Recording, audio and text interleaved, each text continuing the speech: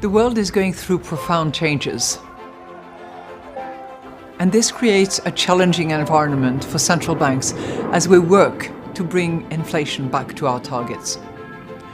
Russia's unjustified war against Ukraine, rapid change in energy markets, and a fragmenting global economy have far-reaching implications for policymakers. We as central bankers must do our part to ensure price stability, now more than ever.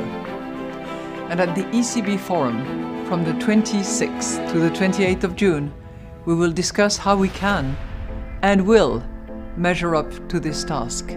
Please join us.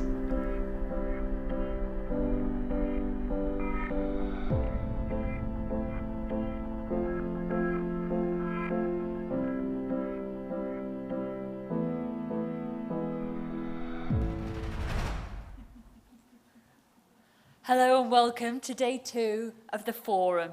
Thanks a lot for joining us here in Sintra and online. Yesterday, we looked at the latest thinking on inflation from aspects ranging from supply shocks to who pays for price pressures. This morning, we want to delve into other aspects of the consequences of strong price pressures. Our first session today will look at how central banks should proceed with their efforts to raise rates and shrink their balance sheets.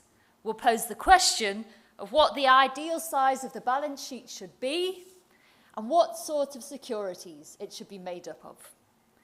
The second session, meanwhile, looks at how fiscal policy and monetary policy can work in tandem to lessen the chances of price pressures becoming entrenched. I'd like to now turn to the chair of both sessions, ECB Vice President Luis de Guindos. Mr. de Guindos, the floor is yours. Good morning, everyone.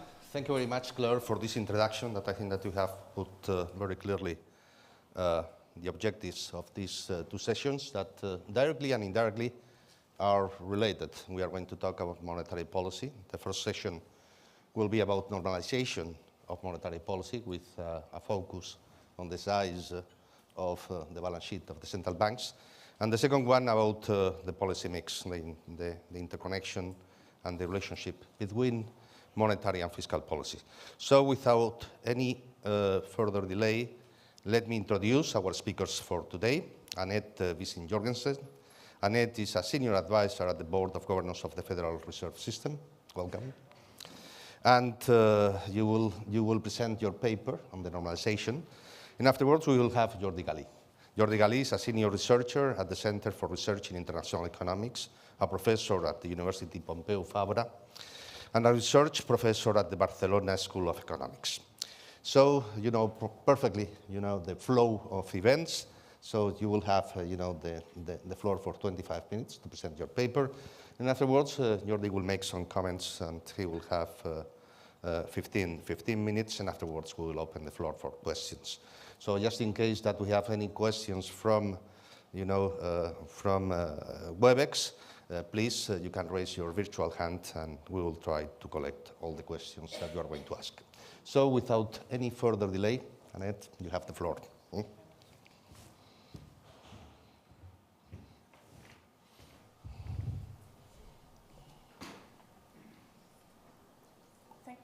So I would like to talk about central bank balance sheet policy when the short interest rate is above the effective lower bound. And as I'm now working for the Federal Reserve, I'm going to be a little bit more diplomatic than I normally am and just highlight in large red font that these are just my views and not those of the Fed. So please don't give Chair Powell a hard time about this later on in the panel.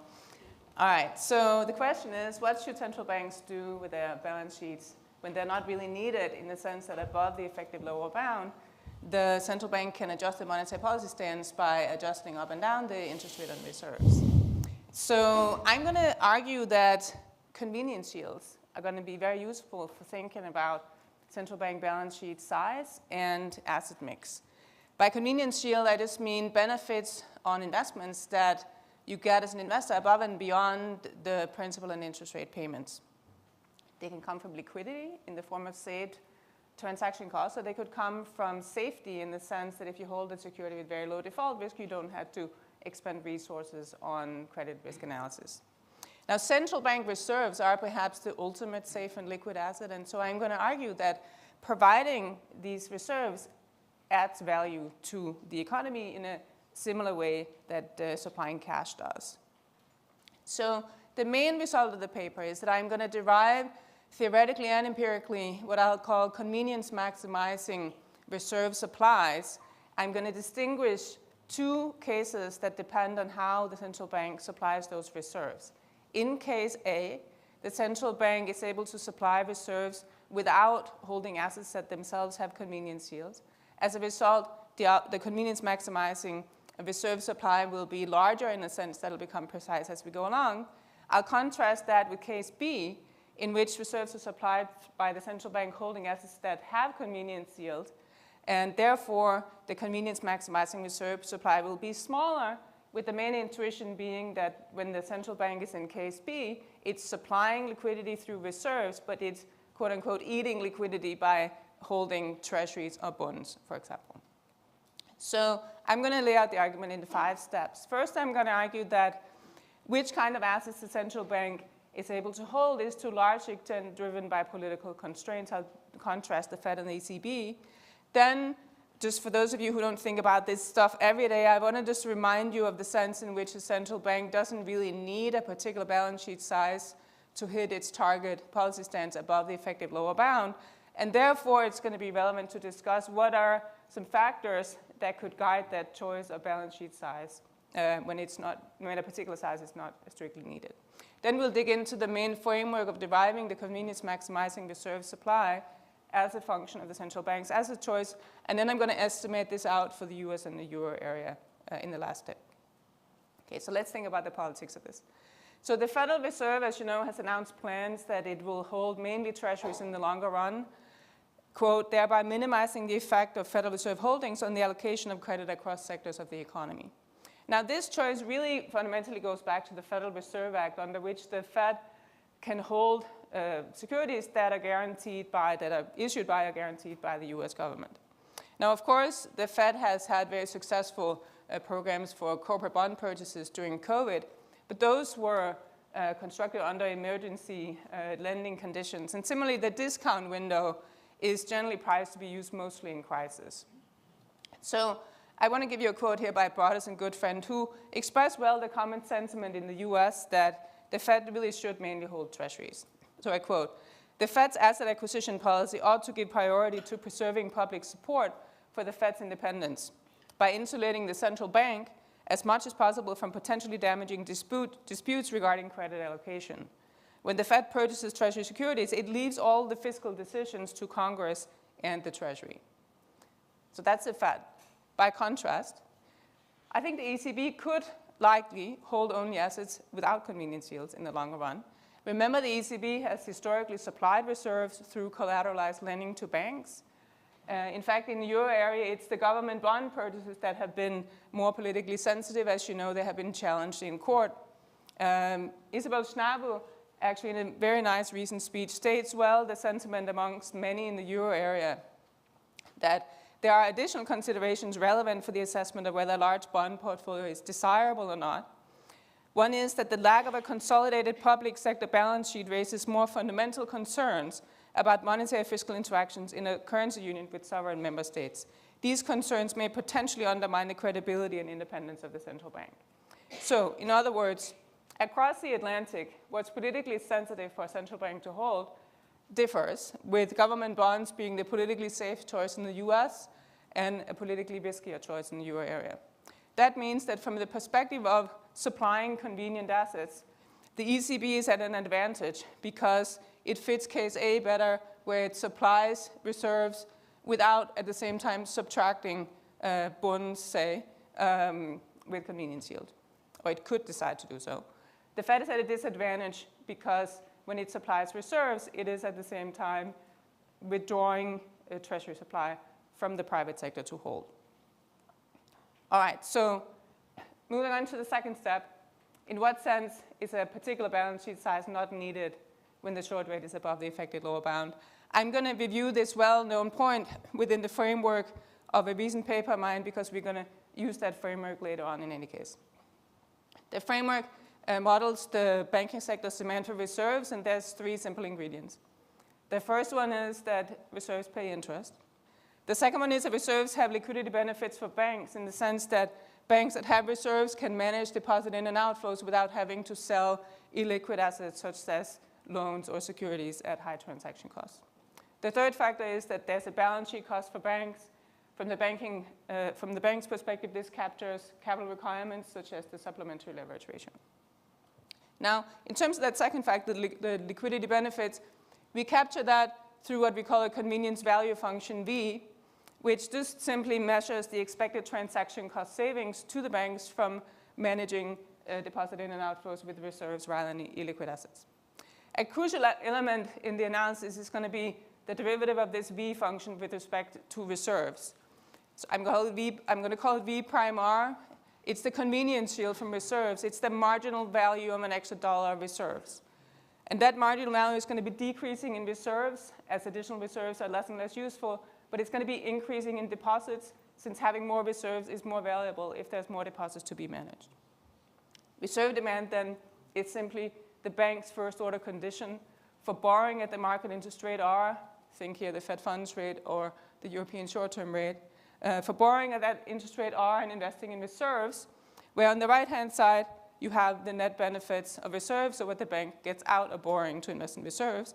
And that net benefit comes from the interest rate on reserve, the convenience yield on reserves, V prime R, and then subtracting out the bank's balance sheet costs. If we graph this out, focus here on the left graph for the reserves market, the demand curve is in blue. I'm going to have 2 of them. I'll go through that in a second. The demand curve in blue is just the formula that we just derived. It's going to shift up with interest rate and reserves, naturally, as reserves are more attractive if they have a high interest rate. It'll shift down with the balance sheet cost, and the whole shape is just driven by this convenience yield function V prime R, which eventually goes to 0, so that it's going to completely flatten out way out to the right. Okay, so consider the 2 points A and B. At both of these points, the central bank hits its target interest rate R, the target R. At point A, the central bank has chosen to have a low interest rate on reserve. Accordingly, the reserve demand is low.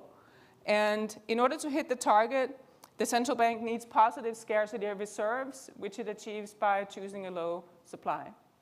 In contrast, at point B, the central bank has chosen a high interest rate on reserve. Accordingly, the demand curve is high. And to hit the target, the central bank now needs negative scarcity on reserves, and that's achieved by a high supply.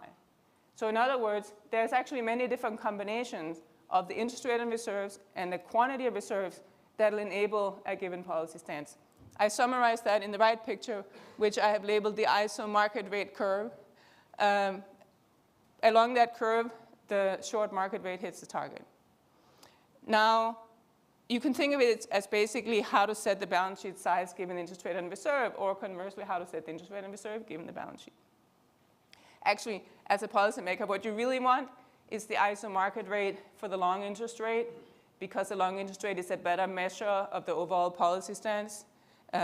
It's that ISO market rate curve, it's in the paper. It's a bit steeper than the current one because at lower balance sheet size, term premium are going to be higher. But the basic point remains is that there's a whole schedule of choices for the central bank when the short rate is not constrained by the zero lower bound or the effective lower bound. So therefore, let's talk through some factors that might be relevant for setting balance sheet policy above the effective lower bound. I'm going to focus on the first one, the central bank's supply of liquid and safe assets. A second commonly mentioned factor is side effects of large balance sheets. Those stem from the fact that the banks have to fund the reserves, which essentially can happen in one of 2 ways. Either reserves have to crowd out the bank's other assets. That could lead to associated welfare losses from less lending to firms and so forth. Or reserves have to crowd in the size of the banking sector such that its overall liabilities grow.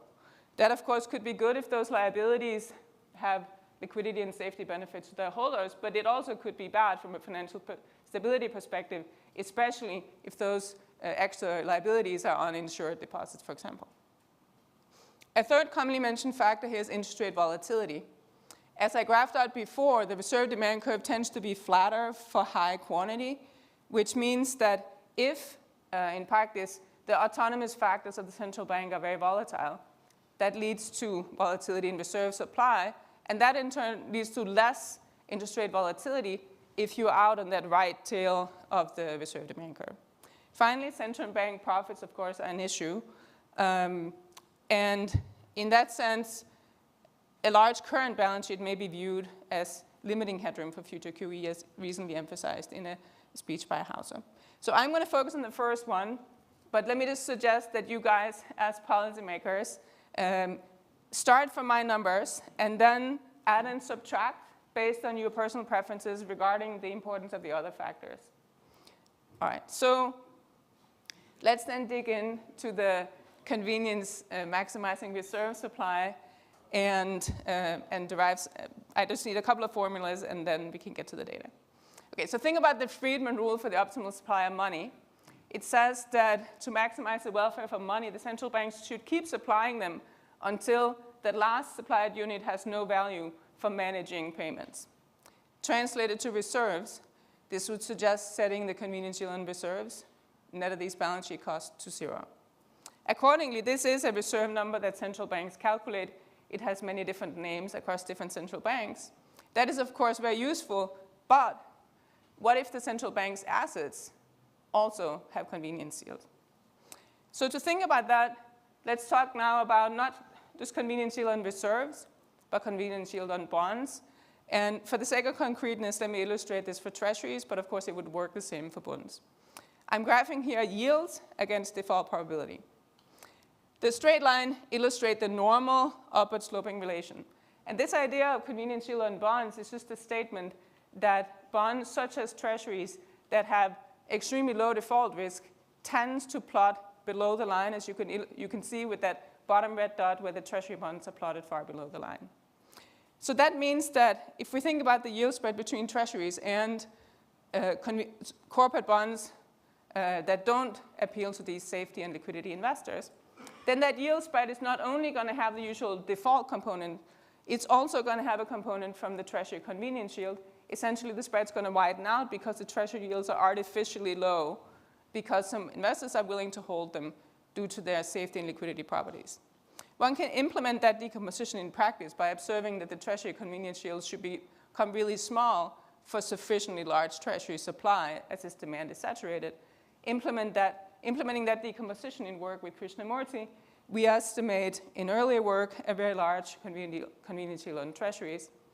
It's a bit lower when you benchmark relative to AAA bonds, which might suggest that they themselves have some appeal to these safety and liquidity investors. I'm going to use this spread to measure treasury convenience yield going forward, so just keep in mind that if anything, my results will understate just how special the treasuries are. All right, so now we're ready to derive the main result and focusing on a central bank that's in case B, where it supplies reserve through holdings of bonds with convenience yields.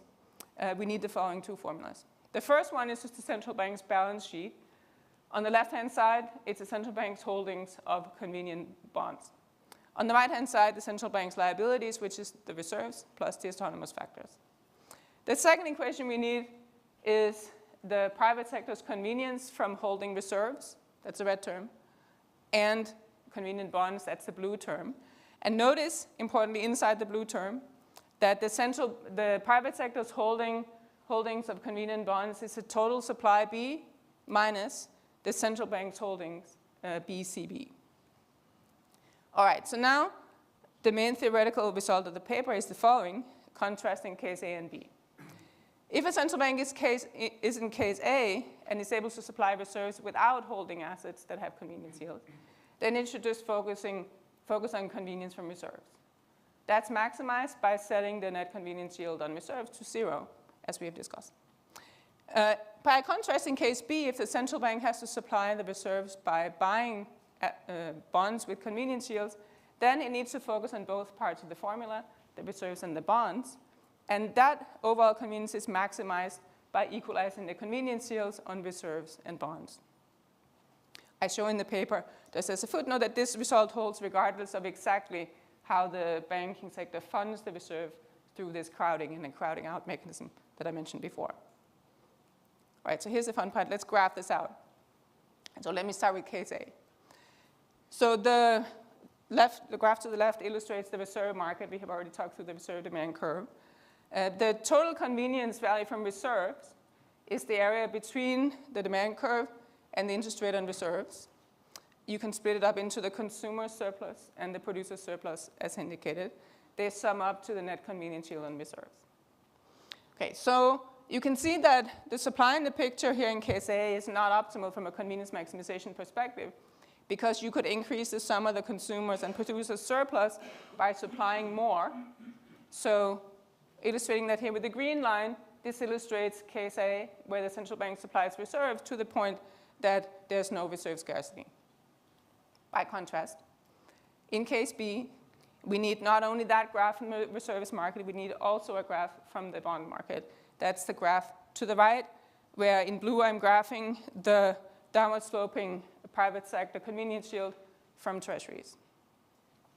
Now, I talked through point A in the left graph for case A. Let's discuss whether that's optimal now in case B, where the central bank has to supply reserves by buying bonds. I have, for that purpose, plotted in where would that point A be in the bond picture, and it's really high. So that's because at point A, the central bank supplies a lot of reserves. It does so by buying bonds. For concreteness, let's focus on the fact and say they're buying treasuries. And because the central bank buys a lot of treasuries, there's not a lot of treasuries to be held by the private sector. Accordingly, the treasuries are really scarce. All right, so what is the central bank to do in this case? Basically, you should grab those two green supply curves and just pull them out. Okay, so I was trying to come up with some snazzy term for this. You could think of it as sort of open the curtain. Okay, just go to your hotel room, grab those two sticks that hang on the curtains, and just pull them to the right. If you remember that, then you have remembered the main point of the paper. So at then the red supply curves, overall convenience value is maximized by equalizing that on reserves and treasuries. Okay, I want to just make a comment about the ECB. Since I have contrasted these two stark cases, case A and case B, of course, there could be intermediate cases. So for example, suppose that the ECB, for reasons outside my framework, decided to supply reserves with a mix of bank lending and government bond holdings, some of which were convenient. Then it's straightforward to show that convenience is maximized by setting the net convenience yield equal to the average convenience yield on the ECB's holdings. So for example, suppose, with an apology to the Dutch, that only the German bonds have convenience yields. The right-hand side here would be the convenience yield on bonds times the portfolio weight on bonds, which would be the product of omega, the ECB's portfolio weight on bonds, and alpha, 1, the weight of bonds in the ECB's bond portfolio. All right, so now we're ready for the data. Let's start with the US. So what we need out of the data is, empirically, we need to figure out how to measure the convenience yields. And then we need to estimate those two convenience yield functions, the V prime R and the V prime T, so we can start setting stuff to 0 or equal to each other. So starting with the market for reserves in the US, I'm going to use the Fed funds rate as a proxy for R, the market rate. And therefore, I'm going to use the Fed funds IOR spread as my empirical measure of the net convenience yield on reserves. It's currently really low at negative 7 basis points. To estimate the whole reserve demand function, I'm going to follow that earlier paper of mine with Lopez-Salido and assume that the net convenience yield function is log linear in its inputs. That gives us the estimating equation in red. Now, I need to talk you through why I have to instrument for excess reserves. And that's because they're correlated with the error term. That also gives me an occasion to illustrate the role of the ONRP facility as well as the ceiling facility, the discount window here for the Fed, for this whole reserve demand framework. If you look at the graph here to the bottom right, we have our reserve demand curve as before, but now that we have this floor and ceiling facility, they basically cut off the tails of the reserve demand. So focusing on the role of the ONRP facility, any supply of liquidity from the Fed past the red vertical line is going to go into the ONRP facility, thereby preventing the market interest rate from falling below the floor. Now that means also, though, that if there's a reserve demand shock, shifting the blue line up and down, even if the Fed doesn't react and keeps the total supply of reserve plus ONRP constant, you're going to get a change in the mix of those two, which is going to imply that you can't run over less in the regression. So I'm going to instrument reserves with reserve plus ONRP. It turns out not to matter much if you instrument for deposits, but it is crucial to control for deposits. All right, so here's the estimation then for the US. The estimated equation is at the top. And to emphasize the role of deposits, contrast the two graphs at the bottom here. To the left is just the data. It's a Fed funds IOR spread graphed against reserves plus ONRP supply. You can see it's trying to look like a downward sloping demand curve for reserve, but it's almost like something is pulling on it, pulling it up over time, and that's a growth in deposits. By contrast, in the right picture is the result of the estimation. I'm changing the x-axis there. You'll see that it's a function of both supply as well as deposits. That comes from rewriting the estimation equation as stated in blue at the top to define deposit-adjusted reserve plus ONRP supply, which is supply adjusted for the need for supply. You can see you get a beautiful looking demand curve in the bottom right in that case. All right, turning to treasuries, I'm going to use the AAA treasury spread as my starting point for estimating treasury convenience yields. It's despite the fact that there's so much treasury supply currently, that spread is still large. In a second, I'm going to estimate a default component of about 31 basis points, meaning that the convenience yield on treasuries currently is, despite the high supply, still 35 basis points. This is when you're supposed to have an aha moment and say, wait, it was minus 7 basis points before for reserves, and now here it's 35 basis points for treasuries. There's something wrong. That is kind of the point. Okay, so I'm going to use the AAA treasury spread as a general, which is a long maturity spread. I'm going to use that as my general measure of the convenience yield on treasuries because there's not a whole lot of term structure, at least down to the 3-year point where in the paper I have data to show that. All right, now again, we need not just a number, we need a whole function. So to estimate the treasury convenience yield function, I'm going to follow a different paper of mine, where the top left graph is the main picture from that paper with Krishnamurti. It graphs the AAA treasury spread against treasury supply, thus tracing out the V prime T, the convenience yield on treasuries. Now in the top right, if you add in the post-GFC points, you can see they look like outliers. And that basically suggests that this whole convenience stuff has become even more important after the GFC, that the demand curve has shifted to the right. That's because of Fed and foreign demand shocks. I'm showing you that in the bottom pictures where on the left, I'm subtracting Fed holdings from supply. You see the outlier points are migrating a little bit to the left. And then in the bottom right, I'm subtracting out both Fed and foreign holdings. You can see then you get back to a more normal looking demand curve. Now, from the perspective of our estimation, what we need is the bottom left picture. We need the one that focuses on the private sector's overall holdings of treasuries. So assuming, again, a log linear functional form, and including year dummies, post-GFC, to fit those outliers, and an asymptote C to account for the default risk, I estimate this in annual data. And that means we're ready for the final numbers. For the US, I'm going to show you both case A and case B, but keep in mind case B is the empirically most relevant one. Here in case A, given today's deposits of around 17 trillion, I estimate that a reserve plus ONRP supply of about 3.3 trillion would set the convenience yield on reserves net of the balance sheet cost to 0. That's, of course, much smaller than the current value, about 5.5 trillion. Importantly, that number grows over time. Okay, remember, deposits grow over time. Deposits matter. So in red, I'm illustrating the evolution of this line over time, and the blue line is the actual for comparison. The green line to the right illustrates the growth in deposits. All right, turning to the more important case B, we're back to this open the window, open the curtains thing, where we equalize the convenience yields. So here I'm graphing in red, V prime R, the convenience yield on reserves.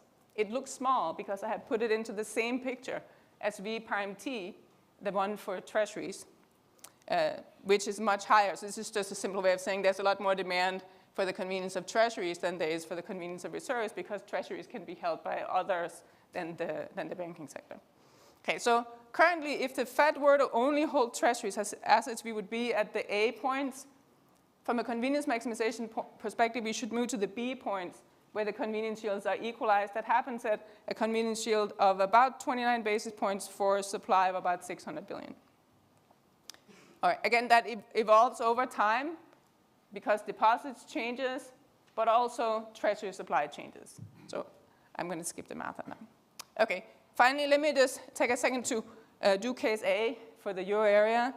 So there I'm going to measure the net convenience yield on reserve by the spread between the European short-term rate and the deposit facility rate. I've used Ionia minus 8.5 basis points in the period before the ESTR is available. There's a spike in the series around the European sovereign debt crisis, likely due to bank default risk. So to not have to model that, I'm going to start the estimation here in 2013, assuming, again, a log linear functional form. And in this case, not having to instrument, since the ECB doesn't have an ONRP facility, we get the following result. Focus on the right picture, which is the reserve demand fit for the euro area. You can see the fit is quite good. I do want to flag that the blue line, the fitted line, is a little to the right of the data, right around 0. So my numbers for the ECB context might be a little too high for the convenience maximizing supplies. One could work a little bit more on the functional form to get a slightly better fit. In the euro area, it turns out that from an R-squared perspective, it actually doesn't matter much to control for deposits because they're highly correlated with liquidity. But of course, it does matter in the sense that if you ignore deposit, you would incorrectly think that the convenience maximizing supply was constant over time, which it's not. Let me also just flag that the Bank of England has a great blog post showing the role of deposits for reserve demand in the UK context and how that changes things over time. Okay, so then the number for the case A for the euro area I got is a liquidity supply of about 1.4 trillion. And again, I'm flagging that this is probably a little too high because of that functional form issue. Now, if I can take this a couple of seconds, Philip Hartman emailed me saying, look, I know that for the euro area you're pushing case A, but what would happen in case B? I haven't done a full estimation of this because it's difficult to estimate the V prime T function for bonds because it may have changed with the introduction of the euro and so forth. But if you know, the basic point should hold that there is a large convenience yield on bonds. So it really does matter if the ECB can go with case A. Using the KfW bond spreads as proxies for the bond convenience yield, you know, you get pretty large numbers. So if you remember the formula that I had before for the euro case, suppose we set the bond convenience yield to 40 basis points. And let's say the ECB only supplied reserves to bond holdings, and they did so in proportion to the capital key, which is about 20% for Germany. Then the right-hand side is 8 basis points, which would imply liquidity of about 500 billion. Now that's too low because as the ECB held fewer and fewer bonds, the bond convenience yield would shrink, so the right-hand side would be smaller than 8 basis points. But this is just to give you sort of the basic point that it really does matter whether the ECB chooses to be in case A or case B. So to conclude, I have laid out a framework for thinking about balance sheet policy when the short rate is above the effective lower bound. I have pushed for a central role for convenience yields and argued that the convenience maximizing reserve supply depends crucially on the central bank's asset choice, which in turn is determined by political constraints. I have contrasted case A and case B and argued that the ECB could likely choose to return to case A, whereas the Fed has announced that it will be in case B. Thank you.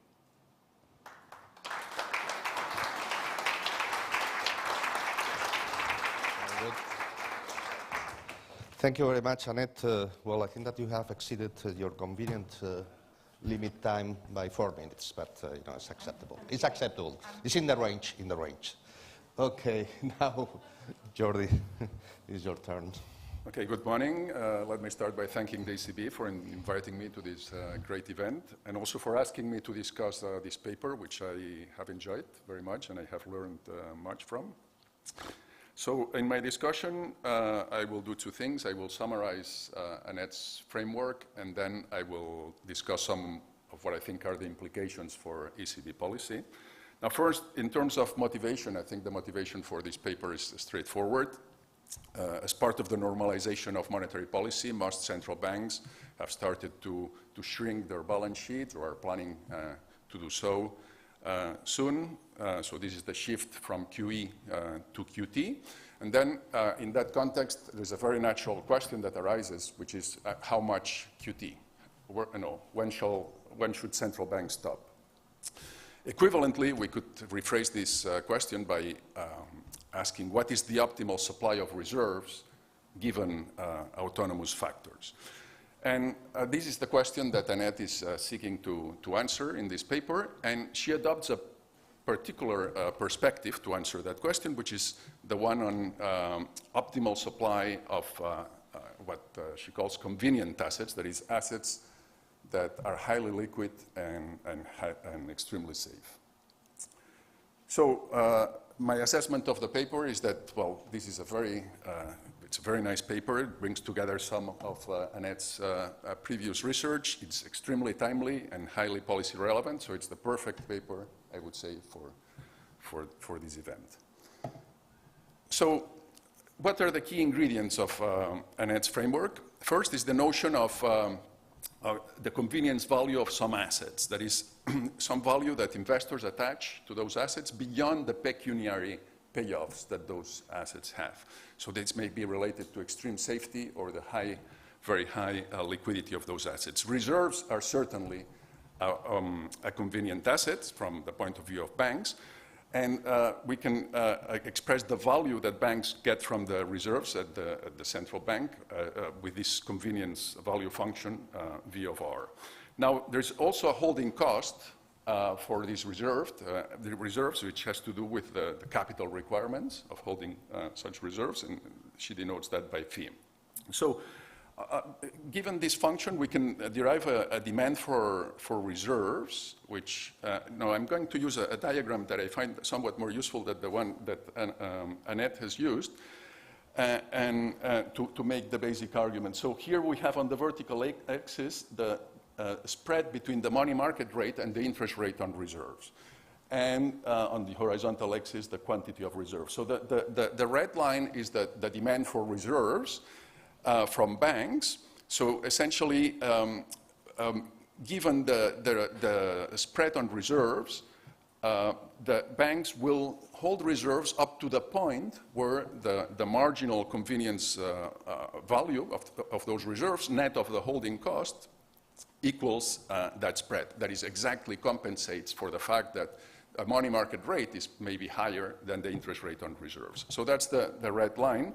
And as you can see, it asymptotes horizontally to minus phi, the holding cost per unit of reserves. So that's a way to reconcile this theoretical framework with the fact that on many occasions we observe that the money market rate is below the interest rate on reserves. Okay? Now, the central bank will supply reserves, that's the vertical blue line, and that determines the spread. Okay? Now, as Annette has mentioned, there is an important separation result that makes this analysis meaningful.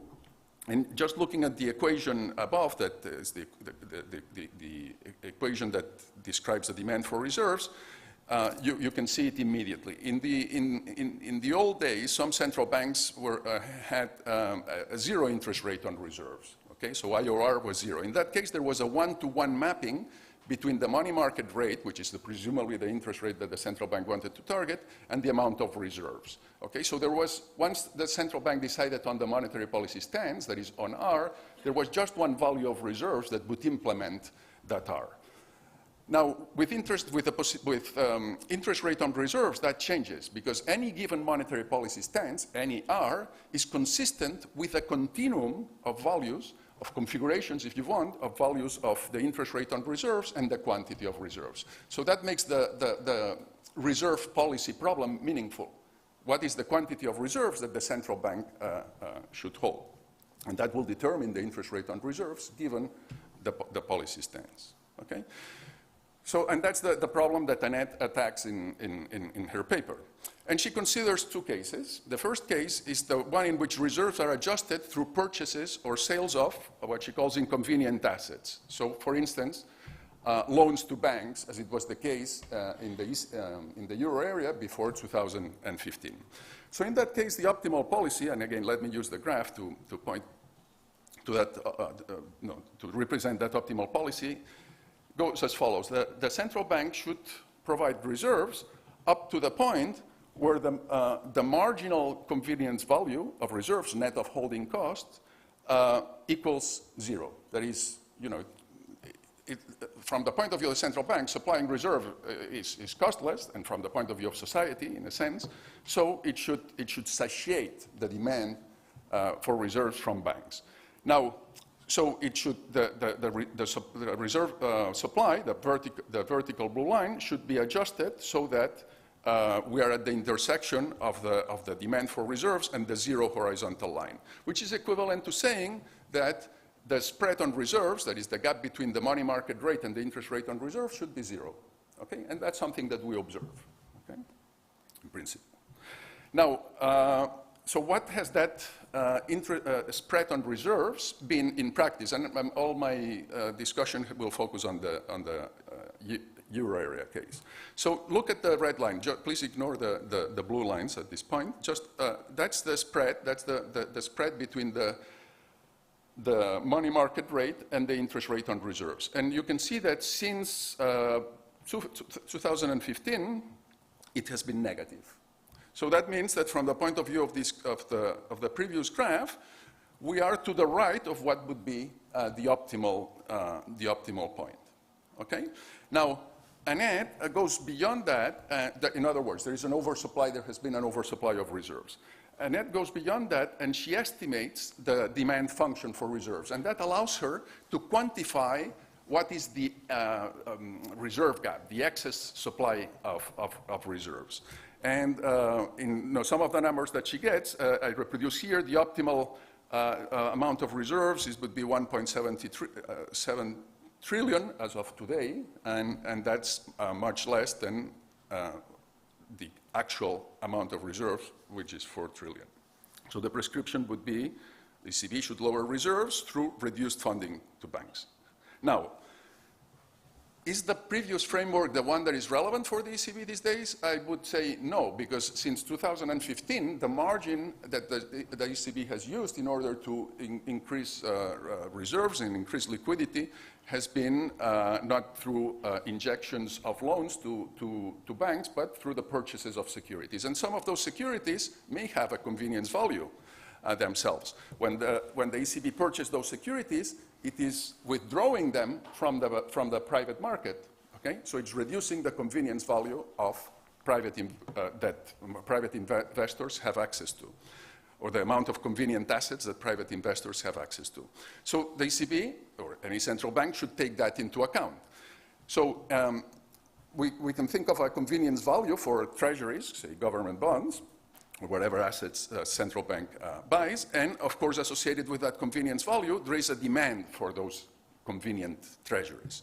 Okay, so investors will hold those treasuries up to the point where the marginal convenience value of those treasuries exactly compensates the interest rate differential between an inconvenient asset, say a corporate bond, and the convenient, say, highly liquid government bond. Okay, so that's the gap between RL and RT. Okay, so in that context, what is the optimal policy? Well, the central bank has to take into account that when it injects reserves that are highly desirable, which is highly desirable, it increases the convenience value that accrues to banks, it is actually removing convenient assets from the private market. The optimal policy, and again, I will use the previous diagram to represent it, is such that the optimal policy, the central bank should provide reserves up to the point, okay, where the marginal convenience value of private investors from holding treasuries equals the marginal convenient value of banks, net of holding costs, from holding reserves. And that is given by the point at which this intersection between the reserve supply and reserves demand, at which the spread on reserves equals the spread on treasuries. Okay, so it's the point that is represented in this diagram. Now, again, let's look at the data for the euro area. Now, the blue lines represent different measures of the spreads on treasuries, and that we see that since 2015, they are well above the spread on reserves. Okay, so we conclude, I mean, from the perspective of a nets framework, we conclude that the ECB should lower reserves. That would bring money market rates up through sales of government bonds. That would increase the yields on government bonds up to the point where we equate the two spreads, or which is equivalent to equating the marginal convenience value of private investors and central banks. Now, of course, we can ask ourselves, well, why is the ECB policy on reserves so far from optimal? Okay? And I think the answer is clear. In recent years, the reserve policy and the policy of buying assets through the asset market program has not been driven by the desire to maximize the convenience value to society, but it has been driven by other considerations, like stimulating aggregate demand and increasing inflation when that variable was below the target. Okay, so now let me just quickly go over some implications for ECB policy. Okay, so first is, again, related to what I just said, optimal versus actual policy. Okay, so let me just use this picture from a paper by Philip and Frank that shows the different interest rates that the ECB sets together with the short-term money market rate, the IONIA in this case. So up to 2015, okay, the ECB was injecting liquidity through, by funding banks, not through loans to banks. Now, a nets framework implies that in that environment, the optimal reserve policy should have been such that the money market rate should have been equal to the interest rate on reserves, that is the deposit facility rate. But we don't observe that. Systematically, the money market rate was above the deposit facility rate, suggesting that the ECB was undersupplying reserves. Now, this is true up to the beginning of the financial crisis, in which between roughly 2008 and 2015, we see that that optimality condition is actually satisfied. But then, starting in 2015, the ECB starts injecting liquidity through purchases of bonds. Okay? In that case, the optimality condition for supplying reserves should be one in which the spread between the money market rate and the interest rate on reserves should be positive. Instead, it's been zero or slightly negative, as we have seen before. So in the more recent period, the ECB seems to have oversupplied reserves. Okay? Now, another, and as I said, the reason for this deviation in the latter period may have to do with the fact that obviously the motives for expanding the balance sheet were different from maximizing convenience value. Now, what is not so clear is why there was the deviation from optimal behavior in the early period. Now, I understand there is a debate, second point, a debate within the ECB regarding how to implement monetary policy when the interest rates are already positive, and there's this discussion about the corridor or floor system. And I think a nets framework can shed some light on the desirability of the two. So this is what I understand as the floor system using a nets framework. The floor system is one in which the central bank floods banks, the banking system, with reserves up to the point where the interest rate, the market interest rate, does not respond to changes in the quantity of reserves. So that would correspond to this flat part of the demand for reserves. Now, we've seen that this is not optimal under either of the two scenarios that we have considered earlier. This implies an oversupply of reserves in a nets framework. The corridor system is one in which the central bank chooses stands for monetary policy and an interest rate on reserves, and then adjusts the supply of reserves so that it's consistent with those. Now, in that case, what's the main drawback? So this could be in principle consistent with the optimal condition of reserve policy if the central bank supplies liquidity through the purchases of assets, okay? Because the spread on reserves would be positive, and it could be such, okay, that it equates the spread on treasuries. Now, the drawback from this is that if the demand for reserve shifts around, that may generate a lot of volatility on market interest rates. Okay? So an alternative is what is known as a demand-driven floor system, which I think is something that could describe well what the Bank of England does, which is, you set the interest rate on reserves at your desired market rate. And then you supply reserves perfectly elastically in order to meet the demand for reserves at this point. I mean, this could be adjusted. So this would be optimal in the case of when the central bank, purchases inconvenient assets, but this could be adjusted so that the spread on reserves, that is between the money market rate and the interest rate on reserves, is positive in a way consistent with the optimality condition when the central bank purchases securities.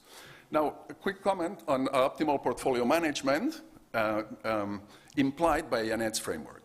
Now, a distinctive feature of bond holdings by the ECB is heterogeneity. Heterogeneity in risk, and other types of heterogeneity, liquidity, and so on. So for a given total value of the ECB's portfolio, what should be the allocation across different assets, say assets issued by different jurisdictions? So this paper has a very clean implication, okay?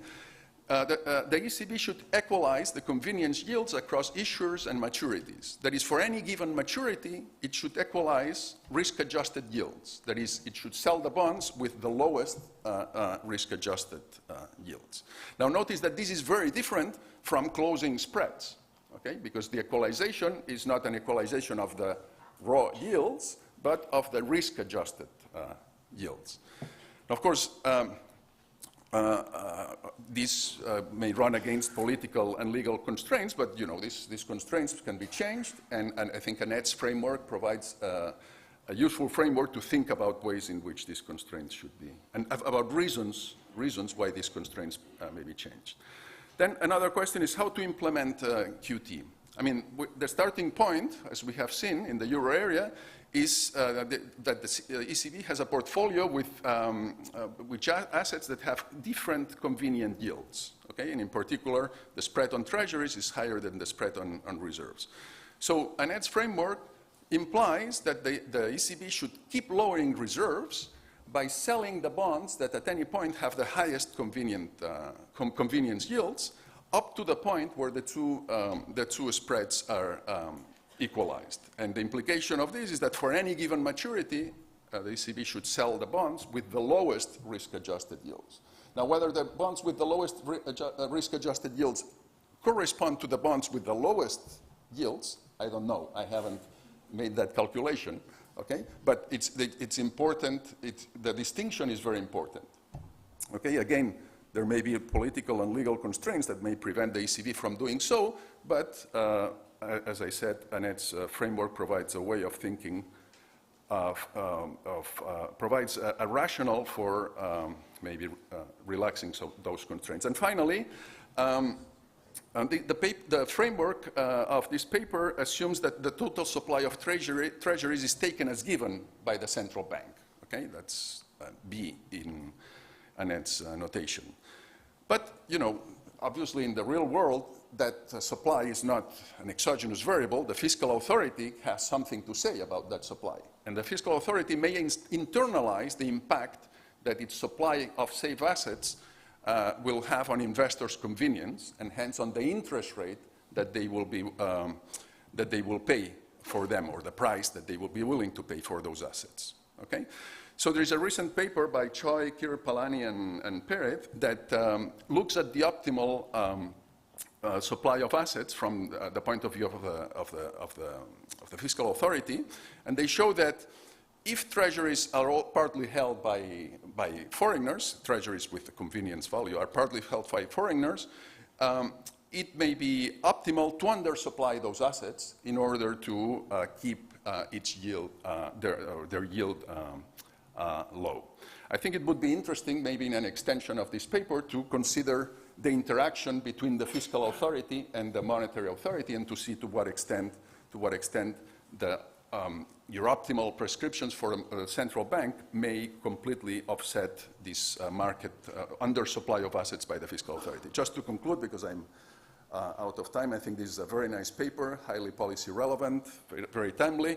It focuses on just one factor, which is the optimal supply of convenient assets. Now, this dimension or this factor may be overshadowed by other considerations, but I think it should not be ignored at all. Thank you very much.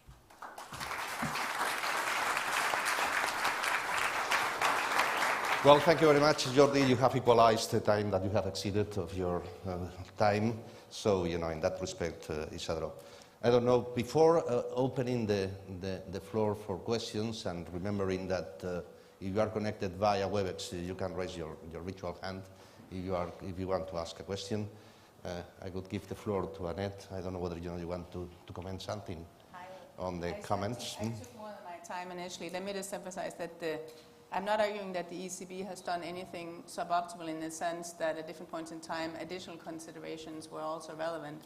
The paper is above the period where the short rate is above the effective lower bound, and what should the ECB do in this context, you know, which is of course different from when the ECB did QE to stimulate the economy. But thank you very much for an excellent discussion, and let me open up the floor. Well, thank you very much. And now I think that Pierre-Olivier, you want, and Andrew afterwards, and there another question. Pierre-Olivier.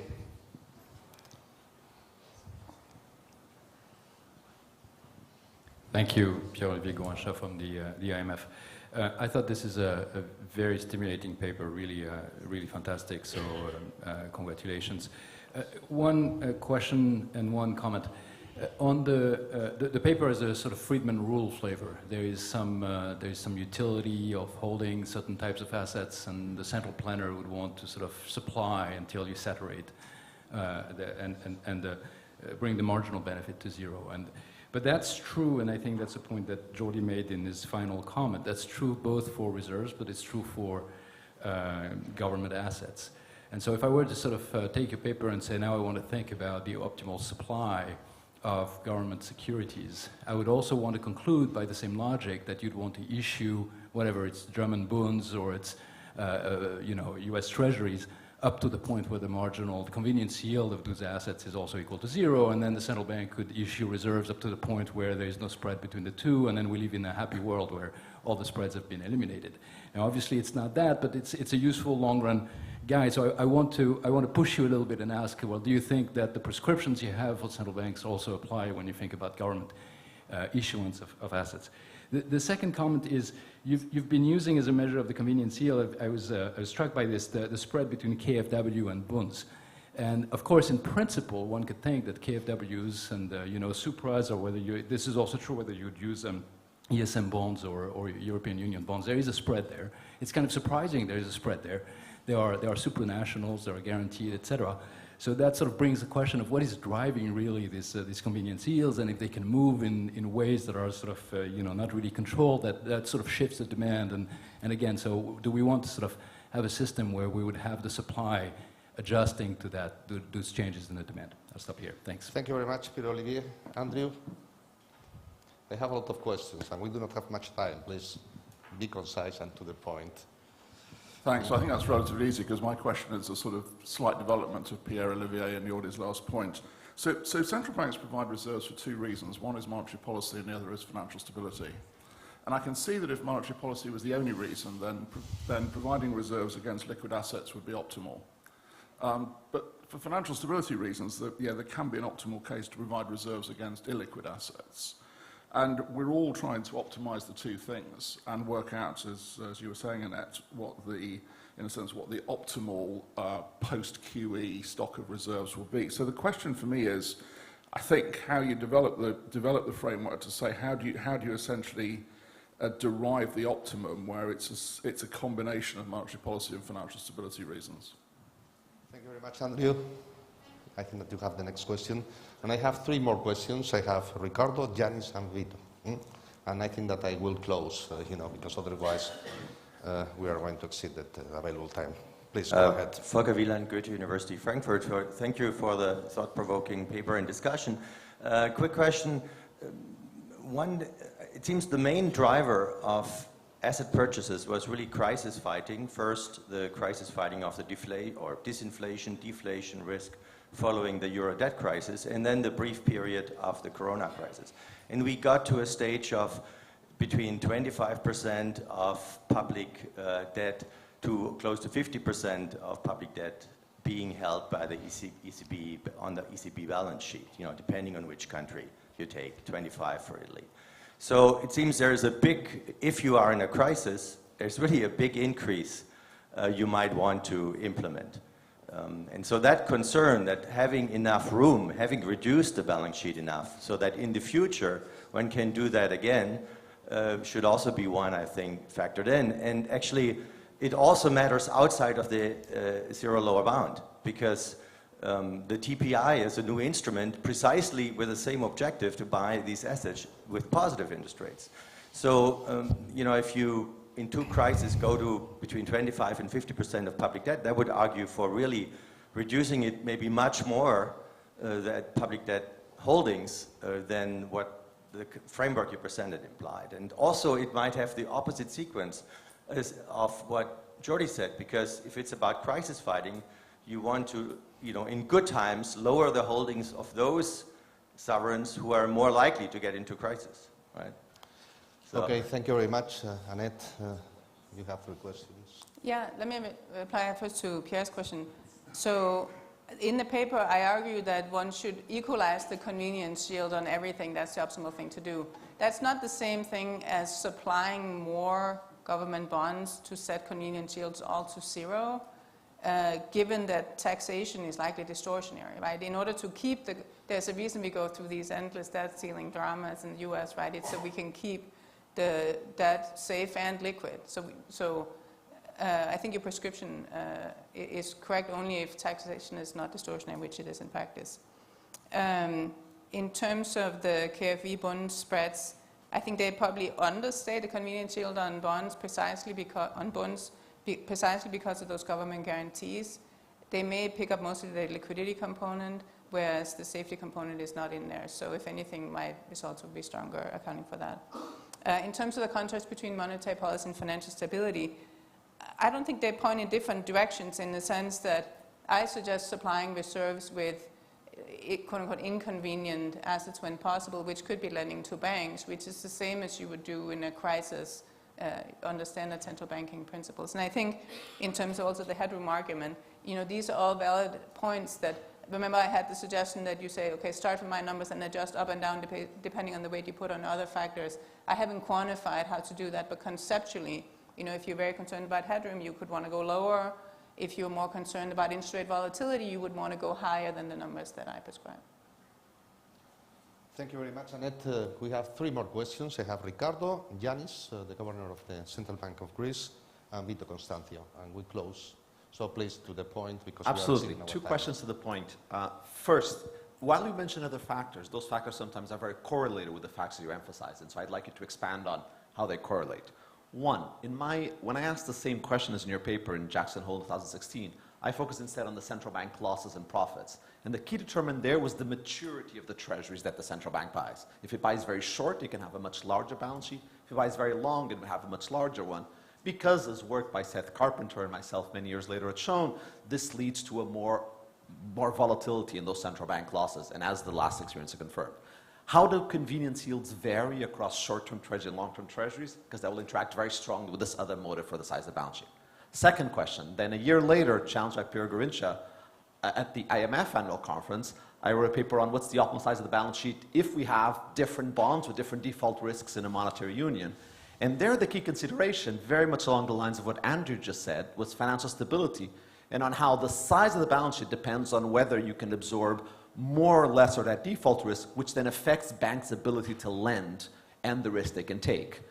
There, likewise, you said control for deposits is very important. From financial stability, either for the liquidity reasons Andrew said or the risk reasons in my IMF annual conference paper, it will be loans and the total amount of loans. How do I distinguish deposits and loans given their clear correlation and given that the size and risk of those loans is going to determine also the optimal size of the balance sheet? Thank you very much, Ricardo. Jarnes Stunaras. Thank you. This is actually a very useful and nice paper. I have the following question. Given the fact that the architecture of the Eurozone is far from perfect, one of the objectives we have in the ECB is to avoid fragmentation. So my question is, if we follow the rule that you propose, what will be the implications for fragmentation in the euro area? Or can I ask it in a different way? Do you assume a perfect capital market for your result? Thank you very much, Yanis, and finally, Vito Constantia. I think that is the place. Thank you. Well, you chose to determine the size of reserves and then the balance sheet, the criteria of maximization of the net convenience value of supply of reserves. It's a very particular objective, and perhaps not the only one, because it's not directly related to monetary policy, because indeed you said at the beginning that above the ELB, the size of the balance sheet doesn't matter. I don't agree with this statement, initial statement. Another criteria to discuss the size of reserves and the balance sheet is and should be related also to monetary policy, because the topical discussion that is ongoing about the size of reserves and the size of the balance sheet has to do with the choice between implementing monetary policy with a corridor system or a floor system. And the approach you take in the case that the supply of reserves is backed by purchases of sovereign bonds also with convenient yields leads to a very small balance sheet to operate a floor system. And I see there a great difficulty. And the floor system is important because both the ECB and the Fed have been operating, the ECB approximately, a floor system since 2008, because we had fixed rate full allotment in October 2008, and then we had the LTROs, and that created a situation of excess reserves, and the money market rate approach very much already since 2008 the DFR, the deposit facility rate. And then, of course, after 2015, it really was practically there since then. But, and the floor system has worked well and has two big advantages to the operation of monetary policy. One is it's easier and more certain to choose and determine the policy rate. If it would be through auctions and the corridor system, the ECB would have to organize now auctions of almost 2 trillion, which would be messy and very difficult to achieve the desired money market rate. And the volatility that Jordi mentioned could very well be the consequence of that approach. So with the floor system, you have the fixation, the determination of the policy rate, and you have other advantage, that you have a second instrument of monetary policy, because you have the determination of the policy rate, and you have the size of the balance sheet being separated but from that determination of the balance sheet. And if ever, for possible reasons, you need some QE, then you can do it and keep the desired money market rate that you want. So it has these two big advantages, the floor system, and this is related to monetary policy implementation, and it's not covered by your objective function of maximizing just the net convenience value of reserves. How do you think these considerations impinge on the discussion about the desired size of balance sheet, and if your approach can be made compatible with the managing of a floor system? Thank you. Well, thank you very much, Vito. Annette, and I will give the floor, also to Jordi. So Annette, let me just do it in order. So Ricardo, I have investigated the maturity structure, the term structure of the convenience yield using a different approach. There is not much in the US down to the three-year points where I have data. Bills have lower convenience yields. So the prescription following your thinking would suggest that the Fed might benefit from going a bit shorter in maturity than just holding the representative treasury out there. In terms of the fragmentation, I think that's a different issue sorry, than what I bring up here. My convenience yield can't go negative. Fragmentation is a fundamentally different issue, and the paper really does not speak to that. In terms of Constantius' question, I disagree that central banking is not about providing payment systems. I mean, central banks, they historically printed money for good reason. Many of them have directly as a mandate that they're supposed to facilitate payment systems. So I view the whole supplying safe and liquid assets as a natural extension of something that central banks also are supposed to do. And we'll need to have a longer discussion, since we're already running over time, about the very good question that you asked subsequently. Okay, thank you very much. Well, I think that this is a very important contribution. I will read twice your paper before deciding on QE the next time. It's a partial equilibrium analysis, so I think that we need to have other kind of factors and to take them into consideration when we decide about the evolution of our balance sheet. So thank you very much. This brings to an end this panel. Thank you very much, and well done.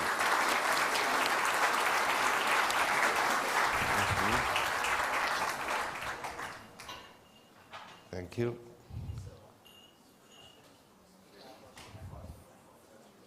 So, I will take advantage that you are traveling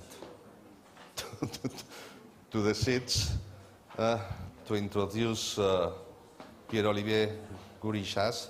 Pierre-Olivier is Economic Counselor and Director of the Research Department at the International Monetary Fund, and currently on leave from the University of California, Berkeley. And Giancarlo, take a seat, please.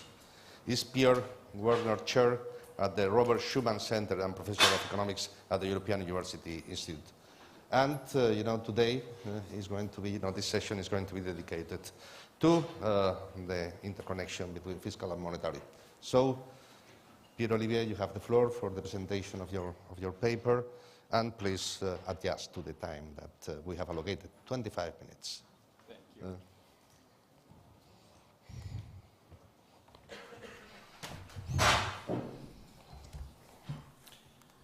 Well, thank you very much for the invitation to present here. It's really a great pleasure. This is work that is co-authored with Mai Dao, Alan Disjoli, Chris Jackson, and Daniel Lee. Daniel is in the room somewhere over there. Now, the usual disclaimer applies. These are not necessarily the views of the IMF Management Executive Board or IMF policy.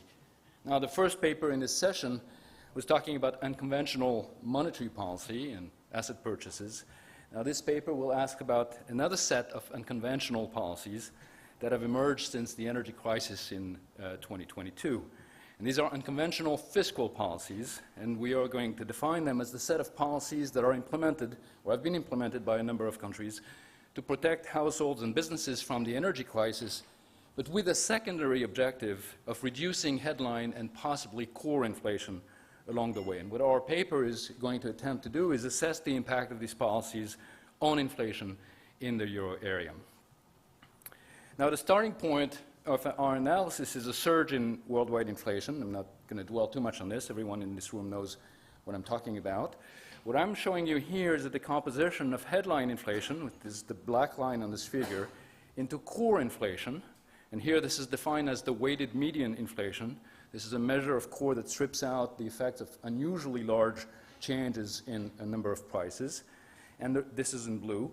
And the remainder, shown in red, represents headline inflation shocks and reflects the importance of sharp shocks to a small number of prices, and in particular energy.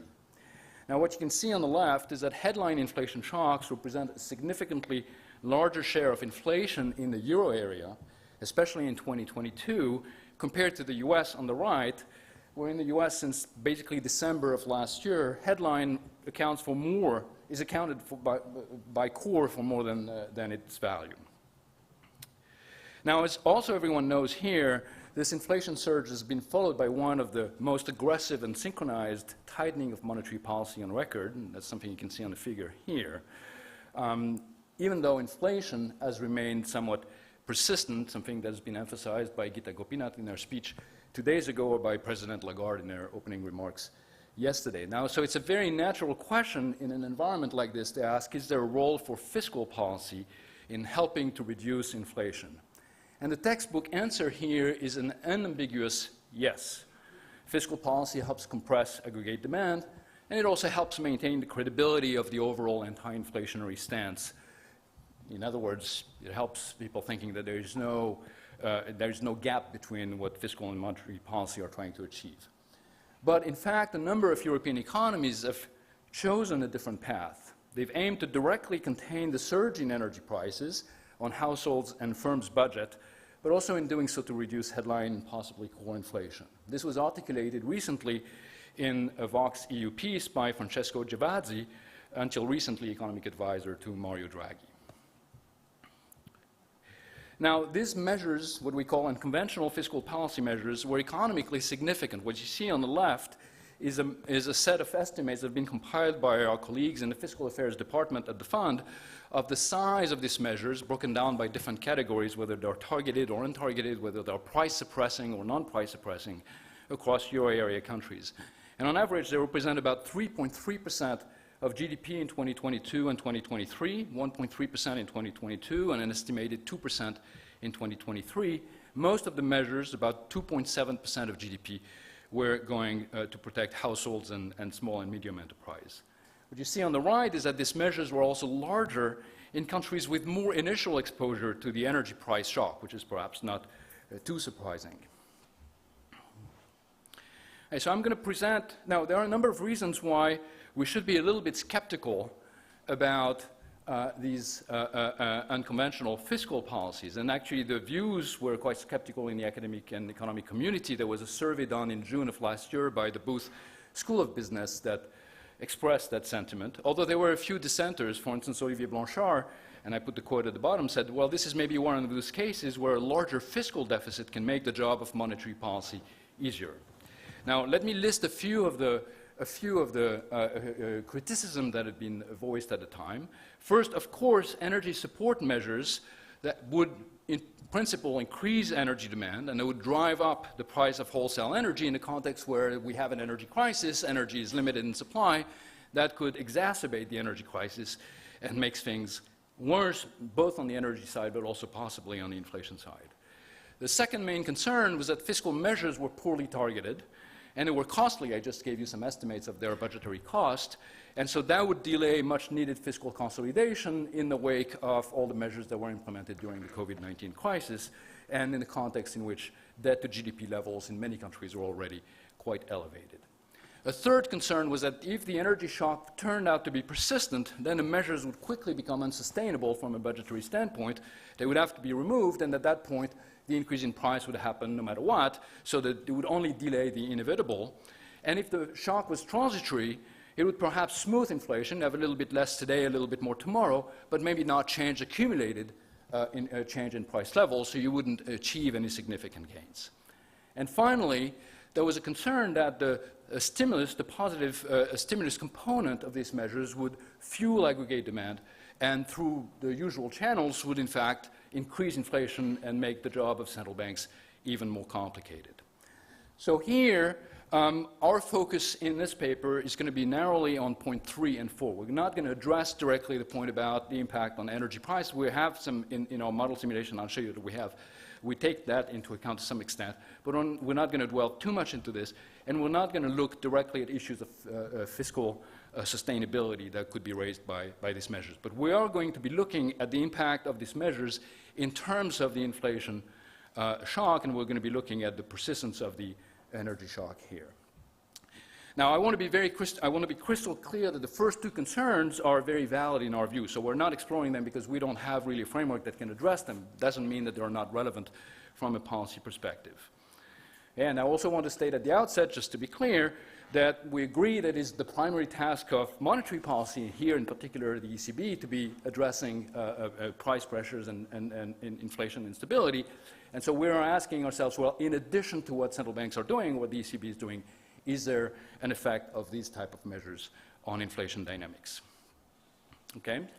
So let me illustrate with a simple conceptual framework here that I think will be useful for thinking through the kind of results we're going to be obtaining. So I want to focus on a situation where we have here a Phillips curve. That's what I'm representing on this graph. You have the output gap on the horizontal axis, and you have the inflation rate on the vertical axis. So it's a very standard Phillips curve. If output is increasing, that there's going to be more price pressure, and we have that in many of our monetary policy frameworks. Okay? Now, this Phillips curve has three ingredients: the output gap, which you see here on the axis. It's going to have also supply shocks, or what we call the headline inflation shocks, related to energy. I'm going to show them to you in a minute. And there is in the background also something that is related to inflation expectation. I'm not going to talk about this now, but it's going to be part of our framework as well. Now, there's a growing body of empirical and some theoretical evidence that emphasizes the importance of nonlinearities in Phillips curve. In other words, when the economy is running hot, the relationship between output gap and price is different than when the economy is not as hot or is cool. Now, this is illustrated on the figure that you have here by the slope of this relationship between the output gap and inflation. So you have a blue part of the curve to the left and the bottom at a point like point A, where the economy is not running hot and where there is a relatively modest relationship between output gap and inflation. Okay? And then there is a steeper part of the curve that's in red, where you have a point like point B, where the economy might be running hot and where you have a sharper connection between price changes and economic activity. And that steep part of the curve is also where stabilization policies, whether monetary or fiscal, are going to be most effective in sort of cooling off the economy. On the blue part of the curve, it's going to have less of an impact on inflation dynamics. Now, let me bring in our unconventional fiscal policy and our headline inflation shocks in that picture. So the way you can think about headline inflation shocks here, it's like a supply shock.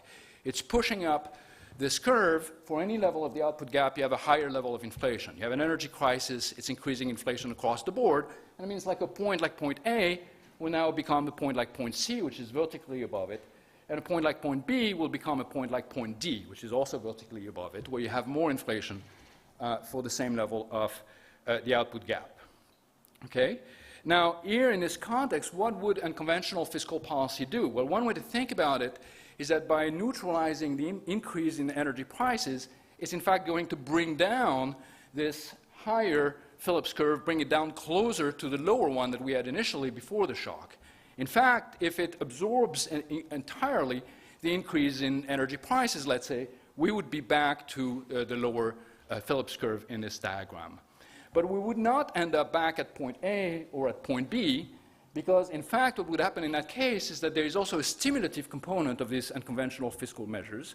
They are adding to aggregate demand, so we would also move along the curve to the right. So we would end up, for instance, to the black dot that is to the right of point A, or we would end up to the black dot that is to the right of point B. Now notice the difference between these two scenarios. In the first one, where the economy is sort of cool to start with, when these unconventional fiscal policy measures are implemented, they reduce inflation. There is a little bit of a stimulative effect, but we're on the flat part of the Phillips curve, and so we end up with some increase in output, but most importantly, with a reduction in inflation. By contrast, if the economy is running hot, you're starting from point D and you're implementing these fiscal policy measures, you're going to bring down the economy back to the lower curve, but you're going to move to the right by the same stimulative policy. you're going to end up with a point that is up and to the right of point D. In other words, the stimulative effect will have overwhelmed your inflation-reducing effect, and you'll end up with more inflation. So what our paper is really doing is asking empirically which of these two scenarios is the most relevant one, given what European economies have been implementing in the past year. Now, let me spend a minute giving you a summary of the main findings, and then I'll get into them. The first result is that inflation in the euro area has been mostly driven by headline inflation shocks and not by overheating of the economy, unlike the United States. And I will show you some decomposition here that make this point very sharply. The second result is that the unconventional fiscal policy measures help reduce inflation in the euro area by between 1 and 2 percentage points in 2022. They kept inflation closer to target both in 22-23 and also in 2024. There was a little bit less inflation in these first 2 years, and under our projections, there will be a little bit more inflation in 2024, but overall, keeping inflation closer to target. About a third of the reduction is coming from a direct effect. You're reducing the headline inflation, the size of the shock, but 2/3 of the effect come from the pass-through of these headline inflation shocks into core inflation that is also muted once you reduce headline inflation shocks. And we find relatively limited effects from the stimulating part of the fiscal policy on aggregate demand, and instead we find that there is some moderate stabilization of inflation expectations that comes from bringing down core and headline inflation. Now, when the nonlinearities in the Phillips curve, which are really important in the diagram I just showed you, are taken into account, the average inflation in the euro area between 2021 and 2024 is lower by about 0.5 percentage point. So there is a net reduction in inflation as well. Now, we should not just stop there and think that somehow this is a miracle instrument and we should all just do this. In fact, we point out that there are a number of fortunate circumstances that help make this work in the European context. The first one is that the energy shock was very temporary and proved more temporary, in fact, than it was expected to be maybe a year ago. So energy prices came down, whether we were looking at gas or electricity or oil, they came down quite substantially over the last 6 months or so. The second one, and that goes back to point number one, is that there was very little overheating in the euro area to start with. And so we were sort of on the lower part of this Phillips curves where it was helpful to have these measures to bring down inflation. But by the same argument, if the economy is overheated, then the set of results would be very, very different. And I'll show you some counterfactual simulations where we apply similar policies to an overheated economy, namely the US, and we find very, very different results. Now, other factors are not explored here, as I've already mentioned. We're not looking at spillovers of these policies from one country to another. We're not looking too much at the impact on overall energy markets. We're not looking at fiscal sustainability. All of these things are important, but they are not the focus of what we do today. And so the conclusion is going to be that this is not a blanket endorsement. It's just the nature of the shock, the state of the economy, and the design of these fiscal instruments. All these things do matter in the end. All right, so let me now dig into the way we establish these results. We're going to use both model-based simulations and empirical estimates in a complementary way. So first, we'll use our own IMF flexible system of global models, which is a semi-structural model that we have to evaluate the impact of these unconventional fiscal policy measures as they were implemented in the euro area.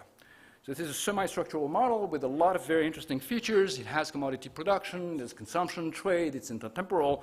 It has both liquidity constraint, Ricardian households. It has all kinds of bells and whistles. We use it all the time. We love it. Within that model, we can implement and calibrate a number of very finely detailed fiscal policy tools to capture the effect of the fiscal measures that were implemented in the euro area. One drawback of that model approach is that it does not have the kind of nonlinear Phillips curve I argued is actually quite important. So you can think of this as showing you what would happen in a more complex model, but that does have a linear Phillips curve in the background. So we're going to supplement this with an empirical framework that builds directly on estimating a Phillips curve environment for the euro area and for the US that will allow for these nonlinearities. We'll find that they are important. They're important when we think about the impact of slack on inflation, They're also important when we think about the pass-through from headline inflation shocks to actual inflation. So there are two dimensions of nonlinearities here, and both of them are important in practice. We'll also allow in that framework for endogenous impact of inflation experience on inflation expectations. So if you have periods of inflation above target for a long time, that's going to feed into inflation expectations, leading to some amount of de-anchoring. And we're going to obtain some insights into the differences in inflation drivers for the US and euro area by doing that. So let me start with the model results. So I have one slide on the model results. You have three different panels on this figure here. The first one is showing you in blue the path of inflation in 2022-2024 for the euro area. We have separate results for France, Germany, and Italy in the paper in the absence of these fiscal measures, and everything is relative to a baseline where you have no energy shock in the first place. And so you have more inflation in 22-23, but then as the energy supply shock goes away, you would get in 2024 less inflation compared to a scenario without the energy supply shock in the first place. In red, we show you what happens when we feed into the model the the unconventional fiscal policy measures. What do we get? We get a little bit less inflation in 22-23, and of course, as these measures are unwound, we get more inflation in 2024. This is what you see in the middle graph. The bars reflect the difference between the blue and the red lines for inflation on the left and for output on the right. We get a little bit less inflation in 2022, 0.9%, a little bit less inflation in 2023, 0.5%, and a little bit more inflation in 2024, 1.5%. The cumulative is slightly positive, but it's relatively small. So really what the measures are doing is they're reallocating inflation over time. They're smoothing the inflation path, keeping it closer to inflation targets. Now, what I'm showing you on the right, remember these measures are expansionary. Here in the model, we're assuming that they're financed by, they're deficit financed. We're asking, well, what if we close the deficit by cutting government consumption by the same amount, about 3.3% of GDP in the euro area? One would be the impact on output and the impact on inflation, and that's what you have on the third panel. So you can think of this as the impact through the model of fiscal consolidation, okay, which is additive to the other results. And what you see there is that there would be some impact on output growth. There would be lower output growth both in 22 and 2023 of around 0.9% of GDP. But there would be also a little bit of moderation in inflation, but it's very, very modest, about 0.1% in 2022, 0.3% in 2023. Overall, the fiscal consolidation, so if you want to think about conventional fiscal policy, has some effect that goes in the right direction, but the effects are quite modest. Now, this is not a feature of our paper. This is something that you have in most of the models that look at fiscal consolidation, and when you're on this somewhat not very steep part of the Phillips curve, you get some impact in terms of output, but you don't get that much of an impact on inflation. Okay, so now let me turn to the role of nonlinearities and how our results might change. So we're going to estimate a Phillips curve for the euro area and for the US. So we're going to have the three usual drivers of inflation, core inflation here, measures of labor market tightness.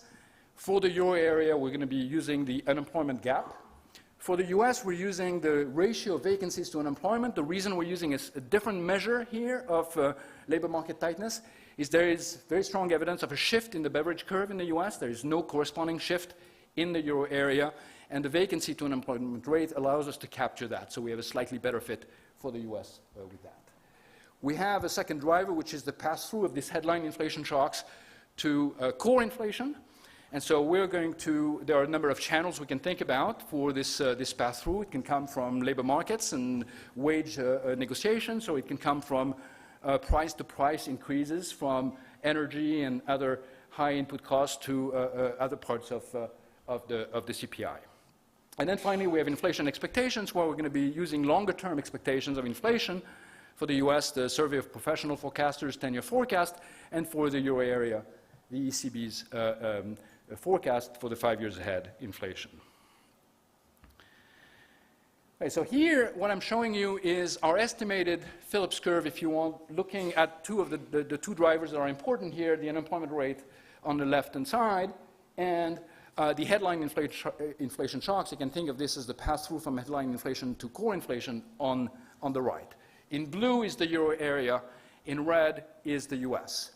And this is a way to illustrate the extent to which we do find nonlinearities in the estimated relation between these two drivers and actual inflation. And if you look on the left at inflation gap versus unemployment, the thing that jumps at you is that for the euro area as a whole, there isn't much evidence of nonlinearities here, maybe in part because the euro area has not been very overheated, so we've not been to the extreme left part of the curve, unlike the US, where you see this very sharp increase in the relationship as unemployment rates fall below, say, 4.5%. By contrast, when you look on the right, there is evidence of nonlinearities in the pass-through of headline inflation shock to core inflation, both for the US and for the euro area. If anything, maybe even more for the euro area, as you can see from the strength of the blue curve here. So when we put all of these things together, we're allowed to decompose the actual inflation experience between 2020 and 2023 through the drivers that we have in the Phillips curve, and this is what you have both on the left for the euro area and the US here. The solid line is actual inflation, core inflation. The dashed line is our fitted inflation through the same period. And the red line is what happens if we basically only assume that there is the output gap component, so we remove the headline inflation shocks from the estimation. So the red line is showing you what is the component that is coming from the economy's overheating, and the gap between the red and the blue is what's coming from headline inflation shocks. So this figure is quite striking in our view because you have almost mirror images between the US and the euro area. In the euro area, most of the increase in inflation is coming from headline inflation shocks. There is almost no contribution from overheating. In the US, by contrast, most of the increase in inflation is coming from overheating of the economy. Almost none of the increase in inflation is coming from the headline inflation shock. In cumulation, there was some component in the middle, but by 2023, it's mostly gone. Now, if we look ahead, and now I'm going to show you three counterfactuals. I'm going to first say, okay, well, what would have happened now that we have this framework if we remove the unconventional fiscal policy? And then I'm going to ask, what would have happened if the shocks had been different or if we had been at a different environment? Now, in order to do this counterfactual, we need to feed in a different value for the price of energy that would have happened if these measures had not been put in place. So we construct these counterfactuals using some national statistical data from France, and we have some data from Spain for both gas and for electricity. And so we have on the right here, you have the counterfactual path for energy price relative to 2020 in the absence of the fiscal policy measures at the euro area level. Then we can take that and we can feed that sequence of headline inflation shocks into our Phillips curve, and that's going to tell us what will happen to headline what we call the inflation gap, which is the gap between core inflation and expected inflation.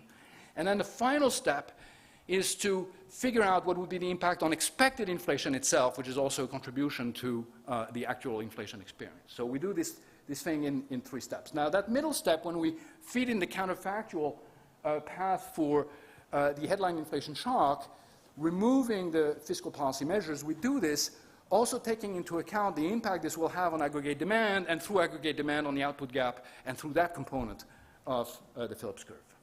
Now, what do we find? So this is our first decomposition here. If I look at the actual inflation experience between 2020 and 2023, this is the blue line. Then I remove the fiscal policy measures, and so I get a higher direct headline inflation shock. That's the light blue line. And then I get the pass-through to core inflation that brings us to the orange and red lines. And then there is the aggregate demand component and the expectation drift, but these are relatively small. So what you see is that the inflation overall would have been 2.2 percentage points higher in 2022 on average. About 1/3 of this would be the direct effect. 2/3 of this would be the pass-through from headline inflation to core.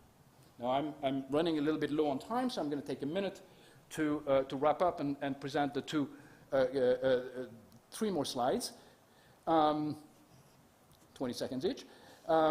So then we ask, what happens if we look beyond 2023? What happens if we say the headline inflation shocks, there won't be any more headline inflation shocks going ahead, and we're going to let the system sort of run? And what would happen to inflation, both with the measures and without the measures? So the blue line shows you what our estimation predicts for inflation in the euro area from 2023 onward. And what you see is that inflation would be coming down and would land close to inflation target by 2024. Okay? In red, we show you what would have happened if none of the measures had been implemented. And that means higher inflation 2022, 2023, but an undershoot in 2024, where inflation would have fallen below target at about 1.6%. The right-hand side shows you the difference between the two curves.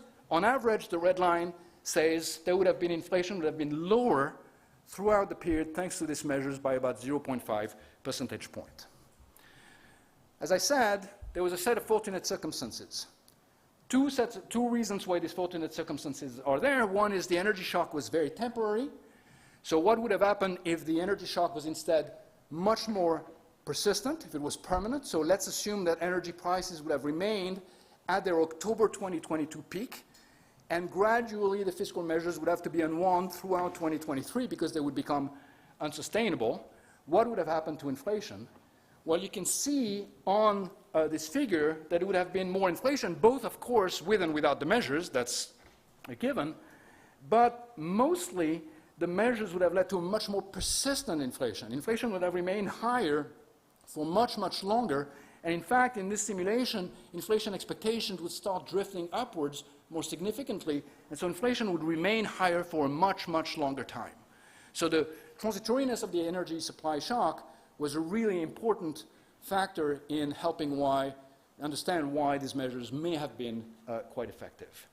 Final slide I want to show you, what would happen if the economy is hot to start with? Well, in that case, we're kind of in point B, point D part of the Phillips curve here. I'm doing the counterfactual on the US. So I'm starting from the US, I'm feeding in measures that are comparable to what happened in the euro area in terms of the fiscal impulse and in terms of the reduction of energy prices. And what you see, starting from the blue line, is that it would bring down inflation due to the direct effect. But pretty quickly, by 2023, inflation starts drifting up again. In fact, the gap by April 2023 is about 1.6 percentage point.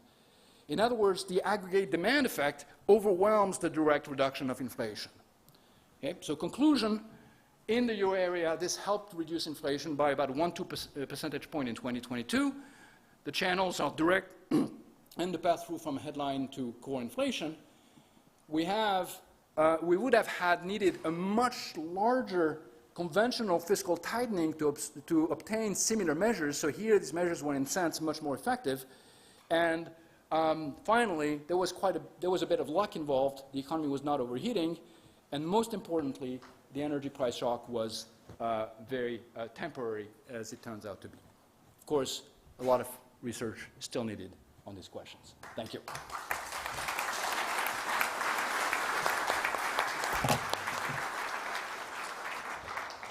So now, Giancarlo, it's your turn.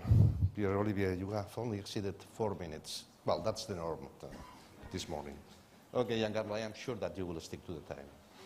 Much shorter. Thank you for inviting me. Thank you to the ECB President Lagarde. And it's a pleasure and a challenge to be here. I start saying that the view expressed in its slides do not necessarily reflect the view expressed in the previous slides, because I will have a little bit of a complex discussion to present to you. So I'm going to do 3 things. A small discussion of the working of the unconventional fiscal policy on the paper, results and key policy implications, and then a context for the exercise. So unconventional fiscal policies are very conventional for a political point of view. So, like parties or governments may be worried about distribution, may be worried about firms, may be worried about demand. And this kind of measures help also firms, right? In the sense that, for example, reduce the pressure for higher wages and remuneration by keeping the impact of CPI inflation or large shock low. And it is good policy, it's smoothing, potentially destabilizing shocks, and when the shock is large, people may be creative on instruments. And I think they also fit what we did in the last 10 years, which is we sort of gamble on future recovery, gamble on better times. We have very large shocks, and every time we consider value at risk in our policies, price stability today, basically always assessing adjustment now versus larger adjustment tomorrow, larger cost adjustment tomorrow with some probability. So it is rational to absorb shocks in this kind of value at risk attitude. We wrote a paper for the IMF with somebody with Bartos at the ECB. So I wanted to start with a quick example of unconventional fiscal policy in action taken from the Italian Fiscal Council, which is a very serious and well-structured institution. And here we show a calculation with a micro-simulation model, like very rich in data. Basically, the impact on nominal spending on consumption of a number of unconventional fiscal policy. So you see to the left is 2022. Without these policies, inflation would have been 9.6, of which 7 energy. With this policy, it went down to 5. Now, in 2023, with the fall in energy price and the withdrawal of the measures, stay basically at 5, which is a little bit what is an example of what Pierre-Olivier was showing. And also, if we do by decile of income, you see that this is a way also to address the nasty regressive tax effect of taxation, in the sense by the decile of income, you see that the inflation would hit lower income household much more. There's a beautiful paper by Lucas North on this. This is done without the substitution of goods that comes with the inflation. But remember, poor households have much less to substitute from. So it would be not far. What we see in this graph is not far from reality. And you see that inflation stay much lower with this measure in 2022, and it's a little bit higher in 2023, also because the shock propagates, so it goes into goods and services. So this is basically, one example of what Pierre-Olivier was showing us very clearly. And it's nice, an example nice because it's micro-based, so like it's one of a large data set. So the paper by presented today by the authors is at the same time very ambitious and very humble, in the sense that humble is not a grand jury out whether this could have been done better, like, cost, risk, debt to GDP ratio, incentive, efficiency. It's more about, given what was done, what is the effect on output and inflation. And the verdict is that, with some caveat, successful in smoothing inflation shocks in 2022-2023, which I think is a very fair assessment. Now, the results at the glance repeats what I showed you before. So there is a substantial smoothing impact in 2022 that was basically paid, quote unquote, with a little bit of more inflation in the future. And the simulation is actually good because it avoided the undershooting of inflation. So this is the picture that Pierre-Olivier showed a few minutes ago. One thing I should say, suppose we are worried about debt to GDP ratio.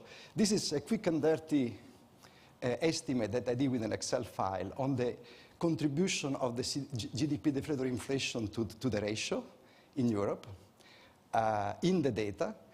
From the result of Pierre-Olivier, this measure would not have changed from the denominator much. I mean, the inflation rate would have been a little bit affected, but not much. More on the numerator, because it's deficit. No? The dynamic would have been affected by the deficit. Now, let's come to the model. The model, basically, it's a Phillips curve model where core inflation, net of inflation expectation, regress on unemployment gap for the EA, and headline inflation shocks, which is basically the memory of changes in the relative price out of the medium in the past. So, and what is interesting here is that if you compare the example before COVID and after COVID, the unemployment gap becomes a little bit steeper, negative, but remain linear. It was actually non-linear before, but with the wrong sign. No? It has this kind of strange positive non-linearity. It's linear, while the memory of the inflation, the propagation of inflation shock, becomes non-linear. So there is this tension between the slope of the Phillips curve that is linear and the memory, the propagation, which is non-linear, which is then become dominant in all exercises.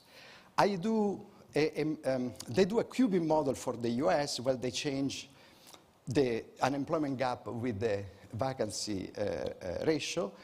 I do the quadratic instead of the cubic they do, and the results is actually that both are non-linear.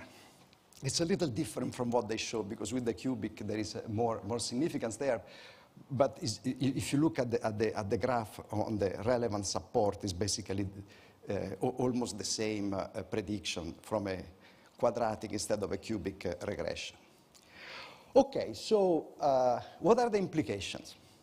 I already show you that the composition of the euro area versus the United States tell a very different story.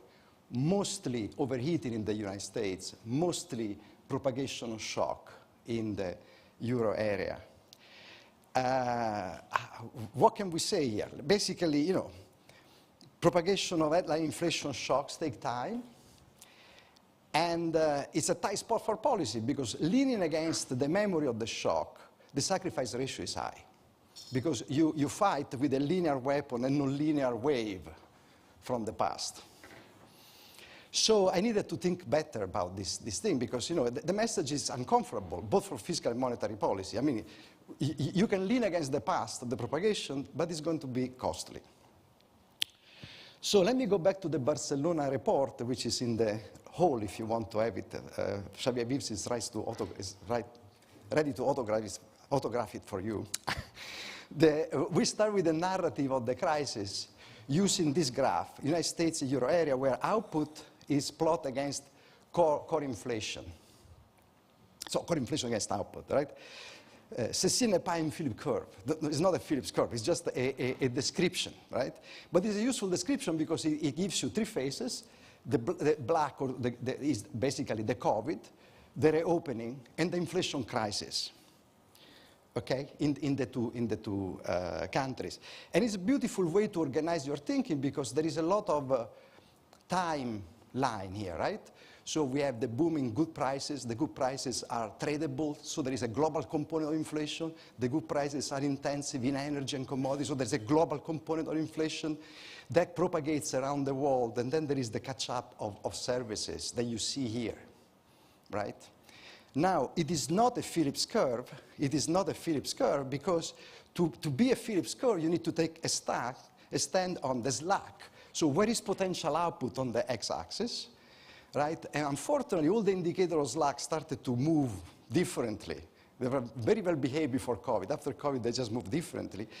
And if you look into the slack, granularly is a mess, because there is sectoral differences, granular misalignment, both in price dynamics and conditions in each market. Then you have the issue of expectations, and then you have the issue of energy shocks and other shifter. So to bring this picture into Phillips curve is a job for professionals, you. So this is amazing. It's not very often that we have such a big misalignment in prices, right? In the report, you have the picture going back. Sometimes it lasts 1 quarter, but like this, we haven't seen it, right? So I think it's important to start with this narrative, because the energy shock does not fall into a linear steady state. It falls into this situation. Actually, the energy shock is in part also fed by this situation. So how do we think about our economies? No? So let me go to the other report, not the Barcelona, but the Geneva report by Veronica, the for women report, actually, as they say. So let's think of the economy as a simple structure where you have manufacturing, services, and wages. You can do it in a network, so also with upstream and downstream. Nominal rigidity, we think it's increasing when you go down, right? So the shock was, at the beginning, a big change in the markups in opposite directions, right? Markups go up for goods, down for, and it starts percolating, propagating in the economy. Then the shock goes into that big mess of propagation. And, you know, you can choose, in principle, any average inflation there, right? But with different nominal rigidities and the situation of the COVID, a zero inflation would have been a disaster for the economy. You want to accommodate, right? It's reasonable, it's rational. There's nothing to be ashamed of applying good principles from, you know, economics to minimize the efficiency cost of price deviations when there are different degrees of rigidities in nominal. So the question that we are now, so actually you can complicate the model because with energy, clearly the energy has a strong impact upstream on the manufacturing, little bit less on the services, but then it goes with the intermediate. There is also this intermediate good transmission. And then there is the feedback effect on wages, which is sometimes delayed, and I think this is one of the big issues now. Now, what is how you set inflation to govern the feedback effect of wages that are at the same time, you know, fair for workers. We cannot expect workers to accept an enormous fall in real wages, fair for workers and good for the economy as a whole. You can complicate Elisa Rubo as a Phillips curve with all the input-output, Lorenzoni, Verni, Benigno, Eggerson add the complication to this. And our report is not technical, but it's a narrative. But we all like saying, we are singing more or less the same song here. And this is exactly what Pierre Olivier has in and company have in the model, because remember, their inflation, the shock, inflation shock is the change from the medium in each industry, or in some industries, which means a situation like COVID in which, you know, 50% of the firm may not immediately change prices, the other one raise prices. What he calls inflation shocks record the adjustment of the price of goods at the beginning, and then the coming up from the back of the price of services. So, should I be critical of the paper? Yes, a little bit. The discussant role is to be critical. Do I believe the U gap of the IMF? It's you know, there are honorable people, so I should believe them, but I have a problem because if I look at their measure of U gap, relative to today, labor market was much tighter before the great financial crisis in the 90s. And we know the unemployment, so the game of choosing the R star, U star, E star is a difficult game. So I went into try to, so I also look at the picture. So the regression as the black is before the COVID, red is after the COVID. See, when you add the red, in principle, you go from a strange non-linear to a linear. So the regression will try to look at the linearity despite the shifter, no? Because remember, they have the shifter for the past inflation. And what is also interesting is that today, in April 23, it's actually pretty good. The core inflation net of expectation is one of the lowest. So the question is, where are we today? I call Shorty. My former student, Riccardo Trezzi, underlined inflation. I guess President Powell knows him from the past day in the Fed. And Riccardo and other people express this opinion that actually maybe there are other measures of tightness for Europe, and especially employment. Okay, so we have in many countries employment hours is very, very high. And so when I ran, I could not really get the nonlinearity, but I didn't have the time to actually look at it. So there is an issue of how tight the labor market is today. I think it's a very important question. And this is not in the gap, just the employment rate. Again, it could be high because of the shifter, or it could be high because of the employment tightness. The vacancy ratio, I have this joke, vacancies everywhere except in the statistics in Europe, but it doesn't really matter because in a way it depends on measurement, also depends, suppose you have two countries, right? One has very quick filling, the other one has not very quick filling. The vacancy may not, we could have a tight labor market independently of the shift of the beverage curve. So there are issues that need to be worked out more deeply. So I ran out of time, but let me conclude with my view. Okay, we could be in a much tighter labor market, but remember, the message of the paper is that non-linearity versus linear.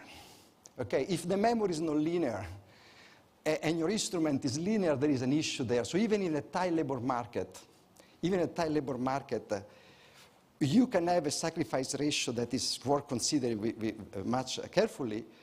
And if I look into the black box of the A, private consumption is still below trend, right? Where does the market tightness come from? Comes from government spending and maybe the export market, right? So will government spending be there? Or if you want, even if the sacrifice, if you are a little bit more nonlinear, wouldn't it be a better idea to get together monetary and fiscal policy to work against inflation in this situation? And then you have all other questions that we discussed, like ongoing effect of tightening, the effect on expectation and everything. But this is, to me, is where the conundrum of the European policy making is, the fact that we also need to shift G to C. Again, I don't know the export dynamics in the future. There are shadows there that is not clear how much it is. But I want to conclude just to say that despite this complication that I see in the paper, for the retrospective analysis, I think is a very good paper. It really captures what happened. Of course, Pierre Olivier is always saying not to be repeated without adult supervision is not, is not something that you can replicate in all circumstances. But it was actually not as crazy as initial pessimistic view were saying. Taking the analysis forward, I think, is a little bit more involved. Yeah, there is a lot of issues. And by the way, the policy mix, again, this is what we see in the Barcelona report.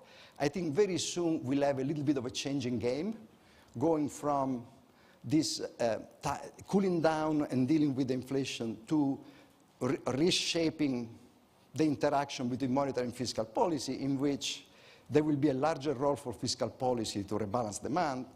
There will be debt sustainability, which, according to our calculation, is possible, is a narrow path, but this narrow path can only be walked down with a sensible interaction of monetary and fiscal policy, whereas the guiding principle of monetary policy, the monetary policy is useless if it's not credible.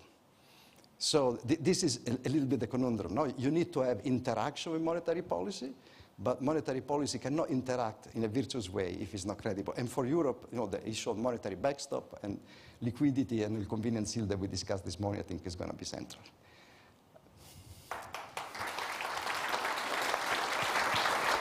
Thank you very much. Before opening the floor, Pierre Olivier, do you want to react to the comments made by?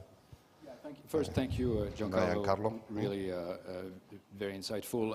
Just two things, two comments I want to offer. So first, I think it's important to separate COVID and the aftermath of COVID and how this impacts inflation dynamics and the energy crisis of 2022. And I think we can all agree that a lot of the inflation experience that we've had in one way or another is also related to the economy's reopening and supply-demand imbalances. But we're looking more narrowly at what happens at as a consequence of the energy crisis. The second point I want to make is on the measures of the gap, because of course it's critical. And here I think you're right. You can look at different indicators and they point in different directions. When we look at the euro area, if you look at unemployment, maybe it looks like it's not. It's a little bit tight, but maybe not too much. If you look at output, it suggests that output in the euro area is not back to the pre-2019 trend, so there's some gap there.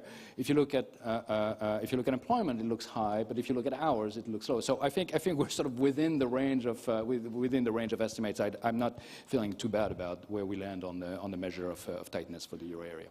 Stop here. Thank you very much, Pierre Olivier, Eric, and you have the floor. Thanks very much. Eric Nielsen from UniCredit. Thanks very much for this IMF paper. Really interesting. I thought very persuasive. If you had done this paper or knew the result a year ago or thereabout, seeing the differences in shocks, differences in economic outcome, would you have recommended what has de facto been virtually identical monetary policies in the two areas? Yeah, so Harold Ulick from the University of Chicago. This is a very thought-provoking paper. I'm still skeptical, but I was mostly struck by the precision of the, in awe by the precision of the numbers given out here. So the whole analysis rests on the Phillips curve, which has been a super frustrating tool for all of us. If you look at the Phillips curve, it's actually not a curve, it's a cloud, and then people try to do all kinds of tricks to resurrect the curve from that. So here we have a nonlinear Phillips curve. I think there was a slide on there which was estimated with great precision. For example, for the EU, there was a 95% confidence band. I mean, I have to think about where that comes from, right? So if I think about what goes into the sausage, let's say, right? If I think about the shock decomposition that was done here, I could start from a simpler model, which is a linear VAR, and then try to identify the shocks in the linear VAR and do decomposition based on that. In order to do that, I would have to estimate the VAR, and then I would have to have identification schemes. And usually there's not that kind of precision that we have seen here. Now, if I'm absolutely confident, if I have strong priors about the VAR coefficients and the identification scheme, maybe I can get to precise results of that sort. But that raises a question whether what we are seeing here is a result of priors rather than data, and that gets me very nervous. Even if I take a theoretical model, let's take a DSGE model, the Smets-Wouters model, which is very popular, was developed at the European Central Bank, has been a core analytical tool at the European Central Bank for many years, I think still is at this day. If you take that model, right, the aggregate economy is driven by 7 shocks. There is a Phillips curve trade-off built into the model, but if you look at the actual realization of the inflation-unemployment trade-off, in order to replicate the Phillips cloud that we are seeing, it's different shocks that come into play. In fact, the actual Phillips curve that we see in the data shows that inflation is driven by some set of shocks, and unemployment is driven by another set of shocks, and they are unrelated, they are uncorrelated, in fact. And the Phillips curve that we like to use as a theoretical menu and have been using as a theoretical menu doesn't show up in that empirical trade-off. So I'm just, we all yearn for the precision of the numbers, and it's lovely to see, 0.3 happens if we turn off that fiscal policy and so forth, right? And I'm just wondering whether you can illuminate how we can be certain that the numbers are as precise as you have shown them. Thank you very much. Let's complete the first round of questions with a third question later. Thank you very much. I think this is a very nice paper to put some numbers on the impacts of unconventional fiscal policy and some of the trade-offs. But I had 2 comments or suggestions.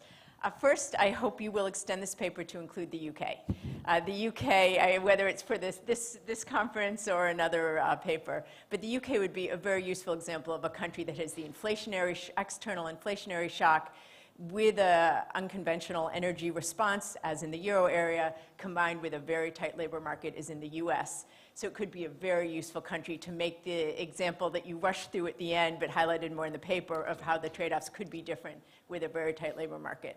And I think that could be particularly important for the debate in the UK, where the strong unconventional fiscal response was in the context of a tight labor market, and there now has been a large inflation overshoot.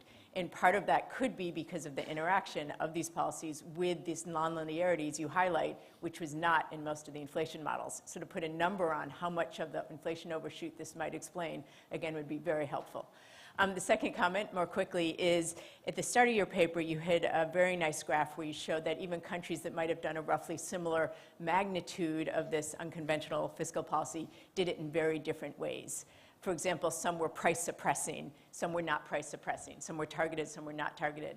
It looks like in your model you could differentiate the effects of these different types of policy on inflation and the growth trade-off. So I was wondering if you'd run any of these simulations where you could say that, the types of policy followed by France versus by Germany, which were very different. Some were price suppressing, some not price suppressing.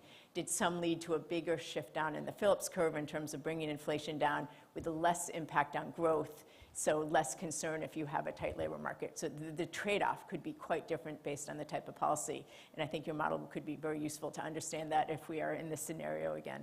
Thank you.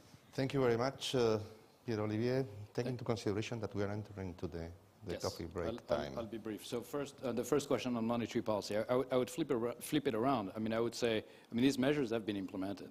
If these measures had not been implemented, inflation would have been much higher, monetary policy would have had to do even more, probably. So it's certainly not our view that what has been implemented by the ECB, for instance, was too much or is too much.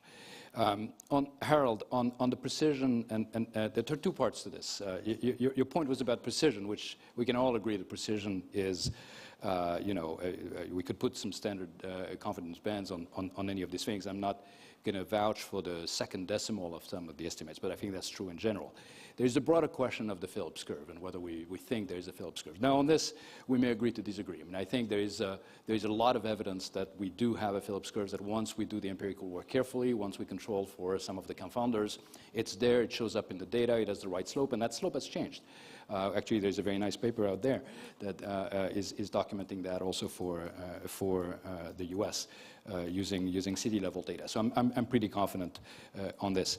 Now, Christine, the UK, that was part of the original plan. We really wanted, we got close, but not close enough that we felt confident putting the results there. But for precisely the reason you mentioned, it would be great to have it. And on the granularity of the measures, we could do it in the model, not in the Phillips curve estimation. But let me offer something. There is something that is tantalizing here, which is you'd like to find the kind of measures that would not be price distorting, because you don't want to mess up with the energy market, and I left that out, but it's in the background.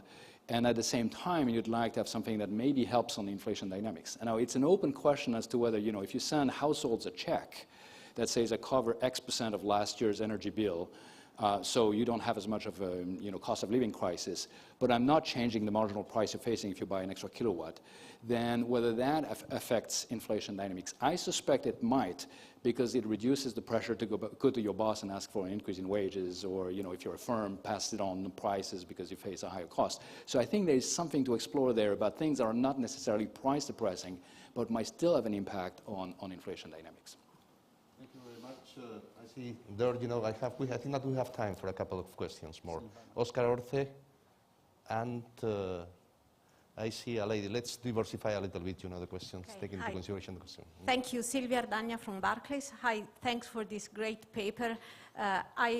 Back to what you said on the intuition, responding to Christine, I think it's very important to highlight the channel of these measures through wages and also on the more conventional policy. And here what I have in mind is what the German government, for example, did it by providing tax incentives to one-off bonuses, de facto provided incentive not to increase wages of the public employees or private employee by a larger extent. And I think it can give you different results also on your persistence of inflation afterwards once you remove these measures, because negotiated wages would have gone up by much more, which means that inflation would have been more persistent afterwards. It could be important for fiscal sustainability. After all, a one-off tax incentive is a temporary measure. If you increase the wage bill forever, it's permanent. And you can look back at the literature that Alberto Aresina has done with various co-authors, or Gita on the fiscal devaluation. That would have important supply-side implications by shifting the supply side, and so giving you less tightness, in a sense, from your results. Thanks. Thank you very much. And finally, Oscar Arce.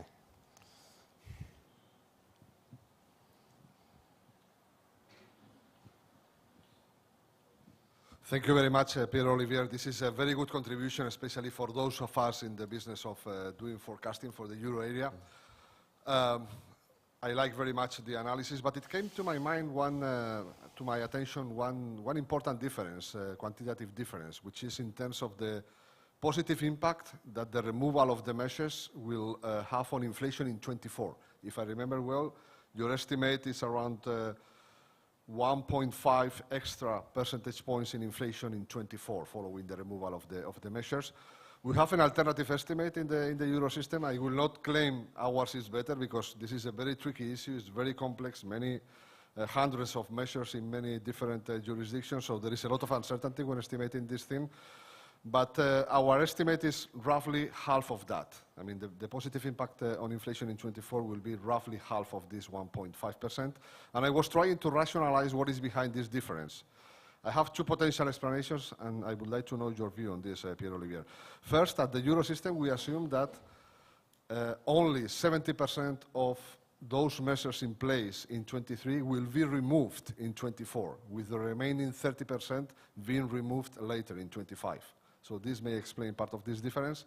And the other has to do with the way, the methodology to calculate this marginal impact. No?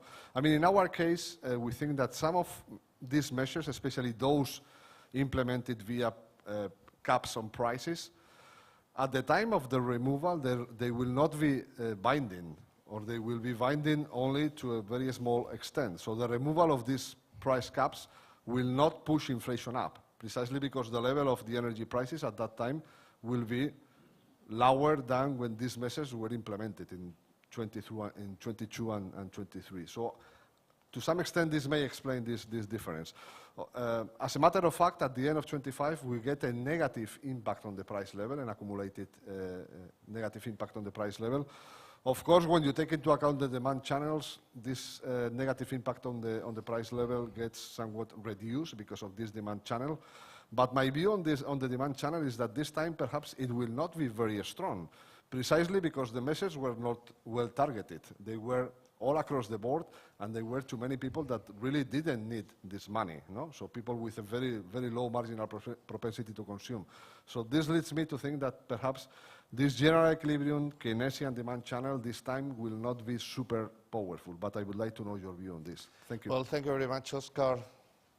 I'll be very brief. So and afterwards, I will give the floor to Giancarlo if you want to add anything. So first, Sylvia, yes, I agree that, again, this is a call to explore, you know, how to design these kind of measures, maybe in a more efficient way.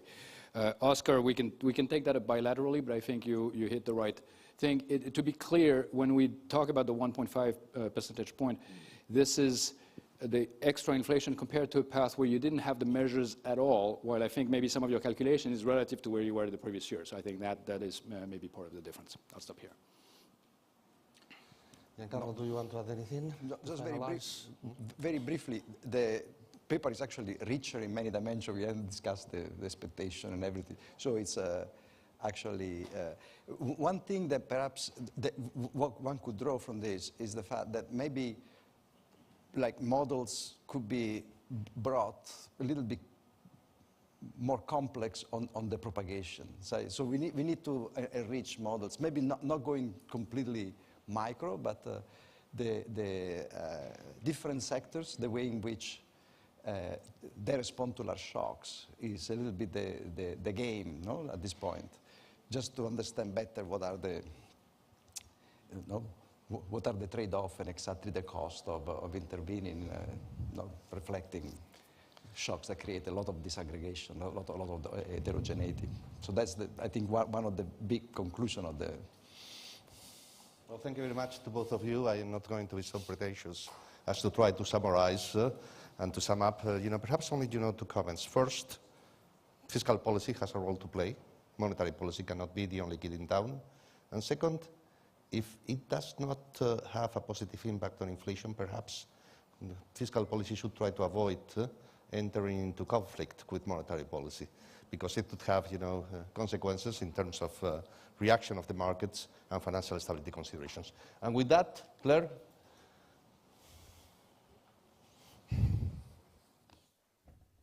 So thank you to the panelists and to you, Vice President, for getting the day off to such a good start. We'll break now for coffee. If you could come back in the room for 11:35, that would be very much appreciated. Thanks a lot. Cheers.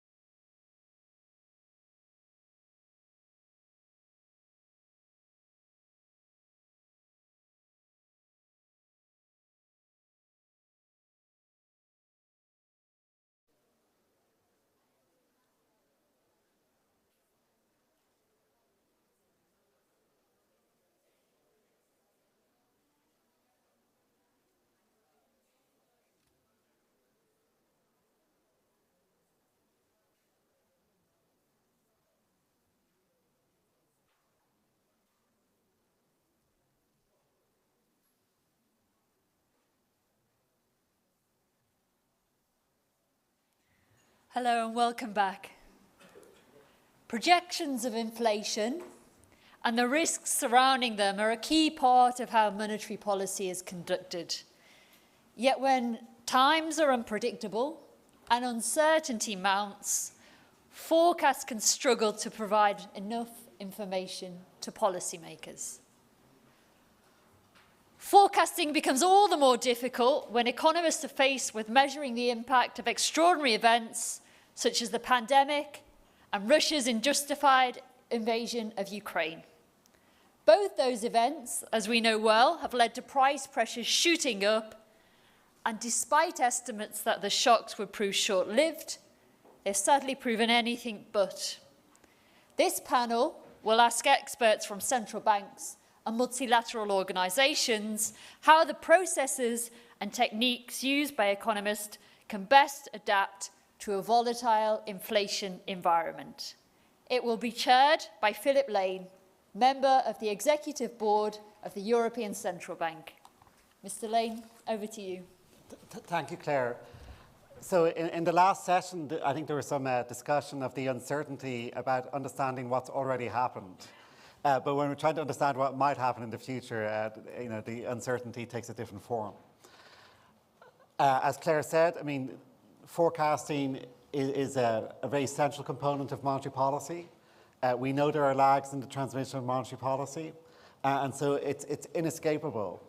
And then the question is, when you're forecasting, do you actually have a forecasting process, or do you use rules of thumb or intuition, gut feeling, and so on? And obviously, there's a balancing act. It's good to have a machine. It's good to have a regular forecasting process. But ideally, you want that machine to be sufficiently agile that indeed, as Claire said, when there's extraordinary shocks and so on, that it can adapt. That in turn leads to the balance between using the models versus using judgment. And in fact, some blend of modeling and judgment in creating forecasts. And then maybe a very important issue, because I think it's important for this panel, ideally, to, if you like, forecast the future forecasting, not just have a retrospective about what just happened. And the fundamental issue is going to be, is what just happened basically a collection of black swans, very big, but they don't necessarily define the future in the same way. Will we go back to having a more regular business cycle, or indeed do we have to think harder about structural change? So I think we've assembled, I think, a fantastic panel. What's partly interesting from my point of view, it mixes multilateral organizations where you have the conundrum of forecasting the aggregate as well as forecasting individual countries, and we at in the Eurosystem have that issue. But we also have people involved from well, I was going to say a unified United Kingdom, but of course having the Bank of England as the Bank of the United Kingdom is very important, and of course with the Fed. So it's a great panel. I'm under severe instructions to finish on time, given the rest of the agenda. So I will be a tough timekeeper, I hope. So let's start with Alfred. So Alfred, over to you. Yep.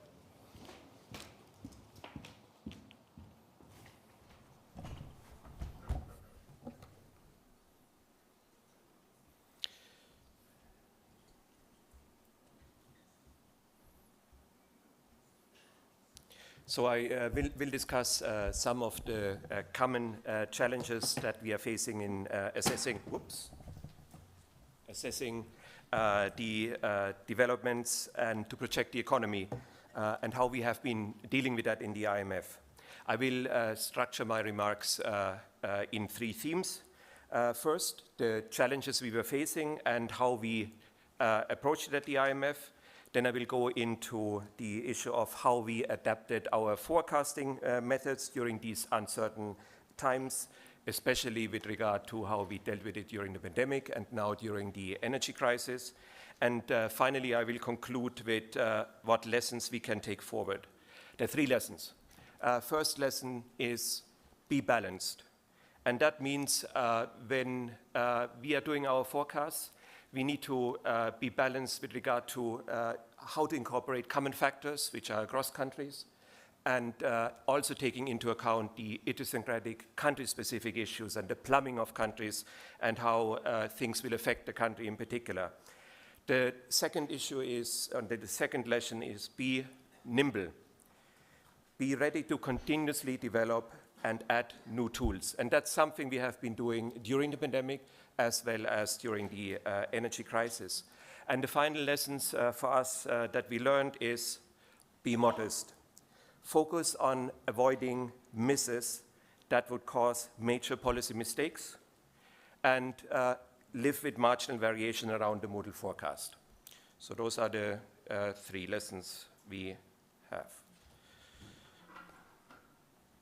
So macroeconomic forecasting is difficult at the best of times. As you all know, we are dealing with economies which are complex social systems. We take stock occasionally of our forecast performance, and we compare our performance to also other forecasters. And what we find is that we are fairly good at short horizons, and that means 1 year. And as soon as you go out even 1.5 or 2 years, the forecast is deteriorating fairly quickly. That applies to the IMF as well as to other forecasters. And the reason is that economies suffer constant shocks. And I should also say we see policy changes that we did not expect. Another insight we have with regard to forecast is that the higher the volatility of GDP in a country, the larger the forecast error.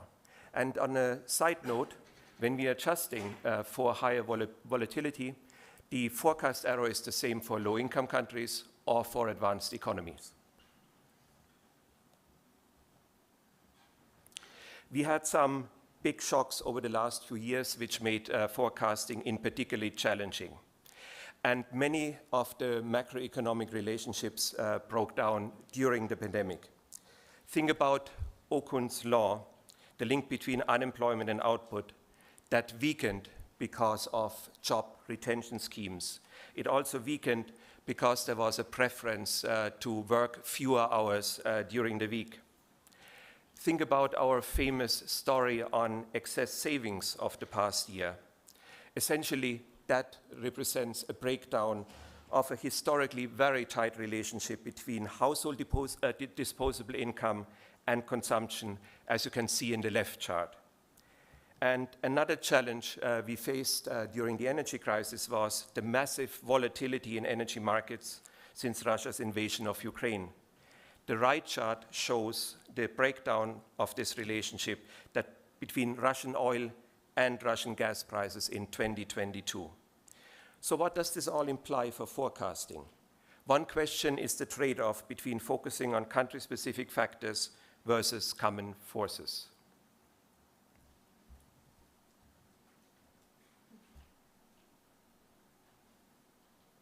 Oops. And what do we mean by that?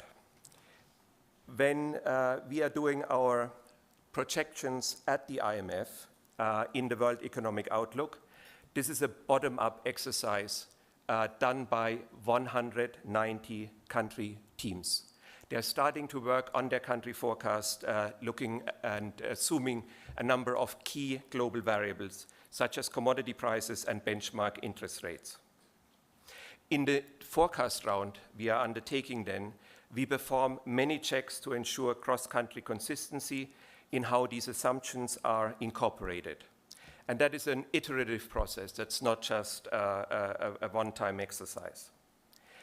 But important to note that country teams have substantial discretion, including in terms of deciding how much their economy is affected by a common factor, embedding country-specific information in their forecast, and also importantly, the tools and the models they are using.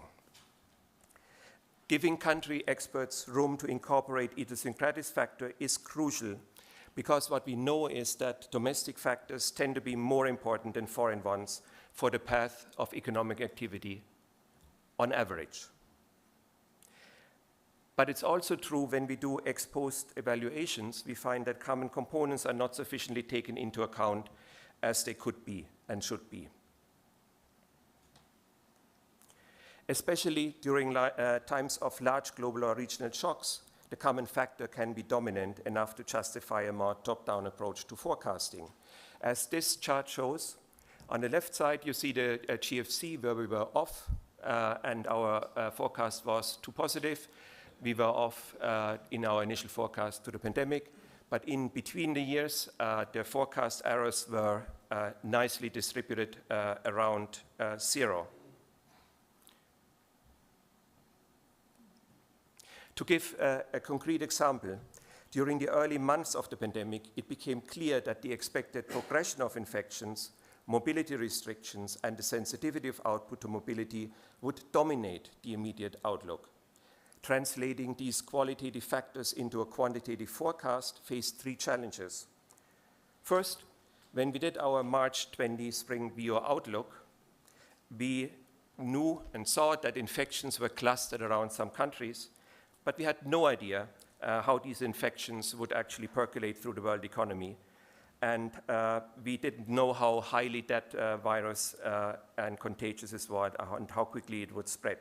Second, it was unclear how severe the mobility restrictions would be in different countries. And third, there was little historical data to extrapolate how economic activity would respond to such restrictions. We decided to take a centralized approach. Engaged with epidemiologists, we consulted on how the virus would be spreading. We then made an assumption on, depending on the economic structure, that most contact-intensive share of activity in a country would matter more for a particular country, and we translated that into lost days of GDP. We added domestic disruptions. Country teams factored in impact of international demand and supply spillovers. And finally, based on available policy space, we factored in offsetting policy support. Overall, this did quite well. With the same year forecast, we made it in spring 2020 for the euro area being off only by about 1 percentage points, not a large error given how massive the shock was.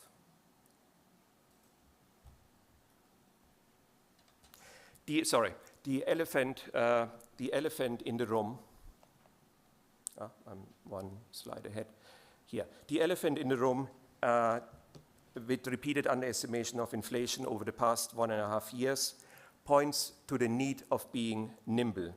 And you see how off we were from these charts. And of course, we know that the pandemic supply shocks were unpredictable. But even when the shocks materialized, it was challenging to quantify their effects on inflation. Forecast errors were large. We highlight 2 specific shortcomings of our models and how we try to improve them. The first issue is about the right amount of granularity. Most of our forecasting was previously done using international oil prices as proxy for overall energy prices. This worked well in the past. It did not work well when gas prices shot up and because Russia cut off gas to Europe. Now, allowing gas prices to enter inflation projections separately thus was a problem for projecting energy inflation and ultimately the pass-through from energy to core inflation. We now project inflation more disaggregated, as you can see in this chart. The second key shortcoming, and much harder to correct, has to do with non-linearities. Firms might not react strongly to a 20 percentage point increase in prices of one of the minor inputs, but that changes when that input is increasing by 500 points. And the models missed the marks because these movements were well out of range and these models were not trained based on these parameters. So forecasting is a humbling process. What lessons can we apply going forward? First, an enhanced role for top-down guidance will probably stay with us at the IMF. That helps react in real time to important developments, which in a possibly more shock-prone world could prove important. But we need to be balanced. Idiosyncratic factors, country-specific information matters. Second, be nimble. We need to continuously monitor and enhance our tools. Part of the way forward is also to exploit underused data sources and incorporating new data, including big data, in a flexible way. And finally, we should be modest. Macroeconomic data remains difficult to collect, notably GDP, and GDP, as you all know, is prone to large revisions. De-emphasize point estimates and focus on forecast ranges, especially when forecasting informs policy making. Avoid forecast errors that would yield gross policy mistakes. Scenario analysis has a clear role to play, allowing both to implement policies to avoid a downside scenario and do contingency planning. And that's what we also did with regard to the Russian gas shut-off, when we came out that this would be a deep incision in growth. And that triggered policy reactions and actually took care of the potential deep recession in Europe. Thank you.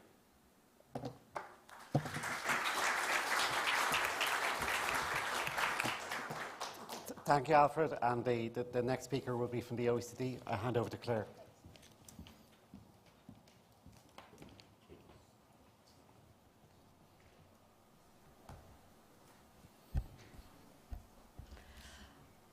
Hi everyone, thanks very much for inviting me to speak on this today. I'm going to talk to you about how the OECD approached forecasting over the last few eventful years and what lessons there are from that. Before we get to the substance, just a short intro on what we actually do in this space. So we've published 4 sets of projections each year, 2 economic outlooks which do projections across a range of variables for every member country of the OECD and then selected non-member countries.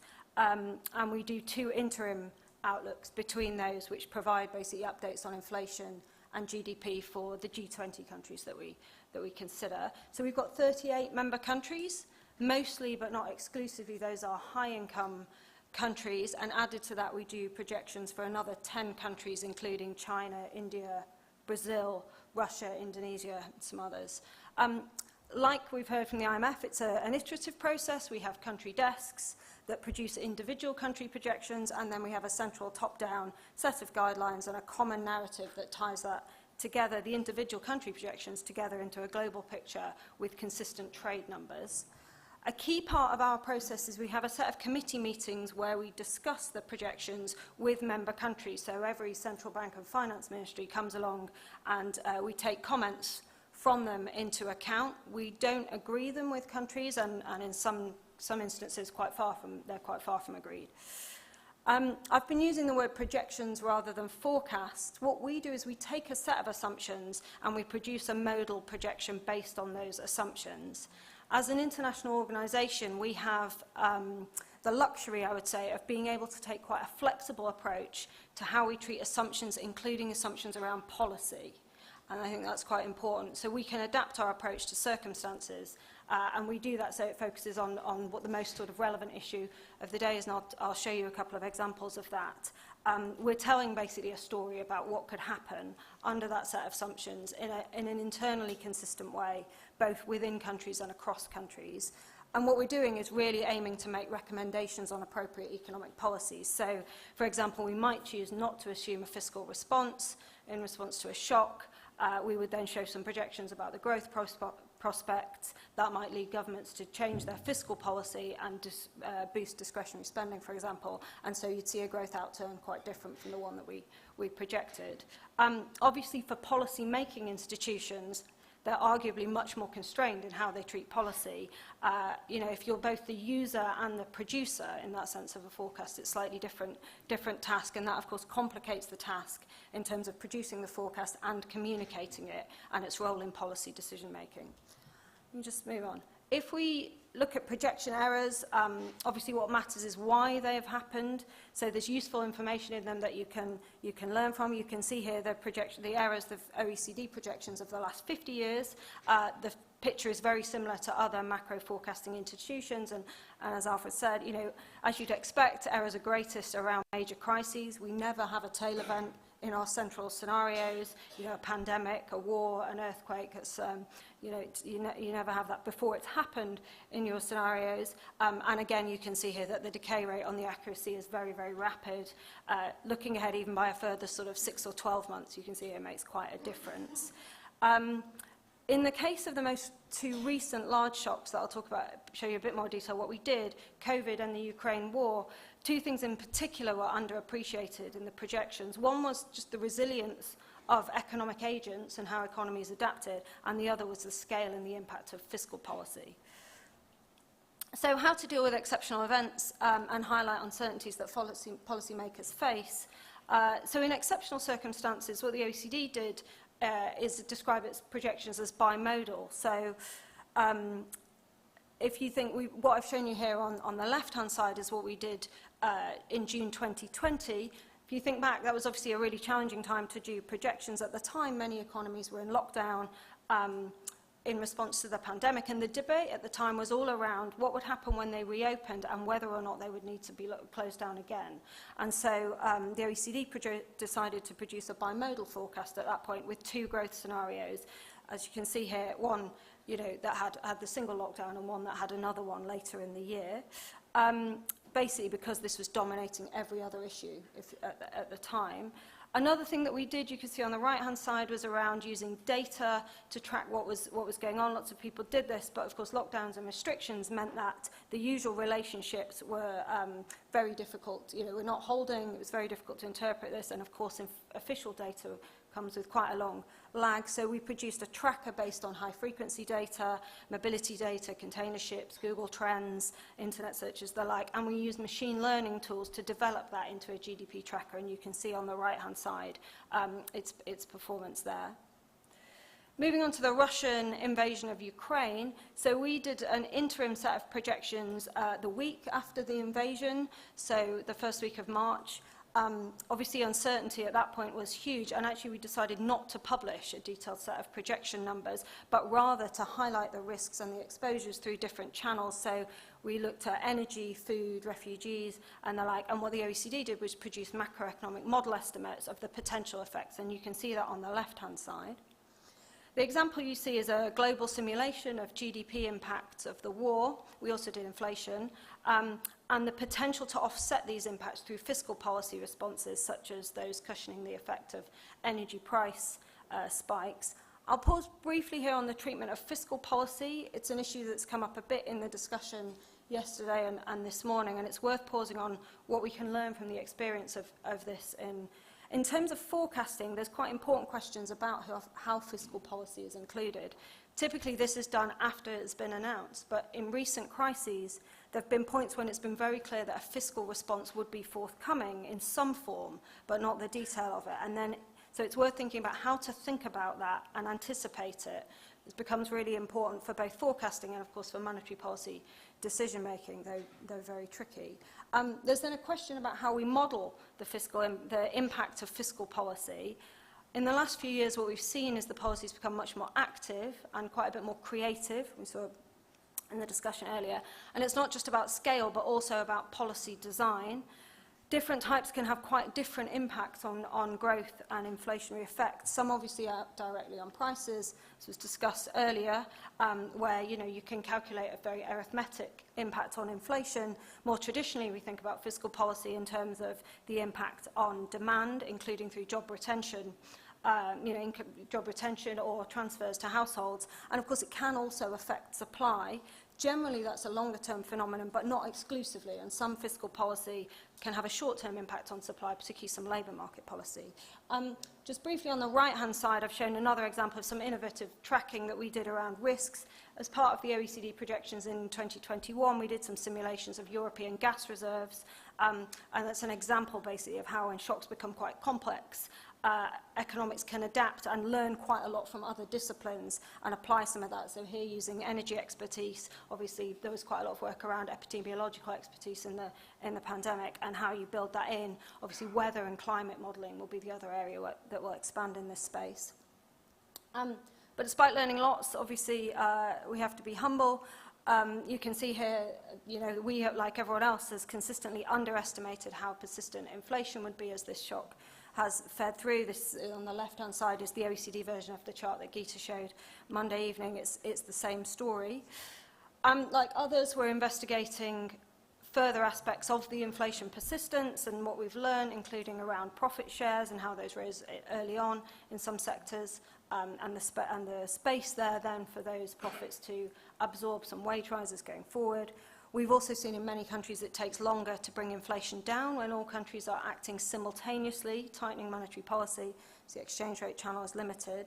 There's obviously a lot of uncertainty that we still don't understand, the role of inflation expectations, how they're formed, particularly after a very long period of low inflation, questions about the labour market and whether unemployment is still the best indicator of slack post-pandemic, when we've seen quite substantial structural changes to labour markets, and as I say, the size and the timing of fiscal policy. I'll show you what's on the right-hand side here, just because, following what Alfred said, we obviously do detailed forecasts across a range of countries. We had a look at whether or not there are any patterns to the errors there, looking at it, by individual country, size, characteristics, those sorts of things, income. Very hard to see any pattern at all. What you can see here is, if you cut it by country blocks, kind of what you'd expect, which is, where the shocks hit more largely, the errors are larger. I'll just conclude then with 3 points, really. So one is, when you're facing novel shocks or particular uncertainties, scenarios can be really helpful in teasing out the impacts of particular assumptions, and in some cases they can be more informative than running full forecasts.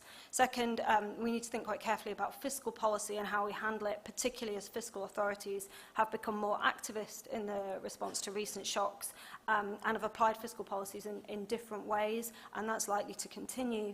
And finally, the importance of improving and updating our tools and the data that we use, including borrowing from other disciplines where this can help us with particular shocks. Thank you.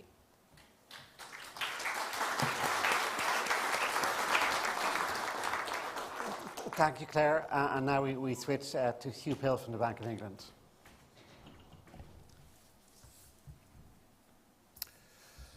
So good morning, everyone. Let me also say thank you very much for inviting me to this excellent conference, and it's a pleasure to be part of such a distinguished panel.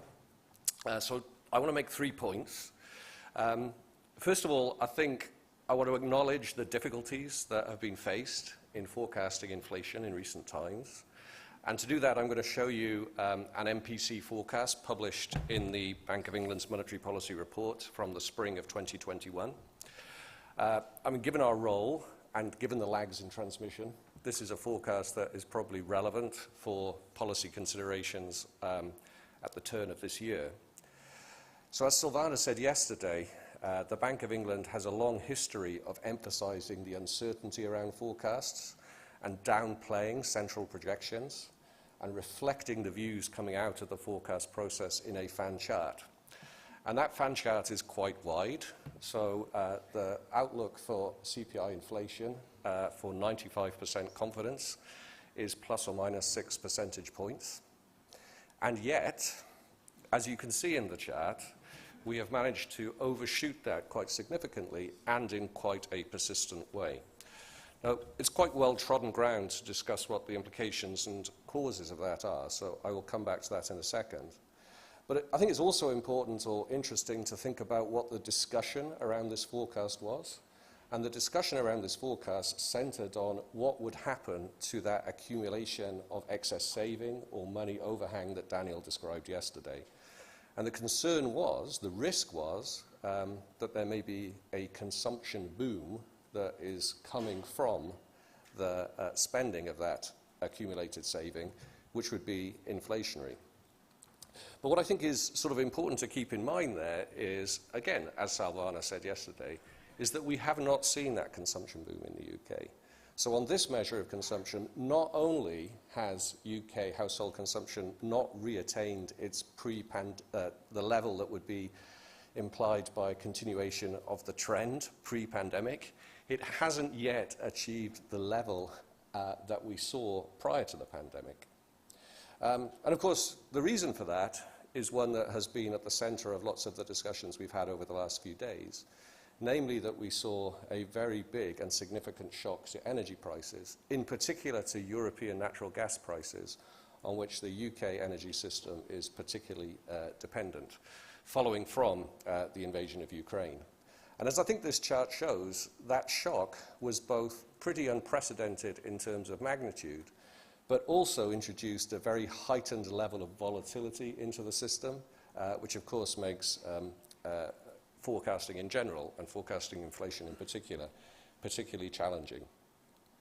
So for the UK, reflecting its it is a net importer of energy, like the euro area, this was not only a big cost push shock to inflation, but it also implied a big deterioration in the terms of trade. That is the basic reason why we saw this squeeze on national income reflected in lower levels of consumption. And as President Lagarde said yesterday, I think it does threaten, even as those direct and indirect cost push effects on inflation dissipate, to propagate into second round effects as various actors in the economy attempt to catch up in terms of raising their real income after the consequences of the shock to energy prices and the deterioration in the terms of trade. So, of course, from a forecasting point of view, the issue is, it was clear to me on joining the bank that this shock was not anticipated, but there is a question about whether it was unanticipatable. And I took some solace from, but not much comfort, I have to say, from what I heard yesterday from Ida in the discussion around energy prices, that energy prices are both difficult to forecast and likely to remain at least as, if not more, difficult to forecast in the future. We have tried, as you can see in this picture, assumptions based on both futures prices and random walk, and neither has worked very well over the last year. So if we couldn't really have forecast that shock, and in some sense it wouldn't have been a shock if we could have forecast it, I think the challenge is more, do we have, as Giancarlo highlighted in the previous session, do we have a way of thinking about how that shock is going to propagate, which is meaningful? And I think that sort of gets to my second point. So the first thing I want to say in that context is, as you can see here, the forecasts made by the MPC are conditional. So we are assuming some things and making forecasts on that basis. And that is an important source of why the forecasts may be poor predictors of the outlook, even if they are nonetheless useful bases for discussion in the policy committee. So some of the things we condition on are the market implied path for our own policy rate. And I know Philip wants to talk about that in the discussion, so I'll hold my fire there. But we also produce forecasts conditional on announced fiscal policy and on the assumed path, which is varied through time, on energy prices. So, of course, what I want to bring out is not just the sensitivity of the forecast to those assumptions, but also how important it is to understand the interaction among those assumptions. And I think the forecast we made last summer is quite instructive in that respect, especially in the light of the fiscal discussion in the previous this session, and Christine's comments. So you might have thought that last August, assuming a random walk for energy prices, as is shown in the yellow line here, sort of locked in energy prices at a very high level, an implausible level, and that might have given you some cause for concern. You might also have thought that at a time when we were going through political leadership changes in the UK, and there was no announced fiscal response to the rise in energy prices, that it was implausible to assume that that would be the fiscal response at a time when, as we've seen, most European countries, other European countries, were introducing substantial fiscal interventions. But what I think was particularly unlikely is that you would have the combination of energy prices being at this very high level forever, and yet there never being a fiscal response. So the point I'm trying to bring out is it's the combination or interaction of the assumptions that matters. It's not just one or the other. And I think that reflects the fact that as inflation moves substantially away from its target following such a big shock, the sort of everything else equal assumption that allows us to break down the contributions to the drivers of inflation in a linear way tends to become unworkable.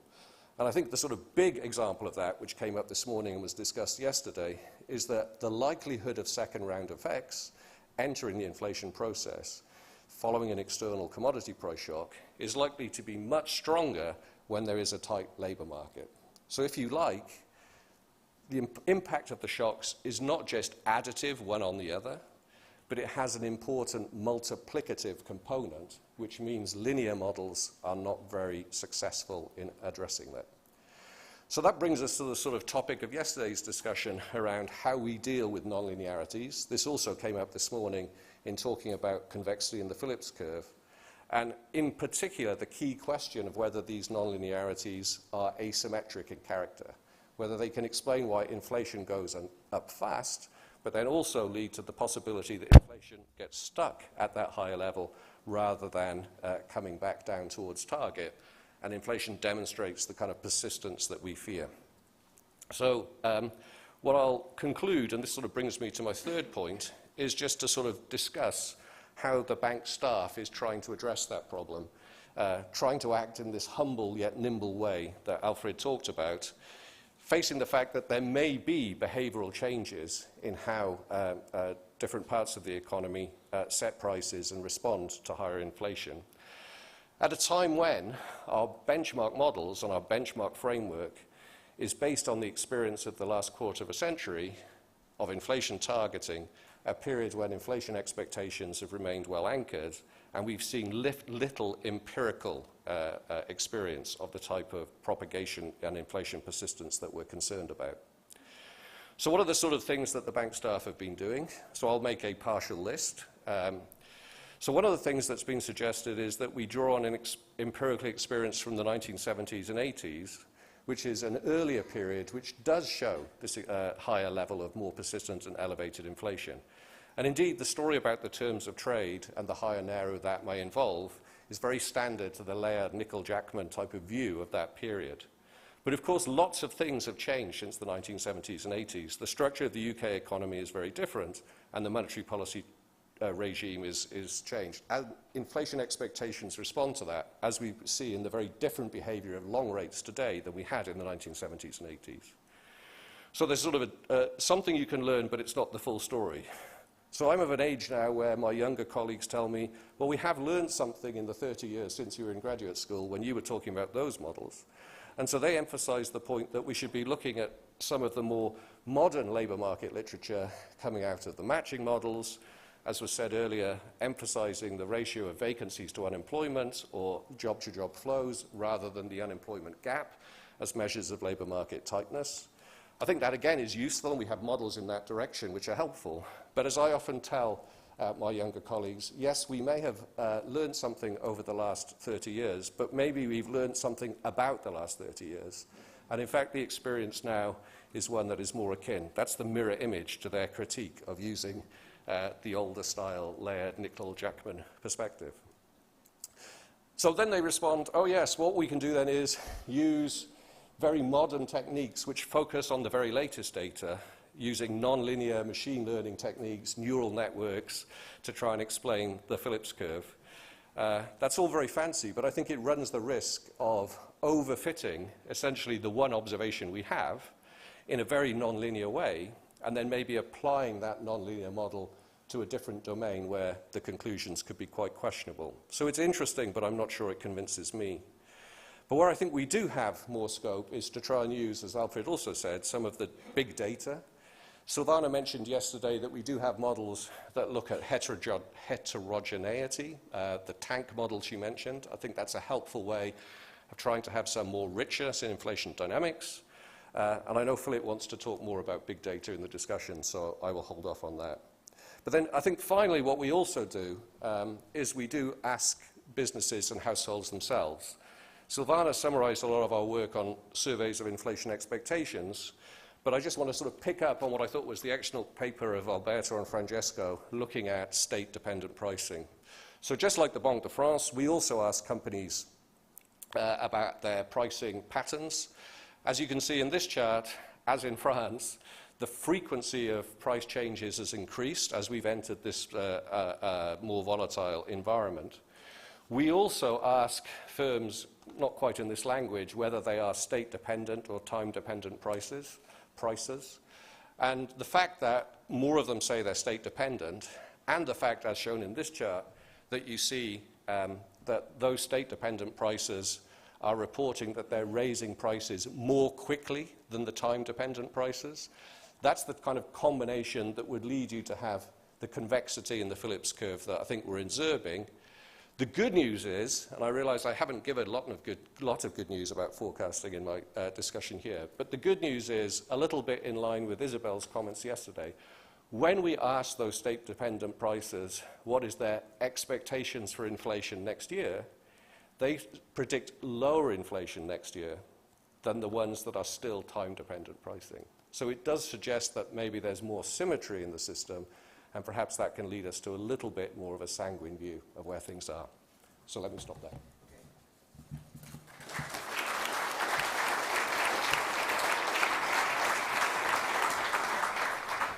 Thank you, Hugh. And the next speaker is Chiara Scotti from the Dallas Fed. Well, hello, everyone. I'm going to be the odd one out here, not just because I wear red, but because I'm going to change a little bit the topic.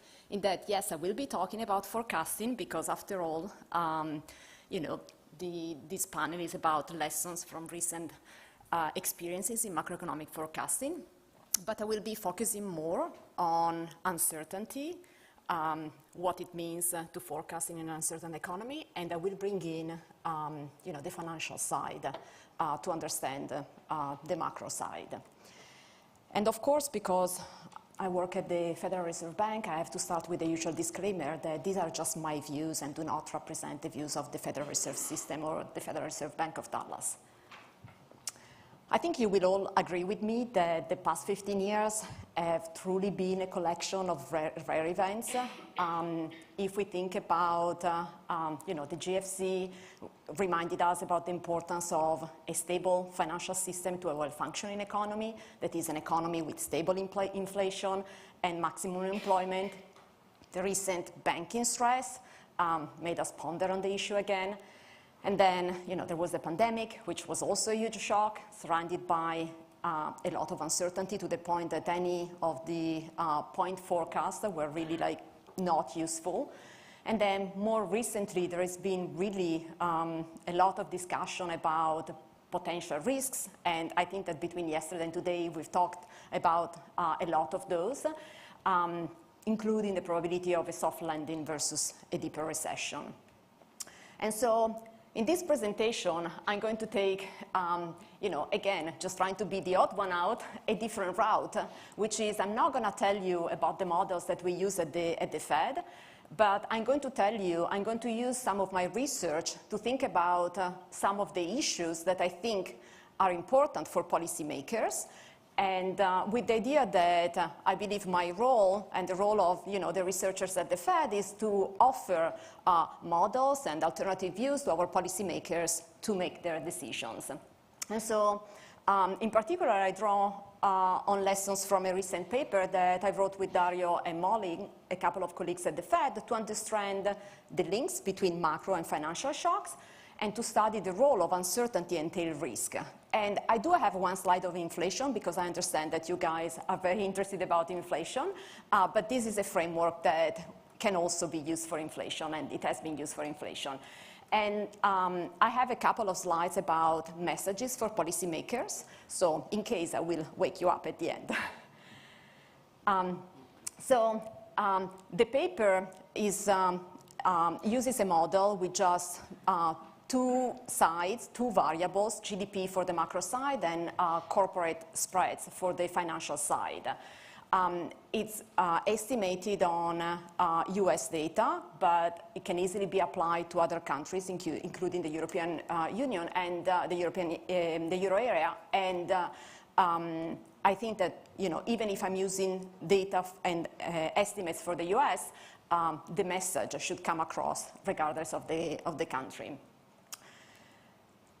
Let me just start with a couple of basic slides so that we're all on the same page.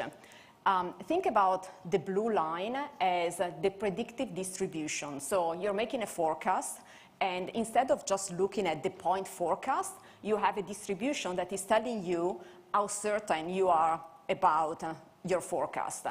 Then look at the red line, the red distribution. That is the distribution with more uncertainty. So it's telling you that there is higher probability that your forecast might actually end up, you know, on the tails, on the extreme parts of the distribution.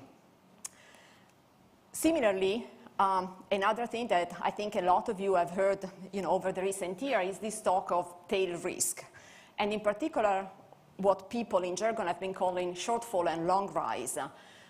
Tail risk is really giving information about the tails of the distribution, and so the shortfall is the left tail of the distribution, telling you bad events, and the long rise is the right tail of the distribution, telling you about, good events in the case of GDP.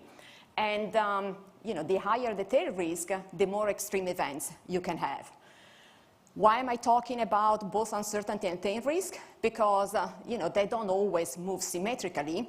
And so, it's not just the distribution getting wider, but the two tails can move in different ways so that you might have, very little change in the probability of good outcomes, but a big change in the probability of bad outcomes.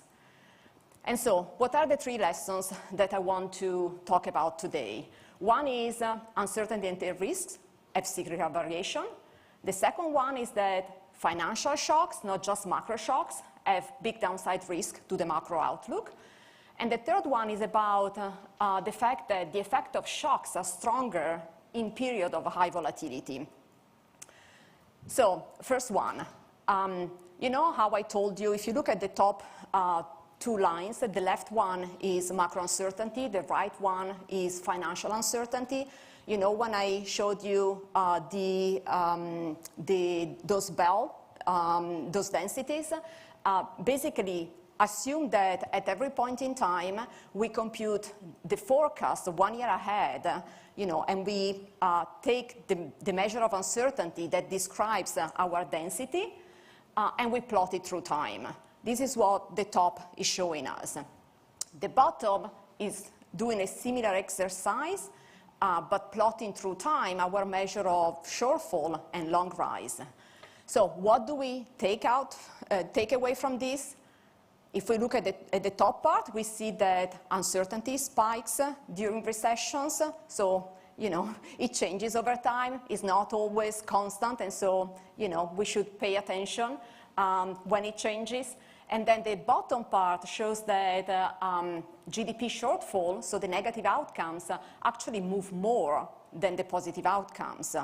And so, again, they both have cyclical variation. Lesson number 2, financial shocks have a big downside risk, can have a big downside risk to the economy. And so, if you look at the black line, that is the forecast distribution as of the fourth quarter of 2008. And then within our model, we think about shocking the system with either a macro shock or a financial shock. And so the blue and the red line give you the predictive distribution 1 year out under these two different scenarios. And you can see that the financial shock is actually, almost as important, like it can have important consequences for the macro outlook. Third lesson, the effects of shocks can be stronger when volatility is high. And here, what I'm plotting is the impact of a 1 standard deviation macro shock on the left or a 1 standard deviation financial shock on the right on GDP growth under two potential situations, one where volatility is low, the blue area, and one where volatility is high, the red area. And so you can see that there can actually be significant differences in the way that GDP growth responds to a shock, depending on whether volatility is low in the economy or volatility is high. So I told you that I would tell you something about inflation. My paper is about GDP and corporate credit spreads, but there are a number of papers out there, a number of frameworks out there that look at unemployment at risk, inflation at risk, and I'm just using, this doesn't want to be an academic presentation. I'm just using my paper because it was easy for me to pull those charts. But the idea is really just to show you that when we are forecasting inflation in this case, it's really different. The predictive distribution, the forecast can be very different in different moments in time. And so here in particular, I can't see from here the colors and I don't have it on the screen, but there is one line which is in 2022, right at the March 2022, right at the beginning of the hiking cycle in the US, and then the other one is as of the end of May. And they actually look very different with, I believe it's the yellow maroon one, which is more shifted to the right, highlighting, the forecast for inflation that, would be forecasted to be higher and with higher upside risks. So, lessons for policymakers. I told you that I would wake up everyone here, so this is the time. Just a couple of things that I think my model made me think about that I think should be important. The first one is really that policymakers and forecasters have to be mindful of the impact of financial shocks on the economy. And I think that, we all agree about this, and we were, as I said, reminded about this with the banking stress more recently. I think that so far there has probably been a disconnect between credit tightening and corporate risk premia, in that normally the increase in lending standard is associated with higher risk premia and the deterioration in macro outcomes, but so far the first link has been really muted, and so this also calls into question, the second part of the link. But in any case, I think that we should all be reminded, when we're doing our macroeconomic forecast, that there is a financial sector out there that can have important consequences on the macro forecast. And then the second one comes from my lesson number 3, where I was talking about the fact that the volatility environment can really amplify the effect that shocks can have on GDP, on the economy. And so because of this, I believe that it is really important to think of ways to limit financial market volatility. And in this sense, macroprudential tools ex ante and liquidity tools ex post, should really be thought as, the right answer to try to keep the volatility down, because this volatility can have important consequences on the macro outlook. And I conclude here. Thank you.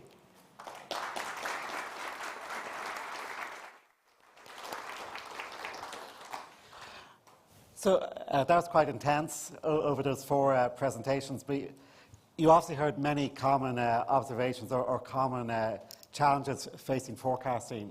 So I wanted to give the panel the opportunity to kind of respond maybe to 3 sets of issues, some of which you have taken up, but maybe it's helpful to ask 3 standard questions and then ask each of you to respond. One is essentially exactly on this question about the modeling of risk. For me, there's 2 elements of that. One is how to model risk. Should it be to kind of try and capture the full distribution, or should it be scenario analysis? And then the other side of it is how to communicate. So Hugh, that was very striking with the fan chart, and of course, sometimes the fan charts say, well, it's so wide, what are we really saying? But so how to communicate the intensity of uncertainty is I think, quite important.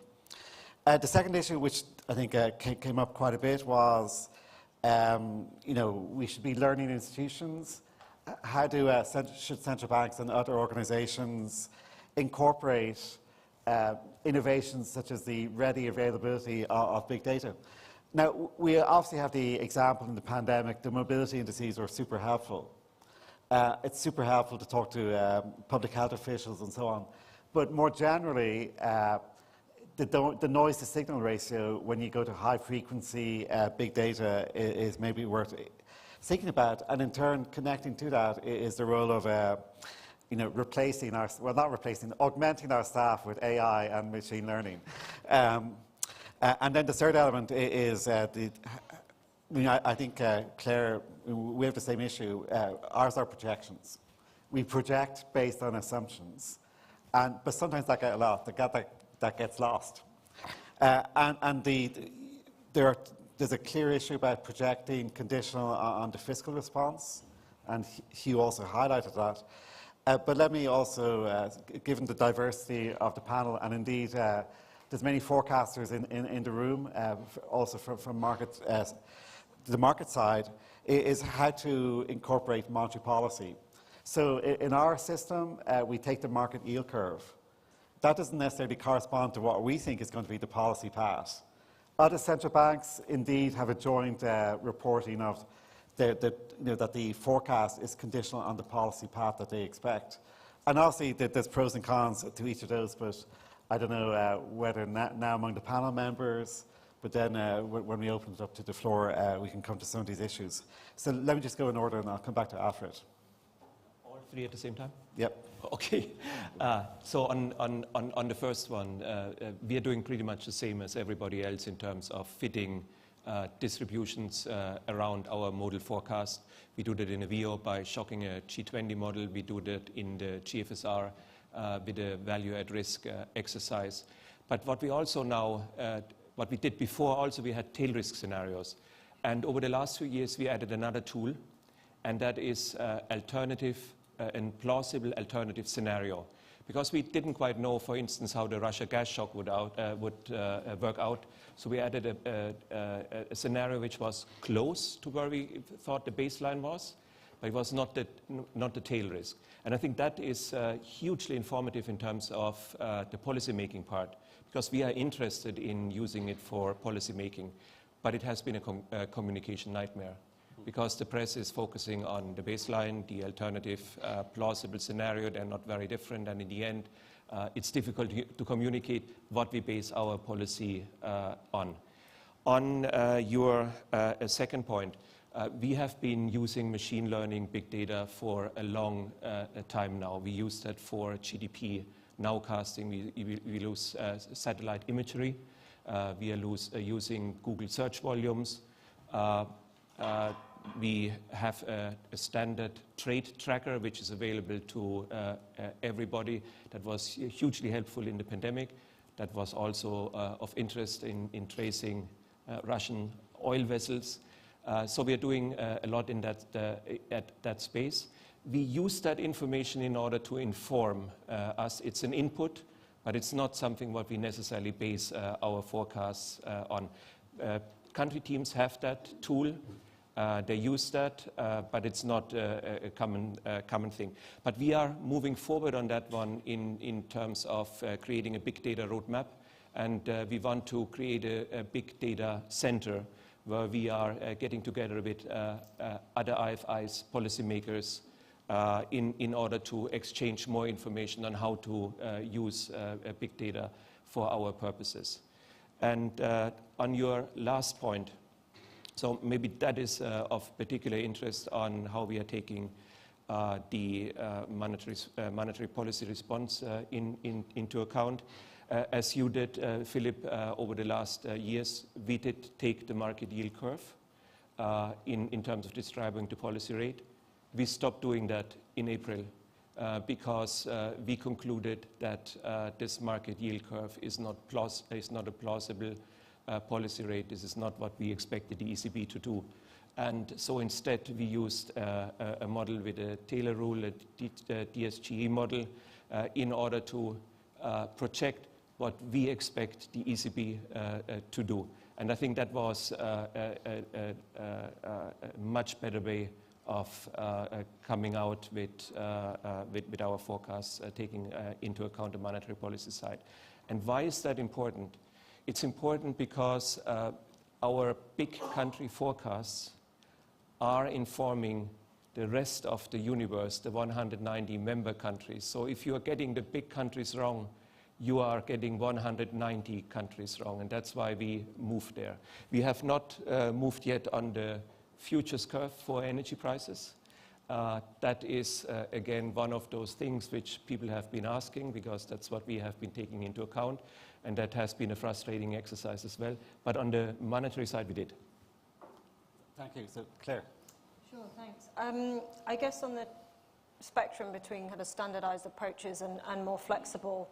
I'd answer your questions in the more flexible space. So I think on the risk distribution question, I think it just depends very much, in a sense, what sort of shock or situation you are dealing with. So where we've had, the shocks we've seen recently that have just been very different to what we've experienced before, very much sort of emanating outside the economic system, if you like. In that world, you're much better off using scenarios than you are doing a full kind of fan chart of the distribution of risks, because you're just in a world where a small number of very significant things will be affecting your results. If you think about the sort of very long period in which inflation was low and we weren't experiencing those shocks, it makes much more sense to do a fan chart then and think about the whole probability distribution. But when your dominating issue is one or two particular factors, I'd make the case that you're better off spending your time and your kind of intellectual effort on thinking through a couple of scenarios that can help you inform those decisions.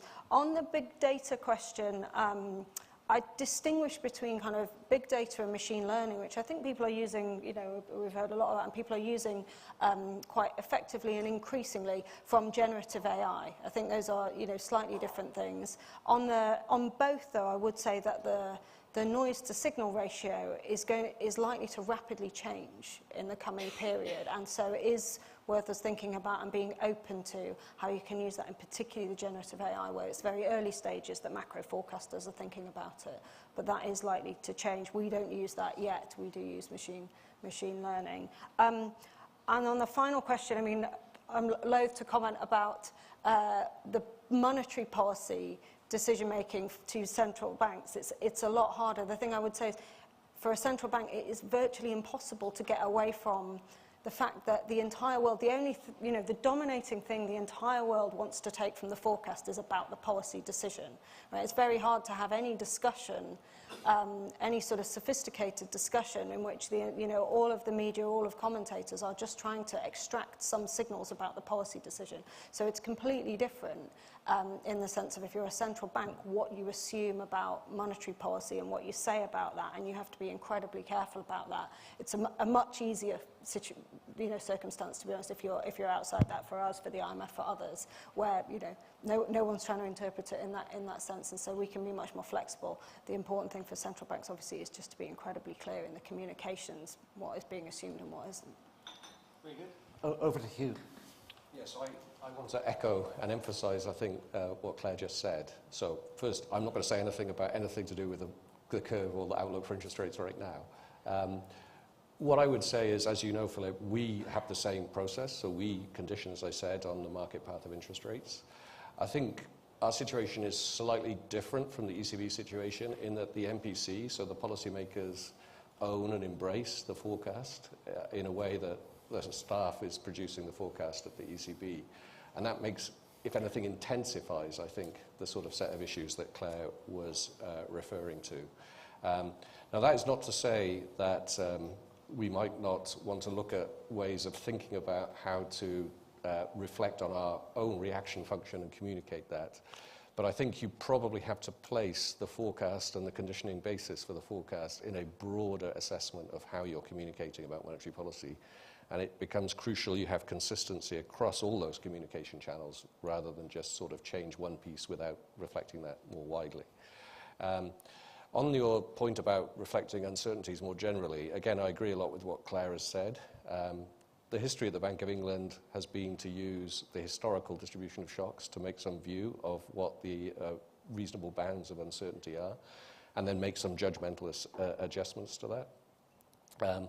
If we are hit by, exceptional shocks, and maybe we've seen a period of shocks that are exceptional, once in a century type shocks, I'm not sure that that historical distribution is necessarily, and indeed I think that's a little bit what Chiara was saying as well.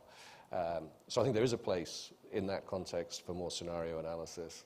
And as I was trying to hint at, is that once you move to being a long way from the steady state, I think the scenarios that we have published, for example, showing both random walk and full futures curve for the evolution of energy prices, it becomes harder to just make that one change to a conditioning assumption, because that's going to have a likely impact on other conditioning assumptions, and that leads you to having to entertain, I think, how those are affected. And ultimately, I think that does beg the question, is monetary policy really plausibly captured by, even as a sort of neutral case, by the current market pricing?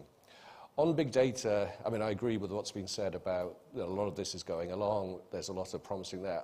I would have a little bit of a moment of caution from a central bank point of view. So if we think about what we're doing now, we're trying to learn using big data a lot from kind of cross-sectional information. That's where a lot of the richness comes. But the core issues for the monetary policy functions in central bank is really a time series dimension. We're talking about inflation. We're talking about inflation at the horizon where the lags of monetary policy decisions unwind.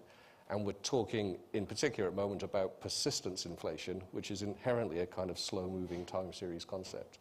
So if we are going to find value in using these kind of cross-sections, rich cross-sections of data, I think we need to have models, and the Hank and Tank and other types of models that Silvana hinted towards yesterday maybe are examples of that. We need to have models that provide a connection between cross-sectional variation and what implications it has for time series variation. The other thing, which is perhaps more a word of caution, is there is a danger, I think, that the richness of some of these big data sets encourage you to kind of, if you lose your keys, to look where under the lamppost, right? So, for example, it came up yesterday with John Muehlbauer's comment about the UK mortgage market. We have very rich data on the UK mortgage market, loan by loan data. And so we can do very impressive calculations and modeling, to me at least, of what the cash flow impact of changes in mortgage rates will be and whether people are likely to refinance and are they likely to extend or repay early and those type of things. But maybe the bulk of households are not so constrained by those cash flow effects, and they're already smoothing out. And we may be missing some of that big picture. Maybe some of the story of transmission through the housing market in a UK where the number of households with mortgages has declined quite significantly is now through the private rental market. And because we don't have these rich big data sets there, we're not looking necessarily in the right place for where the transmission is. So it's a little bit of a caution that, you know, monetary policymakers, I think, need to recognize monetary policy is a macroeconomic game, it's a medium-term oriented game, and it is about big macro trends, and we shouldn't be too ambitious in trying to understand every wrinkle in the economy. Very good. You, Chiara? I think I already spoke a lot about uncertainty, but a couple of things that I would like to add are that we have a number of alternative scenarios that we look at and that we propose to our policymakers. And the idea is really that sometimes when there is a lot of uncertainty, you have one scenario that you think is the most probable scenario, but you have other scenarios that you think, well, they might be just as probable as this one. So it's good to see what these alternative scenarios would look like, because the idea is really that the scenarios are a narrative to understand how a shock would play out in the economy. And so, you know, under this lens, I think it is really important to have these alternative scenarios and understand how uncertainty can play out in different parts of the economy. Regarding the second question about AI, ML, and all of the connected things, I agree with everything that has been said so far. I have one or maybe two additional things that I would like to bring up. One is that as an institution, it's always important to keep in mind the risks that come with all of this. And so I just want to put that on the table, because clearly all of these new things are great, but they also come with risks. And then the second one is more an observation as a researcher, which is related to the fact that, yes, there is the noise that you were talking about, the noise to signal, but there are also issues about, you know, the causality when you use this data and these new techniques, issues with, you know, standard errors, conference bands, and everything else that is related to these new techniques. Having said that, I'm the first one using textual analysis, machine learning to trace out how the FOMC communication spreads through newspaper articles and Twitter. So, you know, of course you do what you can, and I think that there is a lot that researchers can do to use that. Third question was about the forecast and whether to use the market forecast versus the internal forecast.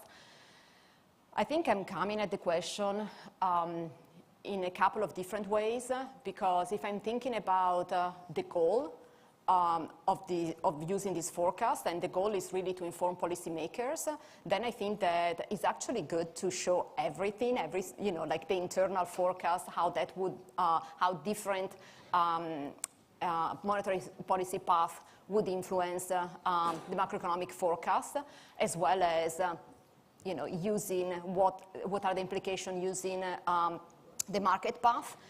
If we think instead about releasing it to the outside, so then it becomes also an issue of communication with all the issues that were already raised.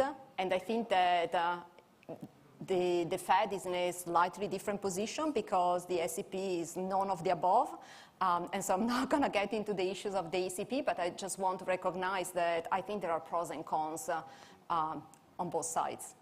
Very good. So what I want to do is collect a number of questions. Realistically, we're going to have one round. So I'll take a handful of questions and then offer back to the panel. So I'm biased looking that way at the moment, and I see Helene. So Helene first. Thank you very much. Great panel. So I have 2 points, one on machine learning and one on climate. So on the machine learning side, so a lot has been said, but there are different ways of using machine learning techniques. So one has to do with big data and the problems of that, and but the potential also upside in terms of real-time data, etc., have been emphasized. But another way of using machine learning is about optimal model aggregation and allowing for data generation process which are totally unknown, updating optimally in real time the weight that one puts on each model. So allowing essentially for very quick changes in structure in the economy while maintaining, some models in order to do forecasts. So this is different type of machine learning techniques, which could, I think, maybe be used a little bit more, given that we are hit by very big shocks and where the structure of the economy may be changing quickly, and we should be learning about that at a learning rate, which should be commensurate to those shocks. So I'm just putting that out there. That's a different type of use of machine learning, which may be a little bit underexplored right now. The second point on climate, I'm wondering, how shouldn't we be thinking now a little bit more about how to incorporate the physical risk of climate? The horizons on climate change has been shrinking dramatically. How do our medium-term forecasts or even short-term forecasts incorporate now this increased physical risks? Should we be thinking about that for monetary policy, also potentially for all the analysis on fiscal sustainability? I'm a little bit worried that by underestimating this type of risk, we are, following policy paths which may not be as sustainable as we think, and that we are therefore under-investigating in mitigation and adaptation. Thank you, Helene. So I see, okay, let me scan the room, so I'll try and be comprehensive here. So please. Andreas Billmeier, Bremen Howard. I wanted to come back to the point that Alfred made about the downsides of alternative scenarios. I remember in June 2020, the OECD produced a forecast projection that had a second round of infections in COVID. I think as a consumer of official forecasts, that was incredibly helpful at the time, because nobody had really talked about modeling that, and given the lead time going into the publication, this was incredibly timely and very, very quick. So I think the point about worrying about the message being diluted is a fair one, but I think there's also a messaging of thinking about a number of potential scenarios that in particular in this sort of circumstances is really quite useful for international organizations, but also policymakers alike. So I understand that you run the risk of saying too much too often, but occasionally I think there's a very good case for doing these alternative scenarios. Okay, so if you come over, staying in the middle here to Fernando here.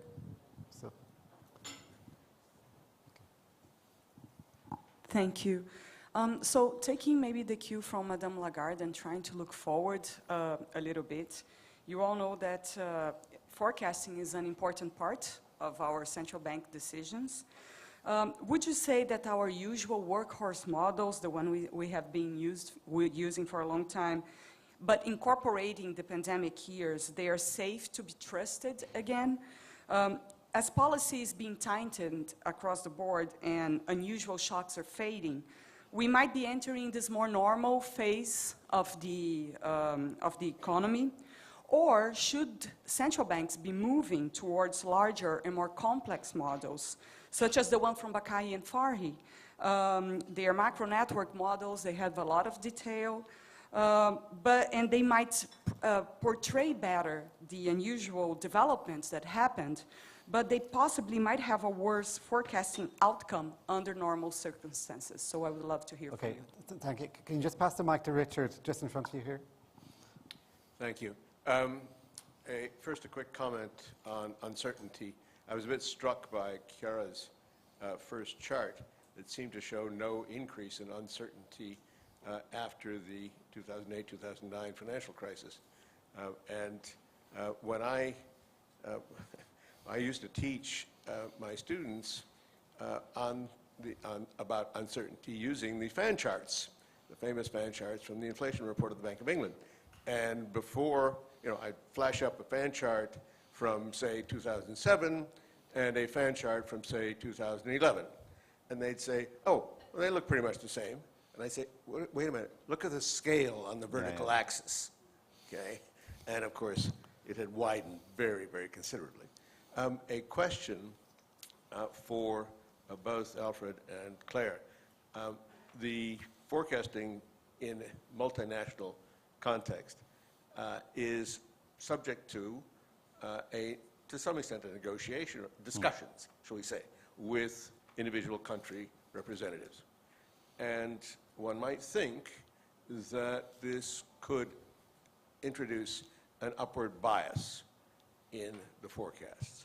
You didn't show any charts that indicated the average, not absolute error, but the average error of forecasts. And I'm wondering whether you would find that if you look at the forecast errors, that they have some degree of bias upwards, possibly because of the efforts of individual country representatives to say, oh, things aren't as bad as you think they are. So I think, Richard, you're referring to the GDP forecast, probably not the inflation forecast. Yes. Yeah. I am indeed referring to GDP forecast. Just pass the mic right behind you there. Okay, please. Thank you. Thank you, and congratulations for this panel. I didn't hear explicitly talking about two issues. First, the role of money as a leading indicator. BIS has published recently a piece saying that had you used the money gap as an indicator, forecast errors would have been much lower. And second, expert judgment. Maybe it was implicit in this scenario analysis and so on and so forth. But could you, is no particular addressee, what are the lessons that you take on both? Thank you, thank you. And in my geographical sweep in this direction, Laura Svensson. Sorry, the front row for the mic.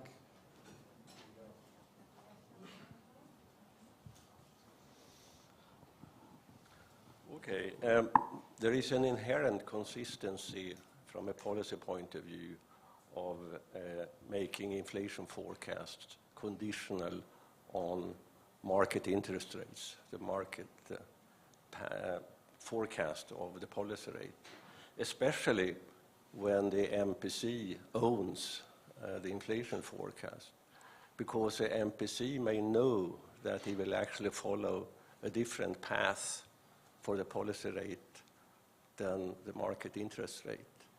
This means that the inflation forecast conditional on the market interest rate is not the best inflation forecast because the market forecast is not the best forecast of the policy rate. The solution is completely obvious, namely that the MPC or the executive board agrees on a policy rate path and the inflation forecast and other forecasts are conditional on that policy rate path. And this is what already Norges Bank and the RBNC and the Riksbank, and to some extent the Fed, is already doing, and it works perfectly well. So I think that is still something to be done for MPCs and executive boards to make a joint forecast for the policy rate and publish it too. Thank you, Lars. And then I'll just take John Mulbauer and then Michaela at the very end. Okay.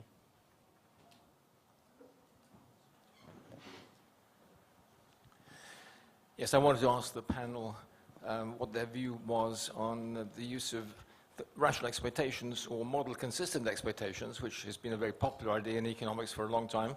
But how do models that incorporate model-consistent expectations handle the big structural breaks that we've been talking about in the last 2 days? Okay, very good. And then finally, if you bring the mic to Michaela in the corner at the far end.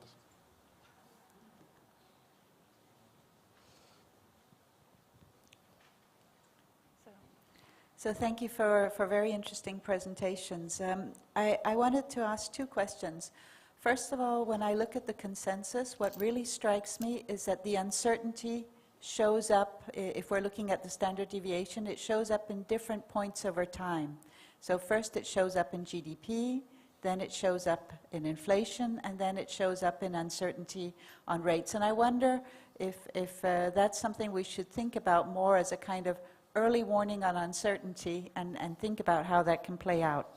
And the second thing that really strikes me is that what we've been through is a tremendous sectorial shock. And I wonder if we shouldn't be, especially as we're looking ahead to things like climate change, biodiversity, if we shouldn't in our forecasting be placing much more emphasis on sectorial models rather than just focusing on the macro side. Thank you. Okay, thank you very much. Now, many of those contributions were some mix of a question and a comment, but I will invite each panel member to see if they want to answer or respond in any way. So I'll go in reverse order this time. So Chiara. I know that we are already in negative time, so I'll try to be brief and maybe try to find a common thread through the questions. And so I think that a lot of those questions were related to really the models that have been used, how they fare out during the pandemics, and after that, are they still good models? Should we look at sectoral models? I think that, we are all having this conversation today exactly because we recognize that there is room for improvement, and we're all trying to figure out what are the best ways to do forecasts going forward. I do think that it is important to continue to look at a different set of models, and also, going back to the machine learning, I think that it can definitely be useful. There is just a lot that we need to explore, and I'm sure that everyone at the different central banks will do that, will continue to do that going forward. Thank you, Chiara. Hugh? Yeah, there was a lot of very good questions, which I can't do justice to. I think there's a sort of interesting balance to be kept between trying to look for new techniques and new methods, and by implication giving up on some old techniques and old methods in order to address the problems that Hélène was talking about, the need to be nimble in the face of big structural changes. I think that also a bit addresses John's question. But from a monetary policy point of view, I think there are also benefits in trying to seek out what you might call eternal verities, because if they really are eternal, they are reliable, and they can be quite a good basis for policy over the medium term. And in the end, as I said earlier, monetary policy is a medium-term business. So I think that finding that balance is a difficult one. It does go a little bit to the question about money. There are those... I smiled when you said you were not directing that question at any individual, given our history together. But I think there is a case for seeing money as providing some view into nominal trends in the economy, which I think central banks should be concerned about. And that's not necessarily a popular view with all members of the MPC. I look at my boss when I say that. But I think it's something I think we should keep in mind. And then just finally, and a bit related to that, I do think it's important, while taking Lars's comment, and I basically agree from a logical point of view with what he said, but the role of central banks and central bank forecasts is not necessarily to produce the best forecast. The role is to support the best monetary policy decision, which brings inflation back to target. And I think that does lead you to a whole set of issues about how you organize your discussion internally, which was part of what we discussed. And you allow that role for judgment, which I think is necessary, that role to have many different models and many different analytical frameworks to help you have a robust and resilient view. And then ultimately how you convert that into a way of communicating with the public and financial markets. I mean, monetary policy and indeed economic policy making more generally can have an effect on behavior which supports what you're trying to achieve. And internalizing that benefit is one that's pretty key to having a framework which just doesn't put accurate forecasts in some abstract sense on a pinnacle above, I think, what the real importance of the underlying process is. Thank you. So over to Claire. Sure. I mean, great set of questions. I'll just make two comments. I guess one is picking up a couple of the questions around climate, which I think we all agree is something we all will need to think about more and factor in more, not just the physical risk that Helene talked about, but there's also huge uncertainties around what that will do to energy prices in terms of how the transition will flow through and the shocks there, and also the cost of technology, well, the rate of technology adoption and the cost of technology, huge uncertainties that we need to factor in. The challenge in monetary policy space is how to do it over the time horizon. You know, monetary policy forecasting tends to be shorter time horizons than some other forecasters do, and so thinking about how to do that, definitely sectoral models will help, right? I mean, they're definitely going to need to be part of that. The other thing, just to pick up briefly on Richard's point about, is this different if you're in an international organisation versus an authority? I mean, the data on that is, we're no better or worse. If you look at the errors over time, no better or worse. Now, that doesn't mean that members aren't having an impact. As I said in my presentation, I've sat on both sides of this. I can tell you for sure countries don't agree with the forecast. Sometimes they really don't agree. It could be the case that international organisations are affected by member views, but if that's true, something else is then affecting authorities, because like I say, we're no worse or better at forecasters. But I mean, stepping back, in a sense, everyone doing a forecast, there's a risk there of bias, right, of optimism bias in those forecasts. I mean, at the end of the day, they are still all done by humans, and so there's a kind of human nature element to all of it. But there's no sort of consistent error there. Yes, just to add on Hugh's point on robust forecast for policy making. That is in the end the point. We want to provide a basis for good policy making and avoid cross errors. And therefore, point forecasts are useful. Plausible alternative scenarios are required. You need to look at tail risks, and you need to be open to use many, many tools, especially in a time of structural change, including when it comes to climate change. And that means you need to have expert judgment on how you put all of this together. To Richard's point, we are not negotiating our year forecasts with country authorities, and as you saw, the forecast errors are scattered around zero. Where it might be a question is when we are doing fund programs, because they are negotiated, and therefore, of course, the forecast relies on the implementation of the policies which were agreed. That could be, there was a question in the past. And the final point I want to make, and should have made before, we failed or were too slow to understand the persistence of inflation on the way up. We should be careful and not overcompensate. Whenever you make errors, we are prone to overcompensate. So on the way down, we should be open to that persistence may not exist, and it may not be symmetrical. Very good. So I'm not going to try and summarize the panel. I've learned a lot. I hope it's been a helpful discussion. Of course, I could spend a lot of time giving the ECB view, but time has run out. So let me turn to Claire.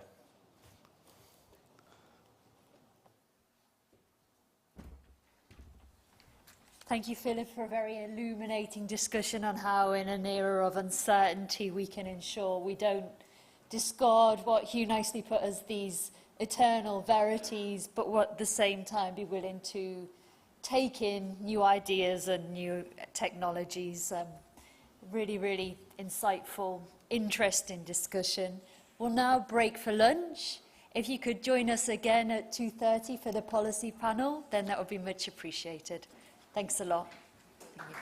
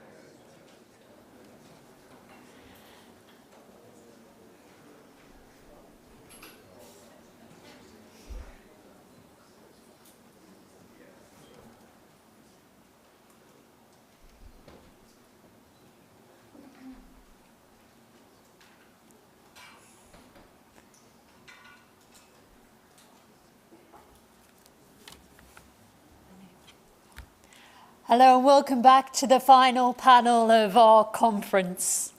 Inflation is lingering. The European Central Bank, the Federal Reserve, and the Bank of England have all raised rates. Even the Bank of Japan is considering unravelling its decades-long ultra-loose monetary policy. The question now is how long will policies have to stay in restrictive territory to bring inflation back to institutions' 2% goals? And is it possible to do so without creating a recession? Ladies and gentlemen, the members of our next panel will bear a great deal of responsibility for bringing inflation back down to 2, and not only that, but keeping it there. Sarah Eisen, the closing bell anchor at CNBC, will be moderating this session. Sarah, over to you. Thank you so much, Claire. And let me just say, as a business and financial journalist who started out in foreign exchange, this is pretty much as good as it gets. So thank you for having me talking to the Big Four today. And what I love, I'm excited for this conversation because it's always fun when everybody's in different places and going at different speeds and maybe disagreeing, if you dare to do so today. So thank you all. President Lagarde, I'll start with you as the host of this meeting. On The View from Europe, I'm curious where all of you are in terms of this policy path. We've certainly seen a fight against inflation. You've been very clear that there's more work to do. How much more? Thank you so much, Sarah. It's very nice having you in this closing moment. And I'll take this opportunity to thank all the contributors, those who have prepared papers, those who have worked with the presenters, and all the panel members. It's been really, really a rich conference, and I want to thank you. So, as far as the European Central Bank is concerned and the Eurosystem at large, we have covered a lot of ground. We have increased our interest rates by no less than 400 basis points in very short order, less than a year. And we still have ground to cover. And I think that, as I said earlier on, we are data dependent. We will decide on a meeting-by-meeting basis, but we know that we have ground to cover. And if our baseline stands, then we also know that we will very likely hike again in July. What about September? That I will not tell you, and for a very simple reason that I just mentioned, we are data dependent. We'll decide meeting by meeting, and we'll tell you for the September meeting we will have received a lot more data, information, survey results, and it's going to be another projection meeting prepared by the staff of the ECB. So we will have a lot in our hands to make our decision then. Governor Bailey, you surprised the market recently, raising interest rates by 50. You did a double. Why did you feel the need to do that? Well, it really picks up on the theme that Christine has just developed. First of all, the UK economy has turned out to be much more resilient, and that's a good thing. There's many good aspects to that, but what goes with that resilience is signs of a very tight labour market, which is showing through in pay awards, but also showing through. We've got an unemployment rate of 3.8%, which is historically right at the low end. So that resilience is coming through that way.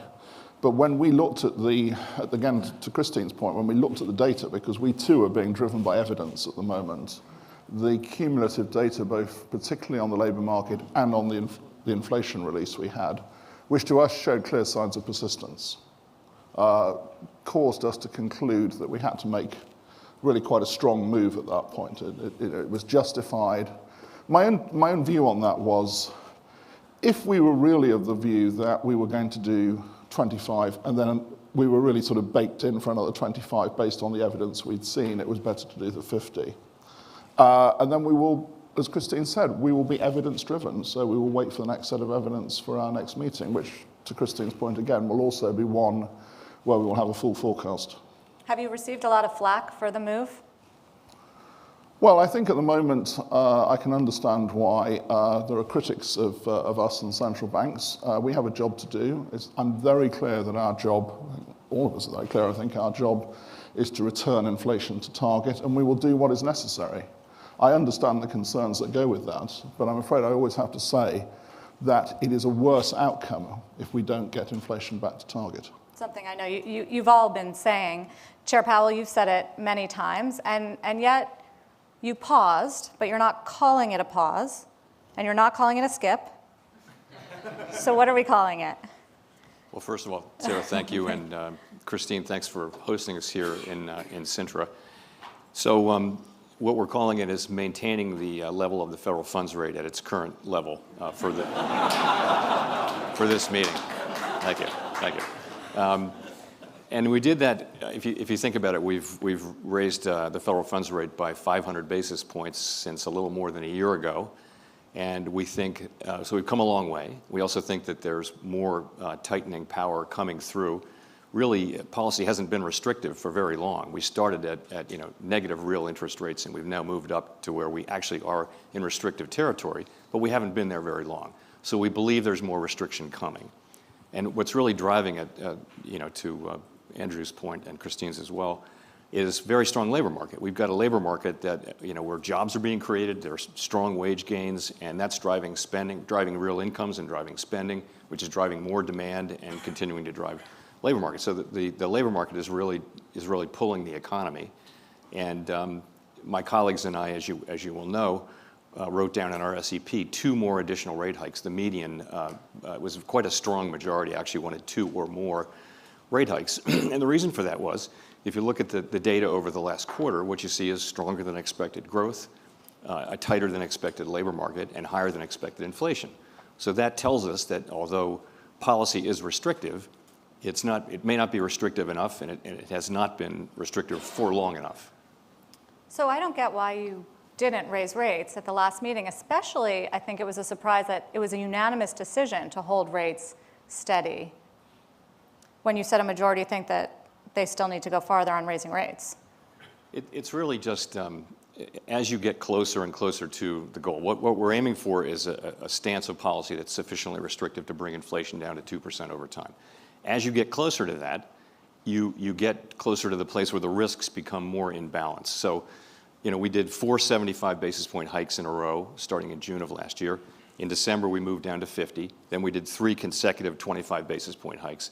So this is really just a continuation. We're going to move the decisions a little bit, make them with a little bit more time in between them, in an effort to get more information from the data to see how much restraint is really coming from these, through the pipeline, from rate hikes that we only made now, in many cases, 6, 8, 9 months ago. So that's why we did it. So maybe in every other meeting hike.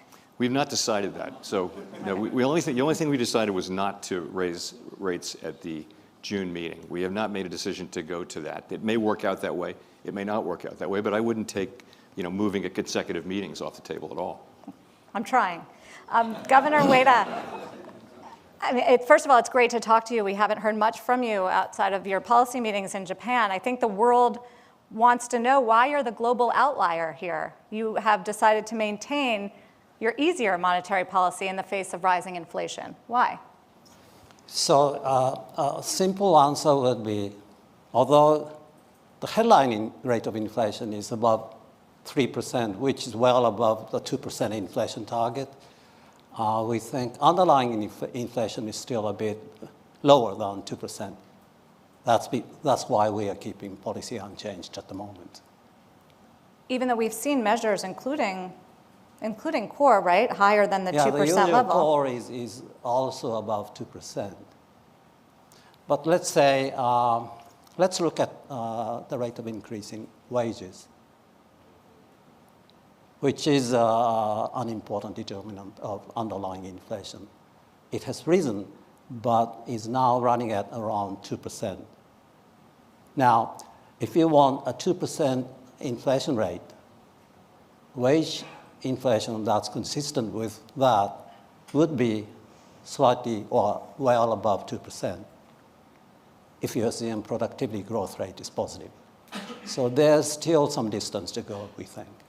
And as a result of your policy being different than all these policies of your colleagues, the yen has gotten very weak and continues to weaken by the minute. Is it too weak? Well, the yen is being influenced by many factors. other than our monetary policy, including the policies of these three banks. So we'll see. We monitor the situation very carefully. Monitoring the situation? Yes.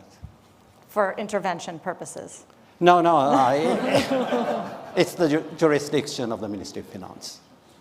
Decisions on intervention. President Lagarde, how much would you like to see inflation moderate from these levels? Because we've already seen a nice moderation. For you to feel comfortable taking a pause or potentially going the other way? Well, this is not what we're considering at the moment, okay? But if I look back at what we've covered, inflation was, I think the highest reading we had was 10.3. We are now at 6.1 headline. Core has moved a bit down, but we are really looking at both headlines, which is the measurement that we have agreed in our strategy and that is visible for people, for the consumers of Europe, but we're also looking at underlying inflation. And on that front, we are not seeing enough tangible evidence of the fact that underlying inflation, particularly the domestic prices, are stabilizing and moving down. So we're looking at as many measurements as we can because we want to be in sufficiently restrictive territory for long enough so that we are confident that we reach our 2% medium-term target. Why is it so sticky, Governor Bailey? And why is your inflation rate higher than that of Europe's? Well, let me distinguish headline and core for a moment. So with headline inflation, I do expect it to come down markedly this year, as we've been expecting for some time. And a lot of that is to do with the fact that the unwind of energy measures in the UK is on a sort of somewhat longer track, so that we will see some quite sort of discrete sort of jumps down in headline inflation in the UK throughout the rest of this year. And indeed, actually, energy prices are now somewhat weaker anyway than we thought they would be even quite recently. So it's core that's the issue, just as Christine has said. Core is much stickier. I think I come back to the labour market again. We have a very, very robust labour market and strong labour market in the UK. One of the striking things about the UK is that the size of the labour force is smaller than it was at the outbreak of COVID.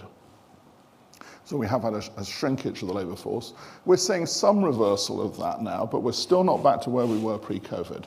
So that is causing the position in the labour market to be very tight. And I see this when I go around the country talking to firms, because what they say to me very frequently is that their plan is to retain labour as much as they can, even in the event of a downturn, because they've been concerned and it's been difficult to recruit labour. So that's certainly taking place. So I would say there's a backdrop of a very tight labour market going on. Is it Brexit related also? I don't think Brexit is a part of that labour market story. I think a lot more of it is actually to do with, frankly, the response to COVID. I mean, we've seen people. The UK is a little unusual in this respect. We saw people come out of the labour force during the COVID period. Other countries have tended to see that position reverse more quickly and more strongly than we've seen in the UK. Governor Wada, when it comes to the inflation path for you, I mean, I know you'd like to see it continue to rise from here, right? What would it take for you to really strongly consider abandoning the yield curve control and negative rates? So we have a forecast or a projection of inflation path that looks like it's going to go down for a while toward the end of this year on declines in import prices, and it's spilled over to domestic prices. And from there on, we are forecasting some increase in the rate of inflation into 24. But we are less confident about the second part. If we become reasonably sure that the second part is going to happen, that could be a good reason for a policy change. If you see a steady increase? If we are reasonably sure that the second part of the forecast is going to But didn't you learn from these three that inflation turned out to be not transitory? Excuse me? I mean, wasn't one of the lessons from the last year that inflation wasn't transitory and that there are some elements in it, was not, and that there are some elements of it that are sticking and proving difficult to fight? Right. So the second part is the sticky part. But it's still, as I said, we think less than 2%. We hope to make sure that it's going to go up to 2%. Chair Powell, we've seen some progress in the US. Certainly, if you look at the headline CPI from 9% down to 4%, I know you're focused on core, but what would make you feel better about it that you could remain on hold? So the progress on headline inflation coming down is certainly welcome and ought to help keep inflation expectations anchored. But I think it actually helps to think about core inflation broken into three pieces, the first of which is goods inflation. And we've seen goods inflation coming down for 6 months now. And that's because supply chains are improving, the shortages are more or less gone, and also because consumption is moving back to services and away from goods. So that part of the story makes sense. Housing services is the next piece, and between that and goods, you have a little bit less than half of the total index. And you see now the new rents that are coming in are at lower increases or no increase, and so there's significant disinflation in the pipeline there, but it's going to take 12 months or 18 months to get there. The place where we haven't really seen much progress is in non-housing services, which is a little more than half of our core PCE inflation index, and that's hotel services, travel services, food service, financial services, healthcare, those things. It's generally very labor intensive. Some of it's quite cyclically sensitive, but some of it's not. The point is, that's where we're not seeing a lot of progress yet, and the reason is that, or one explanation for it is that labor costs are really the biggest factor by far in most parts of that sector, and so what we need to see, we've seen a lot of signs of softening in the labor market, but it's just kind of beginning. We need to see a better alignment of supply and demand in the labor market and see some more softening in labor market conditions so that inflationary pressures in that sector can also begin to subside. Are you surprised that hasn't happened yet after 500 basis points of tightening already in a little over a year? Yes, I think widely it's been surprising that inflation has been this persistent, but I think the bottom line is that policy hasn't been restrictive enough for long enough to start to see those effects. And the service sector is not especially interest rate sensitive, by the way, as opposed to, for example, the goods sector. So we wouldn't expect it to be the first to be affected, but we would ultimately expect, as demand softens and as the labor market conditions go more into balance between supply and demand, we would expect to see inflationary pressures subside in that sector as well. Do you guys coordinate? Do you talk amongst yourselves? Yeah, of course we do. I mean, do you call before policy meetings? Can I I just want to follow up on what Jay said, because I think he's completely right. And I think that this is what I call the catch-22 issue, where we have an expected catch down where manufacturing eventually will align, or services will align on manufacturing, and that would be the logical consequence of the lag time that it takes for services to align with manufacturing and to see prices go down in that sector. The catch up is that of labor, because it is, as Jay said, labor intensive. It's generally relatively low productivity and low skilled jobs in those sectors, and also those jobs that are going to seek the catching up with pre-COVID times. And how that catch down, catch up will be resolved is going to be critically important for where inflation is heading. Because if we see inflation going down in that service sector, and movement of wages while increasing at a moderate pace, then we would be in a relatively good place.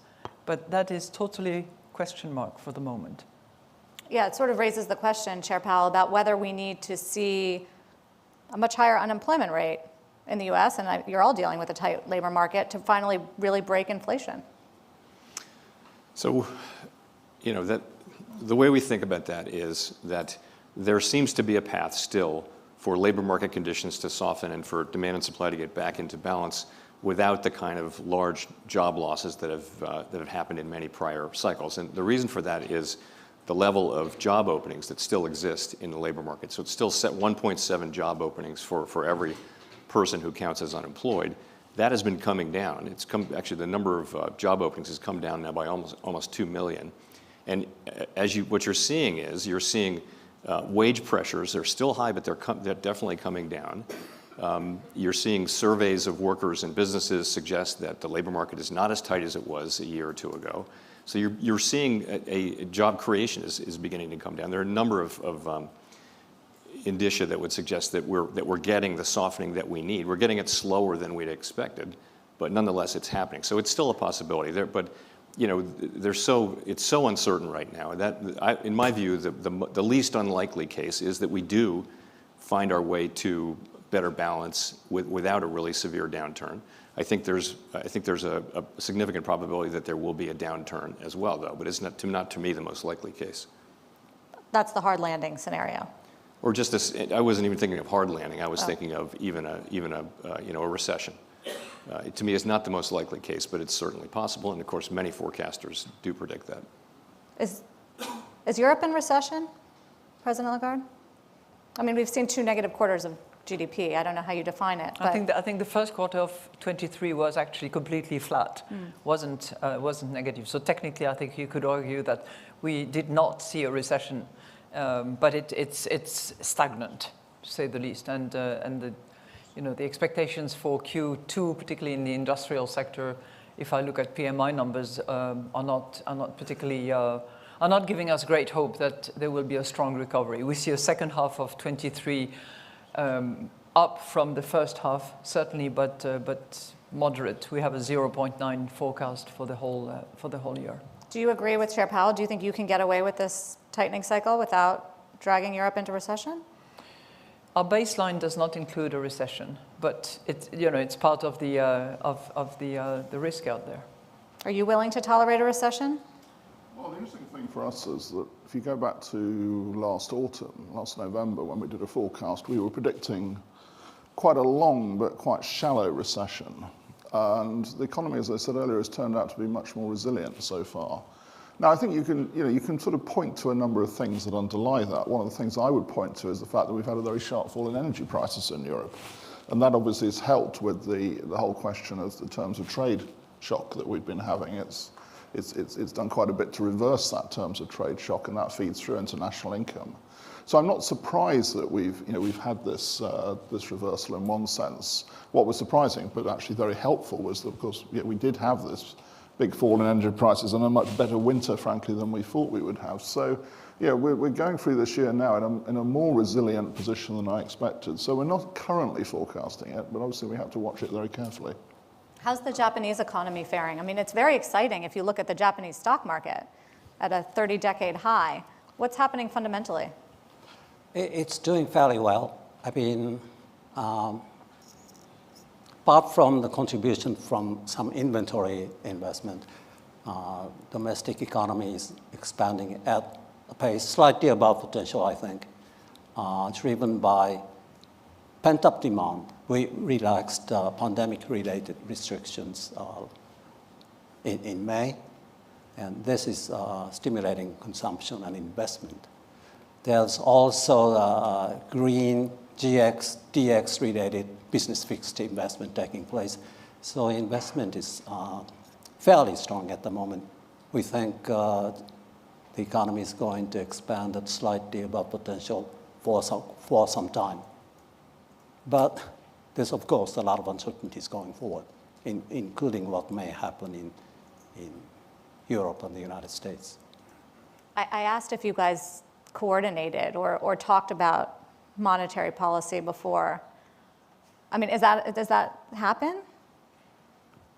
Should it be more coordinated?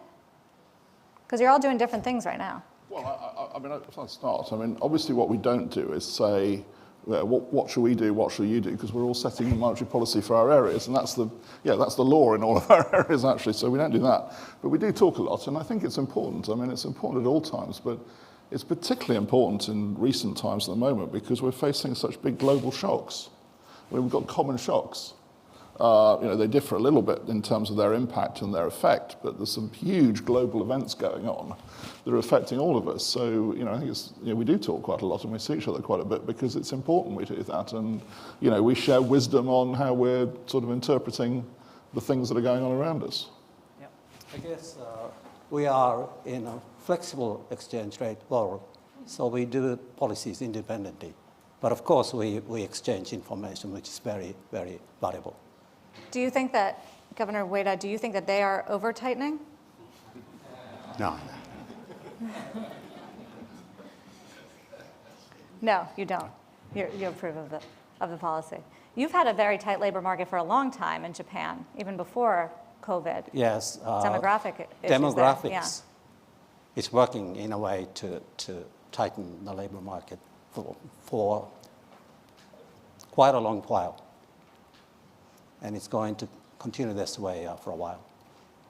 I mean, the economic conversation, it gets into an interesting question, Chair Powell, where now we're wondering, easier to fight inflation last year when the economy was doing better, but now that we're seeing signs of softness and weakness in manufacturing, and you mentioned the labor market starting to cool off, about overdoing it and the risk of overdoing it. Do you wonder about that, or you're still just focused on inflation? Let me say the U.S. economy has actually been quite resilient, and the data that we're still seeing, including since the last meeting, still is consistent with with an economy that's resilient and growing, albeit at a modest pace. As I mentioned earlier, though, yes, there was no question. The first question was how fast should we go, and we went pretty fast, and we got to a level that we believe is restrictive. We're in restrictive territory. If you take the federal funds rate and you subtract some forward-looking measure of expected inflation, you'll get a significantly positive real rate, meaning we're probably in restrictive territory. So, and I think we have steadily slowed the pace of our moves, and it's appropriate to do so for one reason, because the more information we get, the better decisions we'll make. The risks of doing too much versus doing too little become more in balance. I wouldn't say they're in balance yet, but they're becoming closer to balance. I still believe and the committee clearly believes that there's more work to do, that there are more rate hikes that are likely to be appropriate, though. So you think the risk is still of doing too little and not getting control of inflation? Yes, and of course But inflation expectations are, I don't have to tell you, very well anchored. No, but the thing with the risks is that there may be social costs associated with restoring price stability. The social costs of failing to restore price stability will be higher in almost all likely cases. We've seen what that looks like, and it's just something that we have to do. It's one of the principal things that society counts on us to accomplish, and I think we all feel committed to accomplishing it. It is of course a good thing that inflation expectations have remained anchored all this time, but our understanding of inflation expectations is not a precise one, and the longer inflation remains high, the more risk there is that inflation will become entrenched in the economy. So we have to, the passage of time is not our friend here. What about a higher inflation target? I know none of you want to talk about that, but on Wall Street, there's this idea that a lot of things are changing in our economy structurally. The onshoring of supply chains and chip plants and all of that is going to be expensive and could permanently create higher inflation rates. Couldn't it, President Lagarde? Well, at this point in time, and given the fight that we lead against inflation, the yardsticks that there is, the strategy that we've agreed, the expectations that we have, and the inflation targeting, as it has been said, there is no way that any of us, I think, would consider changing the gatepost halfway or more than halfway through that journey. I think it's wonderful to have a forum like Sintra, which brings together academics and other than policymakers to actually consider those ideas and to explore them and to weigh the cost and benefit and all the rest of it. But at this point in time, I think we have to be as persistent as inflation is persistent, and we have to be resolute and decided and determined in reaching the target that we have set, and not debate the target as we are running that race. But it does raise the question, Governor Bailey, about how far inflation will come down to. It does, but let me reinforce what Christine said. What is the inflation target? It is the definition and practice of price stability. You know, in our legislation, it is what price stability is taken to be. That is the 2% target. And I don't think anything has changed in terms of what we mean by price stability. And I think that's a very important point to start with. It's the anchor that we have to always maintain. Now, in terms of bringing it down, yes, I mean, we're facing, have faced and are facing, the biggest challenge for a very long time. But we have to meet that challenge. I don't think it is the right thing to do to say, well, this is all a bit difficult, let's change the target. I really don't think that is the right thing to do. I think that would be a very bad thing to do. And I think, although I very much agree, as Christine was saying, that there are things we understand about inflation expectations and things we don't understand about inflation expectations. I think taking risks of that nature with inflation expectations, but also fundamentally changing what we mean by price stability when there's no good reason to do that, I think would just be the wrong thing. How do you read, Governor Ueda, the inflation expectations? Because they've crept up in Japan as well. Yes. We've been for a long time trapped in a zero inflation expectations equilibrium. So we've been trying very hard to move this to a 2% inflation, 2% expectations equilibrium. To do so, we had to de-anchor expectations from zero, raise inflation expectations, and in the future, we will have to re-anchor them at 2%. This is a formidable task, and now we are seeing signs that inflation expectations are rising.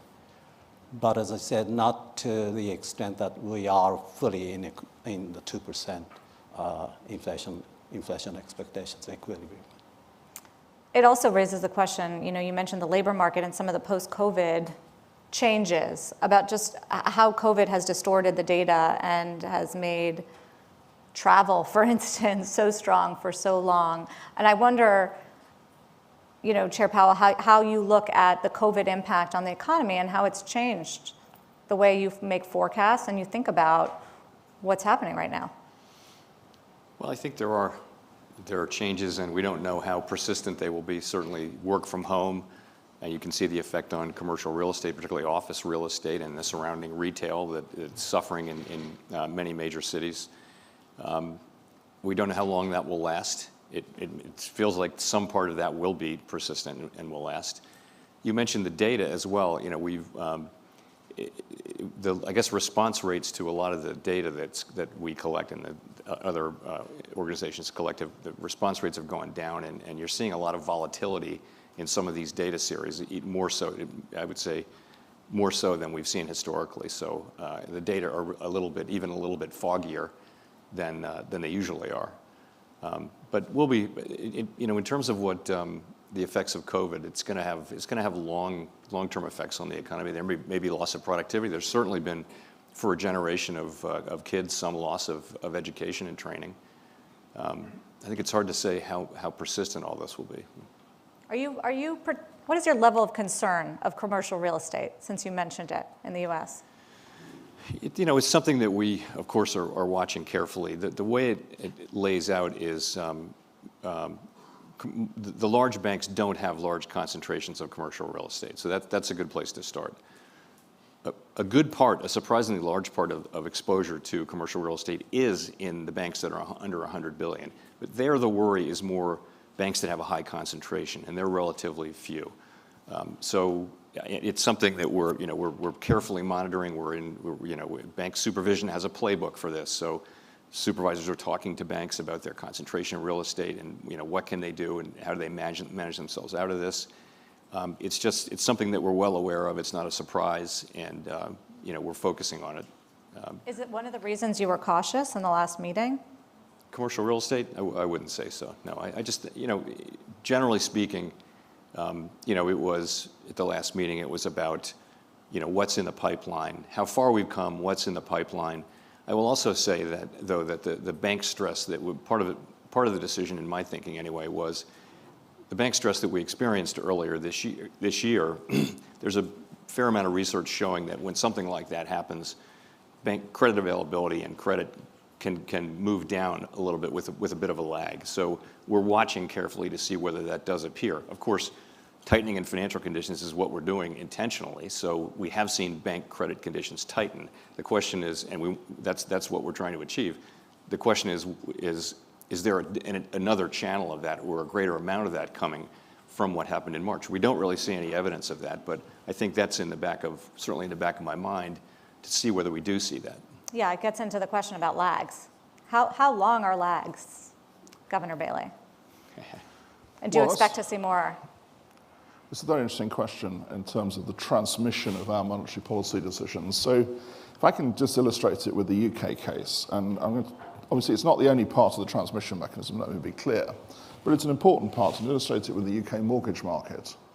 So we've seen a big structural change in the UK mortgage market since the last tightening cycle of monetary policy, which of course, accepting passage of time, was about 20 years ago actually. And that change has been a change from a variable rate mortgage market to a fixed rate mortgage market. Now, I must say, obviously with Jay here, it's not a US style fixed rate mortgage market. It's a much shorter term. So the average term is often around 5 years.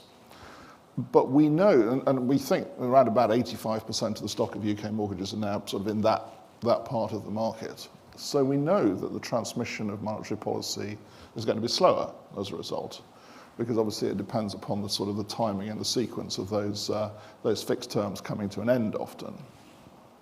So we have to judge that. I mean, it's another factor and another sort of element of uncertainty that we have to judge when we're taking our decisions, which is how much of the tightening that we've already done has come through and how much is yet to come through. And we know that referring back along quite a way into the past isn't going to help us in that respect. So we have to sort of formulate those views afresh. And so it is part of our decision-making calculus is how much more has to come through, when will it come through, and also how powerfully will it come through. And all those things are things we have to take into consideration. And as I said, history isn't going to be a great guide for that, given the change in the market. So a year? What's a lag? Well, what you see, and of course you can compute, is the sort of the profile of mortgages coming up for renewal, renewed terms, and we can see that over the next year or so, there's quite a lot of fixed rate mortgages are coming up for renewal. So we can factor that in. There is another element, I say, of uncertainty as to just how that will work its way through. President Lagarde, how do you think about the lags? I think of the lag in 3 steps, if you will. The first one is transmission in terms of tightening of the financing terms that are made available and how markets absorb the decisions that we make. And on that front, we have a good and reasonably rapid transmission. We see it in rates, we see it in volume of loans, and on both accounts, there is a good absorption and a rapid transmission of our monetary policy decision. But that's only step 1. What we need to see is step 2 and how it materializes on investment by corporate, and for households, it's predominantly mortgages. And for the euro area, there is a lot of heterogeneity, because you have markets where mortgages are at fixed rate, markets where mortgages are at floating rates, some that are readjusted every so many years. So we have to look at all those data very carefully.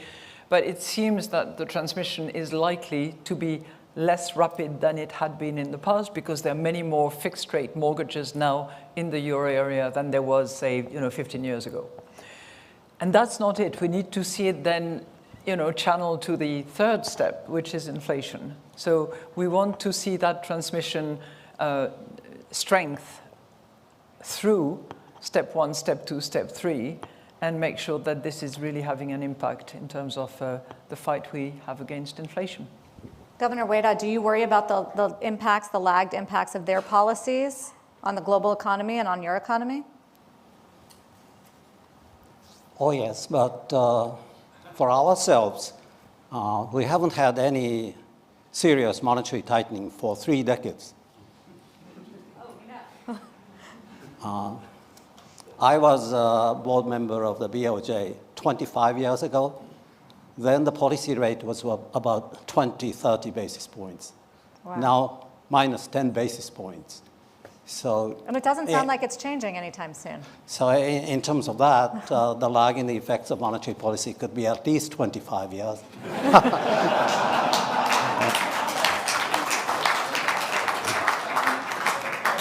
We'll see what will happen if we get to normalize policy seriously.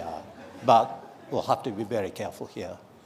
Be careful what you wish for, I guess. So, Chair Powell, are you more worried about the lag impacts than they are because they're still hiking rates? I don't know. I wouldn't want to compare. I would just say again, so what's different this time is actually, though, that markets move substantially in anticipation of moves. So by the time we lifted off in March of 2022, the 2-year had moved from 20 basis points up to 200 basis points. So financial conditions now move in expectation, and the whole modern communication strategy really helps that along. So that is different. What may or may not be different, and we also haven't had this kind of tightening in 3 decades, really. We've had tightening, but it wasn't this looks more like tightening cycles from the 70s and 80s.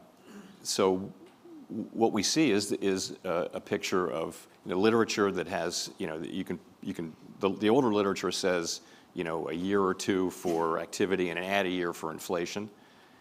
There's new literature that says it's much faster than that, and I think we just have to use our, to watch and see what's happening.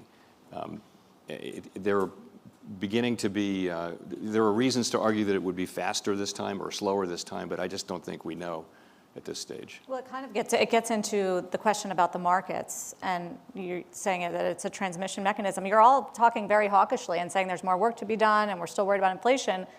The markets pretty much think you're almost done, all of you guys. Maybe one more hike in July and then done, and then into cuts next year. Is that wrong, President Lagarde? I look at the data we have, I look at the mandate we have, I look at the transmission lag, and we've decided for ourselves that we would use 3 criteria. That's what we are focused on. Of course, we are not completely oblivious to what happens in markets, but we have to be guided by what the mandate is, what the data delivers, and what criteria we take into account in order to determine our policy and to establish our stance going forward. That's the only way to go. But I guess there's financial conditions, and I don't know, Governor Baylor, are they working against you? You're trying to fight inflation, and MSCI World is up nicely this year. Well, by the way, the market, I don't think thinks we're nearly done at the moment. They've got a number of further increases priced in for us. My response to that will be, well, we'll see, because we are, as we were saying earlier, we're essentially evidence-driven in that sense. So, we'll make our decisions based on that. I think you're right to point out, as you said earlier, and I would draw this point out, that there are 2 parts to this. There's where the peak is, and then how long it's sustained beyond that. And I think both of those are relevant. Both of those are things that will, sorry to state the blunt and the obvious, will emerge with time. But I've always been interested that the market thinks that the peak will be quite short-lived in a world where we're dealing with more persistent inflation. Right. They did finally price out the cuts in the US a few weeks ago. The market was primed for cuts. I assume you were pleased to see that that's no longer the case. So if you go back and look at forecasts from the participants on my committee on inflation, you'll see, we've been consistently thinking this is going to take some time. It's going to be a process that will take longer than we would have hoped. And it may well be a bumpy process. But markets have gone back and forth between pricing and what appearing to price in pretty quick declines in inflation to coming back to being more in alignment with the thinking of the committee. And that's where we are right now, is closer to where committee participants are. But as Christine said, we're not focused on what the market's forecast is. We have our forecast, all of us who are on the committee. We work hard to develop an understanding of what's driving inflation and what the path forward for inflation is. We make our best estimates. And that still is that it's going to take some time. It's just going to take some time. Inflation has proven to be more persistent than we expected, not less. And of course, if that day comes when that turns around, that'll be great. But we don't expect that. We don't plan for it. So is it counterproductive to you that the stock market has rallied, the bond market has rallied? The market is fighting the Fed. The market thinks you're closer to the end, and I mean, that does make financial conditions easier. I thought you can't fight the Fed. Wasn't that the... You can't fight the Fed, but they're fighting the Fed. Is that a problem for I you? don't see it that way. I don't look at it that way at all. Honestly, we have different jobs. You know, our job is to bring inflation down to 2% and sustain maximum employment. That's our job. That's what we think about. We look at the data, and that's what we care about. And markets react, different parts of the market react in different ways.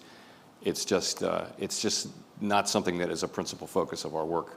But it did seem last year like you wanted a weaker stock market. You used the word pain at Jackson Hole. It seemed like you were trying to communicate that financial conditions should tighten, and less so this year. Is that right? Not really, no. Okay. Of course, we work through financial conditions. That's what we do. Our rate and our, all the things we do and say work through financial conditions to affect the real economy. That's how it works. But it's broader financial conditions. So we're not focused on any one market. We're never thinking, oh, let's do this to this market. It's just, in general, let's communicate what we want to do and why we want to do it. And financial conditions adjust. And that's really all we can do. We do not target particular parts of the market, although, of course, we do monitor market conditions. So you don't care what the stock market's doing? I look at broader financial conditions. It's one of many, many conditions, along with interest rates, credit spreads, everything, all of the conditions and the availability of credit. It's one of many, many things. And again, we don't focus on any one thing as the key thing. Governor Ueda, how important is it to you, the markets, as it relates to financial conditions and the mechanism for monetary policy? You mean the stock market? Stocks, bonds, currency. So stock prices have been rising fairly sharply since spring this year. Stock prices theoretically are affected by interest rates and investors' view of the economy. We haven't changed interest rate, so probably investors have become more optimistic about the future of the economy. Of course, we don't want serious financial imbalances in the economy, so we keep monitoring. How do you think about, President Lagarde, the risks to the economy, especially geopolitical risks? In Europe now we have this, we were all glued last weekend to the news out of Russia and the Wagner rebellion, and we're wondering if now political instability in Russia presents a further geopolitical risk to the global economy. Well, I think I look at it, we all look at it, and we are all concerned about geopolitical development by virtue of the profession that we have, because it does have an impact on supply chain, it does have an impact on trade, it does have an impact on the uncertainty, and we can only say that at this point in time, uncertainty is high overall, and a big factor of that uncertainty has to do with the geopolitical difficulties and conflict or quasi-conflicts that abound at the moment. So yes, we are looking at that, but do we have to make a moral judgment on this, that, or the other? This is not the job that we have, but it clearly has an impact on how the economy is going to change and be transformed, and whether it will have an impact that is inflationary or disinflationary, I think is also to be determined. I think there will be various schools of thought along those lines. Yeah, I wonder how you think about next winter. I mean, Europe got lucky. We hope it's mild. Yeah. What if it's not? But storage is, what, 69%? Michael, the expert on Isabel's panel, said that 69%, and we are going to hit 95% by the end of the summer. So that should put us in a good position for the winter. But I'll say one thing, which probably we had not factored in sufficiently, and maybe that applies to all of us. It's the resilience of our economies and the resilience of the entrepreneur, the corporates, the way in which we have sort of, in a matter of a few months, reorganized ourselves. Just think 1 year back, everybody thought that the German model was dead, that Europe was going to be completely on its knees. Well, these things have not happened, and the resilience has been demonstrated at all levels of society. I totally agree with Christine on this. That resilience, I mean, you see it when you talk to businesses. I spend a lot of time talking to businesses, and I've spent a lot of time in recent months talking to food-producing businesses to try to understand the sort of, the slower than, frankly, we expected decline in the rate of food inflation.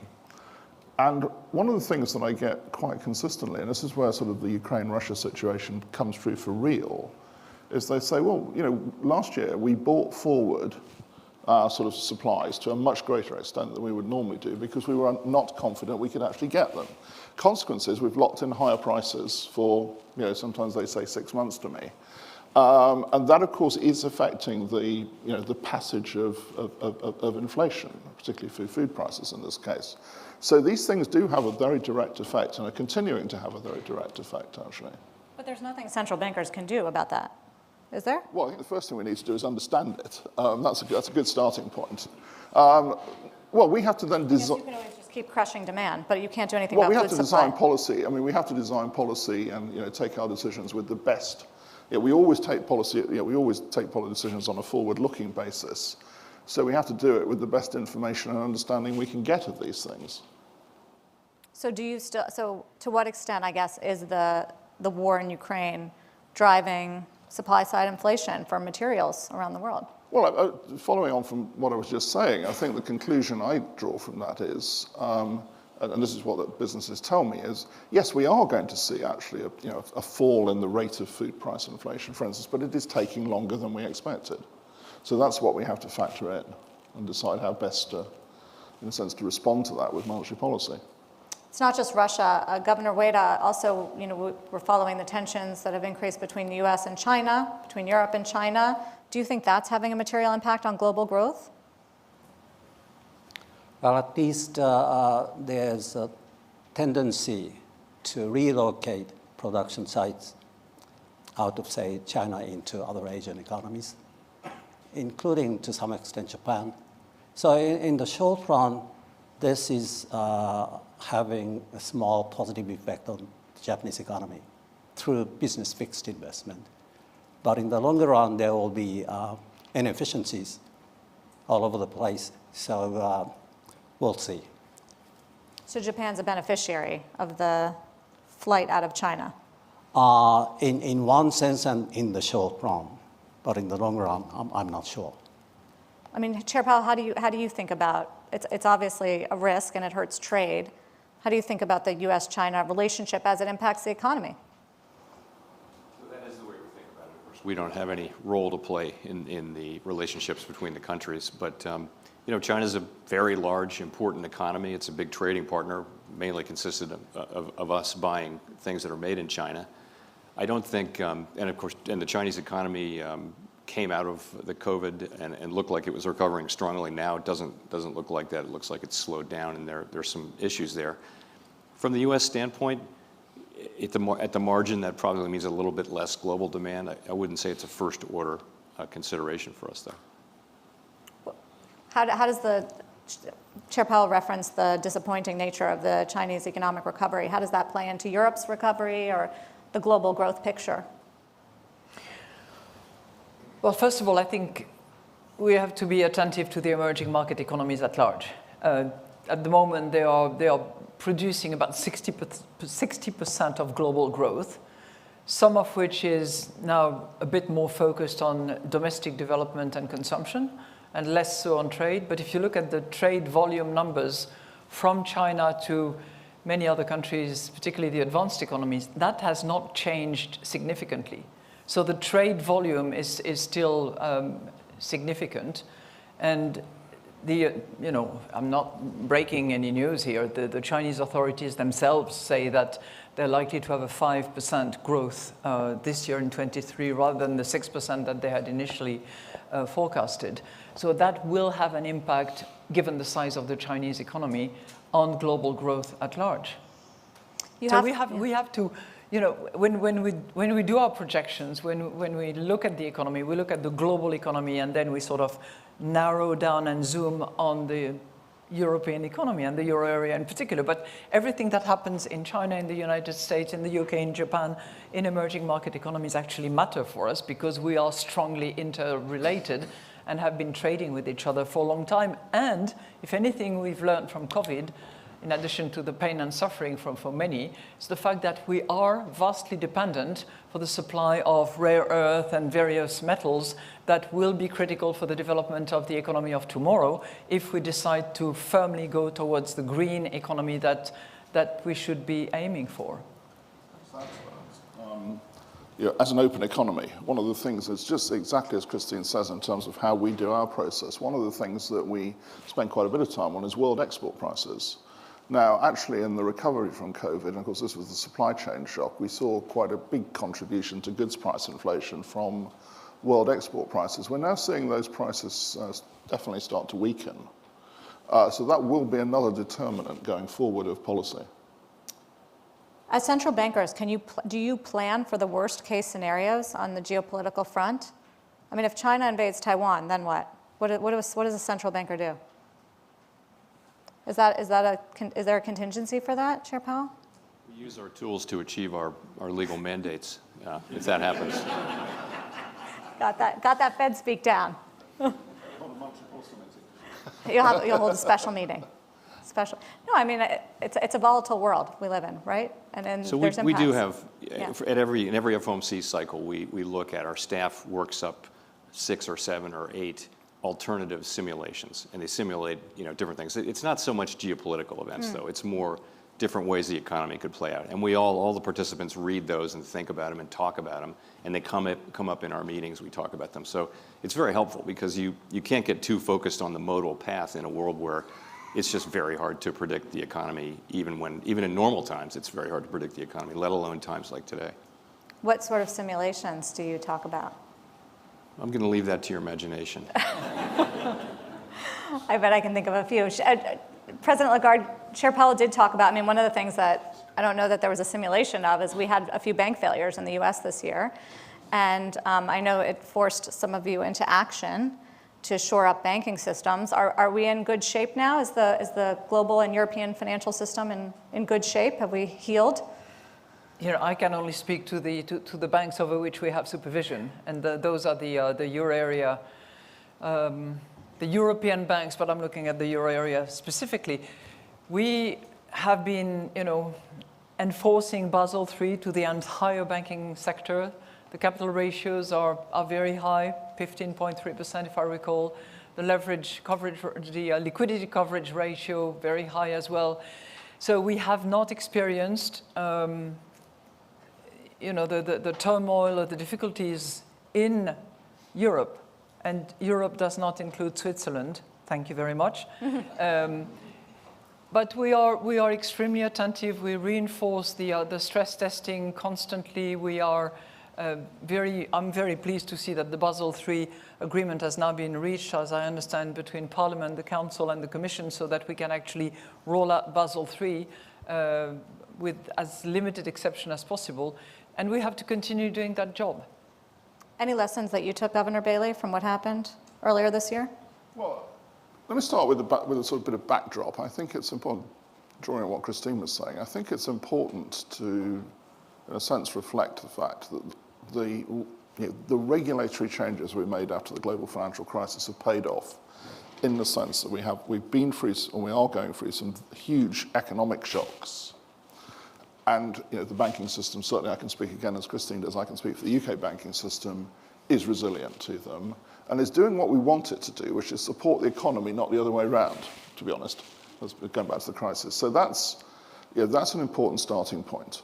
Now, I think there are important lessons from, important issues that we have to reflect on from what happened. Christine made her subtle reference to Switzerland. Well, there's a huge sense of irony in the British, Christine. Look, I mean, there is obviously a question posed by the Credit Suisse, handling, which is, are the resolution plans for the major banks that we've spent the last 15 years developing fit for purpose, or are they not fit for purpose? And come on to that. If they're not fit for purpose, then of course we cannot sit here and say all's fine. because clearly we're going to, regrettable though it would be after 15 years of work, we're going to have to sort of, tear them up and start again. Now, I'll give you my view on it. I'm going to say this. I have not yet heard the case made to me which suggests that they are not fit for purpose. I'm going to state that. But I'm not going to leave it there. We have got to have, we've got to have this out and decide whether, it goes one way or the other. My starting point is I remain to be convinced of that assertion, but we can't let it rest there. I think we've all got the question of, how our banking systems handle, a steep rise in interest rates. We do stress tests to test that. We've got capital provisions for, related to that. And we've all got to think hard. I think the third thing I'd say is we've got to think hard about the speed of run question. But I think we've got to think pretty carefully about that because, if we go to extremes on that argument, we're essentially heading to narrow banking. And speaking myself, I don't think that is a sensible place to head to. So we've got to think quite carefully, but quite, I think, creatively about how we maintain the banking system that does what we want it to do, which is create credit in the economy, create assets that are naturally illiquid, and deal with this speed of run question. And we've got to take that one on. We're actually going to get stress tests this afternoon in the US, which I won't ask you about, Chair Powell. But I will ask if you think that the US regional banks are resilient right now. I do. So I think, first of all, I think the overall banking system is strong and resilient with very high levels of capital and liquidity, double the levels that they were at, and then some before the crisis. So the innovations that we put in place, the regulatory changes and higher capital, those are all in place in the United States as well. So when it comes to the events we had earlier this year with 3 banks that had pretty idiosyncratic business models and funding models as well, I think we need to learn lessons, and we're not hiding from that at all. We understand there going to need to be regulatory strengthening of both regulatory and supervisory practices as it relates to institutions of that general size, I would say. You got a lot of questions on that from Congress last week. That's mostly what they wanted to talk about. They want to make sure that you aren't, well, in part, not going to increase capital levels and sort of choke off the small and regional banks in this country and make it hard for them to compete. So the U.S. has something like 4,500 banks. It's the most banks by a pretty big margin, I think, of any major economy. And we think it's a real benefit to have banks of different sizes and business models that serve local communities and offer different products, as well as having the large banks. And the large banks in the United States are very strong, well-capitalized, a lot of liquidity. And they've been a source of strength, I think, through the last couple of events. So I think it's important that whatever changes we do make, keep in mind the need to preserve the business models of these of smaller banks and not just of the largest banks. Any concerns for you, Governor Ueda, on the strength of the global financial system at this point, as we go through this, I don't know, once in several decades tightening period? I can only talk about Japanese banks. I think they are well capitalized. They're capitalized. They have enough liquidity. It's true that some smaller banks, regional banks, are sitting on non-negligible amount of valuation losses on their security holdings. But on average, that's about 1% of their core one capital. So it would be okay. But if we do get to normalize our monetary policy, because we go into the 2% inflation rate equilibrium in the sense I discussed earlier, then rates may go up by large margins. And we will have to be careful.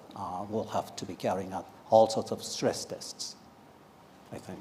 I also wanted to ask you, if you go into a more normalization stance away from negative rates and the yield curve control, how you'll manage the risk of the government's enormous financing needs, and whether that's a concern that you think about. Well, we keep saying that's the business of the government and the Diet to create sustainable government finance. fiscal policy in general. I'm curious if you guys will bite on this. Is it helpful right now or hurtful, President Lagarde? You know, everybody has to do what everybody has to do. Man's got to do what a man's got to do. Monetary policy makers have to decide on monetary policy, and fiscal policymakers have to do their job. It is true that there are circumstances where working hand in hand and supporting each other has proved helpful. I think we had a very good demonstration this morning in one of the lectures that we had. I think what we have very clearly stated as a governing council of the whole Eurosystem is governments, please, it's time now to roll down the measures that you had decided for COVID and for energy purposes, and that you adopt a path that will take you to better sustainability of your public finance. So we hope to see that, you know, the fiscal space that has been allowed for the various non-conventional fiscal support that were decided back in 22 and 23 very much should be rolled back in the course of 23 and certainly should not be expanded in 24, bearing another major shock. But that's our recommendation, and we make it very clear in our monetary policy statement and have made it very clear in the last statement that we issued. I mean, we learned in the UK, what was it last year, when monetary and fiscal policy don't work together, it can be a big problem. Well, because what we had to deal with in the UK last autumn was actually a financial stability issue, and we dealt with it, and it was very clear that that was the issue we dealt with. We didn't deal with anything more than that. It's not our job to get involved in fiscal policy in that sense. And we always, when setting monetary policy, take fiscal policy as announced, as a conditioning sort of assumption for our decisions. So I don't go beyond that in terms of commenting on the stance of fiscal policy. I mean, the one thing I've said in recent times, and I don't mind saying it again, is that I welcome the fact that the Chancellor is very much using fiscal policy to try to address the structural issues in the economy. That's not a comment about the stance of fiscal policy about more or less.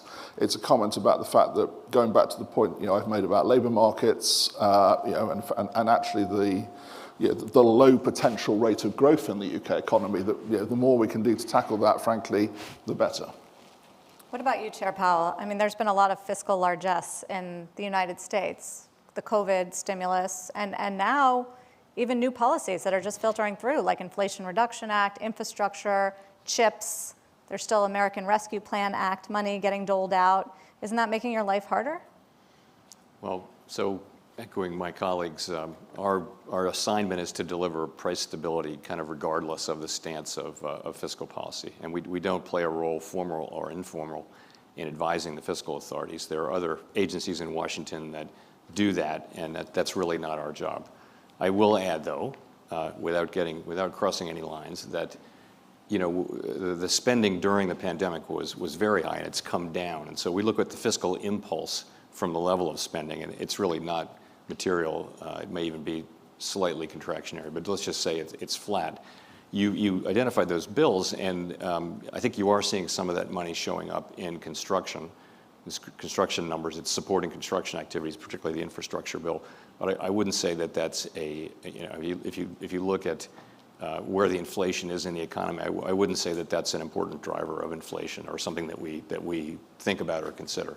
So you mentioned the consumer. So the excess savings, you think have pretty much come down. Where do you think the U.S. consumer is headed? The consumer had savings from two sources. One was just the fact that people couldn't travel and couldn't kind of spend money on services. That was a lot of it. And there were also the fiscal transfers that happened. And those, there are many different estimates. I would say for people at the lower end of the income spectrum who tend to have a high marginal propensity to consume, most but not all of that money is gone. So there's certainly some residual support for spending in laws that passed at the beginning and during the pandemic.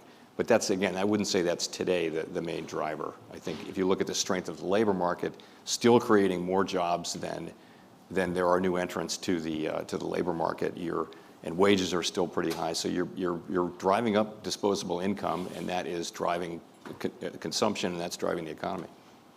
Wanted to also ask you guys about the balance sheet, very hot topic. Governor Wada, how do you think about the expansion of the balance sheet, and how much is too much? Well, it's a tough question to answer. At the moment, we are using government security purchases to hit the range for the long-term interest rate we have set, which is 0 ± 50 basis points. So the size of the balance sheet is an endogenous variable.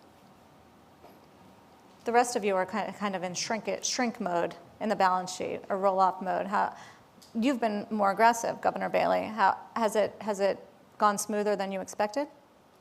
Well, so far, I don't want to tempt fate, it's gone very smoothly, actually. By the way, the reason that you say more aggressive, just to be clear, is that we've got a longer duration of bonds in our portfolio, government bonds in our portfolio. So leaving it to an organic runoff would mean a lot longer runoff for us, I think. That's why you're outright selling. So that's why we're selling. And so the target we set for the year, the 80 billion target, was the sum of the natural runoff plus the difference between the target we set and that.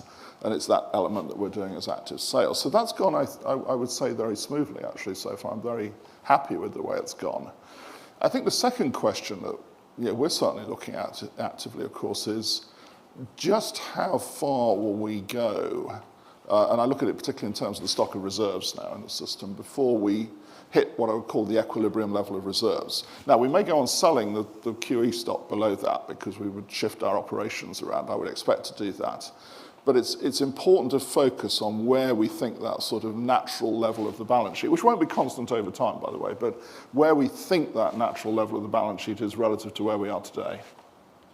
How do you think about it, President Lagarde?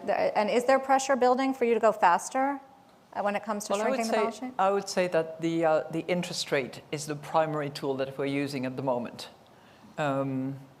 Second, there is almost a contractual reduction of the balance sheet of the ECB because there is a reimbursement of the TLTRO that we had put in place during the pandemic, and that is actually happening now, if not yesterday or the day before. Third, as of the 1st of July, we will stop any reinvestment under the asset purchase program. So there is a natural declining of the balance sheet of the ECB, which is only a first step. We are discussing our operational framework. Hopefully we will be able to complete that work in the next 6 to 9 months, and that will really determine the size, the desirable size of our balance sheet, which is always a factor of also the circumstances and the situation we are in. But that is coming. Is it going smoother than you thought it would as well, Chair Powell, QT? I'd say it's working as we had hoped and expected it would work. We have a entirely passive program as treasuries and mortgage-backed securities mature. They roll off subject to a cap, and it's been moving along at a pace. The underlying pace, if you hit the cap, is about $1 trillion a year. And reserves appear to be quite ample, so it has a ways to go. Is there anything that would make you speed that up or slow that down? We always say that we're prepared to adjust in light of evolving conditions, but I don't see anything that would cause us to want to do that right now. Okay, so in the moments that we had left, we've talked about a lot of the risks. We've talked a lot about some of the concerns out there. I want to hear some optimism, maybe, and what makes you feel, none of you are really talking doom and gloom on recession, but what makes you, President Lagarde, optimistic right now? In my professional field? However you want to interpret the question. Personally? Otherwise, there are lots of things that make me happy, and I hope for all of you. I'll just mention one success, which I'm really proud of, and I'm very proud that Fabio Panetta was the one who led that exercise on behalf of the entire group. Today, the European Commission has published the legislative draft for the European digital, for the digital euro, for our CBDC. And that gives me hope because I think that it really demonstrates the capacity to innovate, the capacity to work as a team, the capacity to anticipate what digital payments will be tomorrow. Now, some people are very skeptical and they say, well, you're taking risk, financial stability, possible runs that will be accelerated by this. And all I would say is, number one, you have to be ready. You want to keep the sovereignty of your currency. So many years ago, who would have thought about all the users and the applications that you have on your cell phone? None of us. So being prepared, being ready, paying attention to what actually Europeans and particularly young Europeans want in terms of currency and form of currency is something that we have been doing, that we have accelerated, that we have not decided for sure, but at least the legislative piece is on the table. There will be a lot of discussion. And that's, in a way, also the result, one of the good benefits of COVID. We have talked about the downside of COVID and the consequences, but the way in which so many of us have become more digital, better equipped, probably more productive. It will be demonstrated probably with a lag time. But when I look at my member states, the countries that were least digital have really traveled very fast to become much more digital. So that's a good reason to hope. And the resilience demonstrated, but I have mentioned that earlier on, by everybody, from the individuals to the entrepreneur to the corporates to governments. We, in Europe, decided to get together to borrow jointly, despite the fact that it's laborious, that it's painful, that it gives a lot of things to report about to a journalist, is also a sign of progress. And just to be clear, a digital euro will happen when? That will be decided by the governors in Governing Council. We will decide that at the end of October. And then there will be another phase of piloting, experimenting, fine-tuning. Because if and when we go, as will be decided by the Governing Council at large, we want to get it right. So we're not going to do a half start or a fake start. We will move with success. What makes you optimistic, Governor Bailey?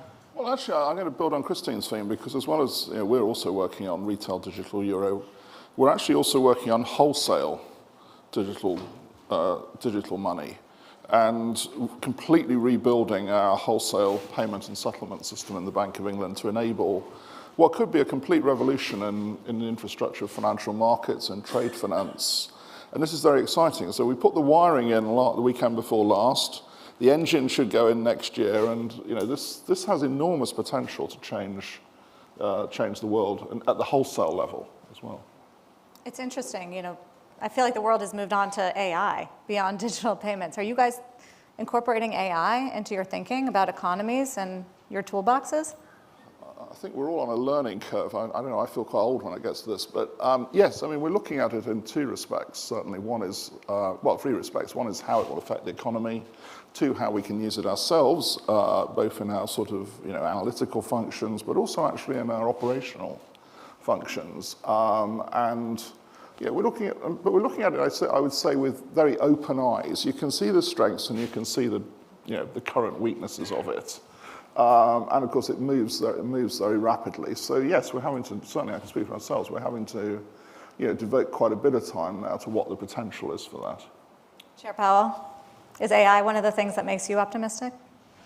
So on AI, we're just doing what everyone else is doing. We're trying to get smart about it, and it's obviously has huge possibilities. Technologies tend to propagate through the economy fairly slowly, and this one may be the exception, maybe not, I don't know. But it's something that we're spending a lot of time on, way too early for conclusions. I wouldn't use optimism, but I would say this in answer to your first question, which is when inflation first arrives, it's really due to very strong demand for goods and goods pipelines that just aren't working, and shortages. So that's where it comes from. It wasn't about the labor market at all, right? Or very much.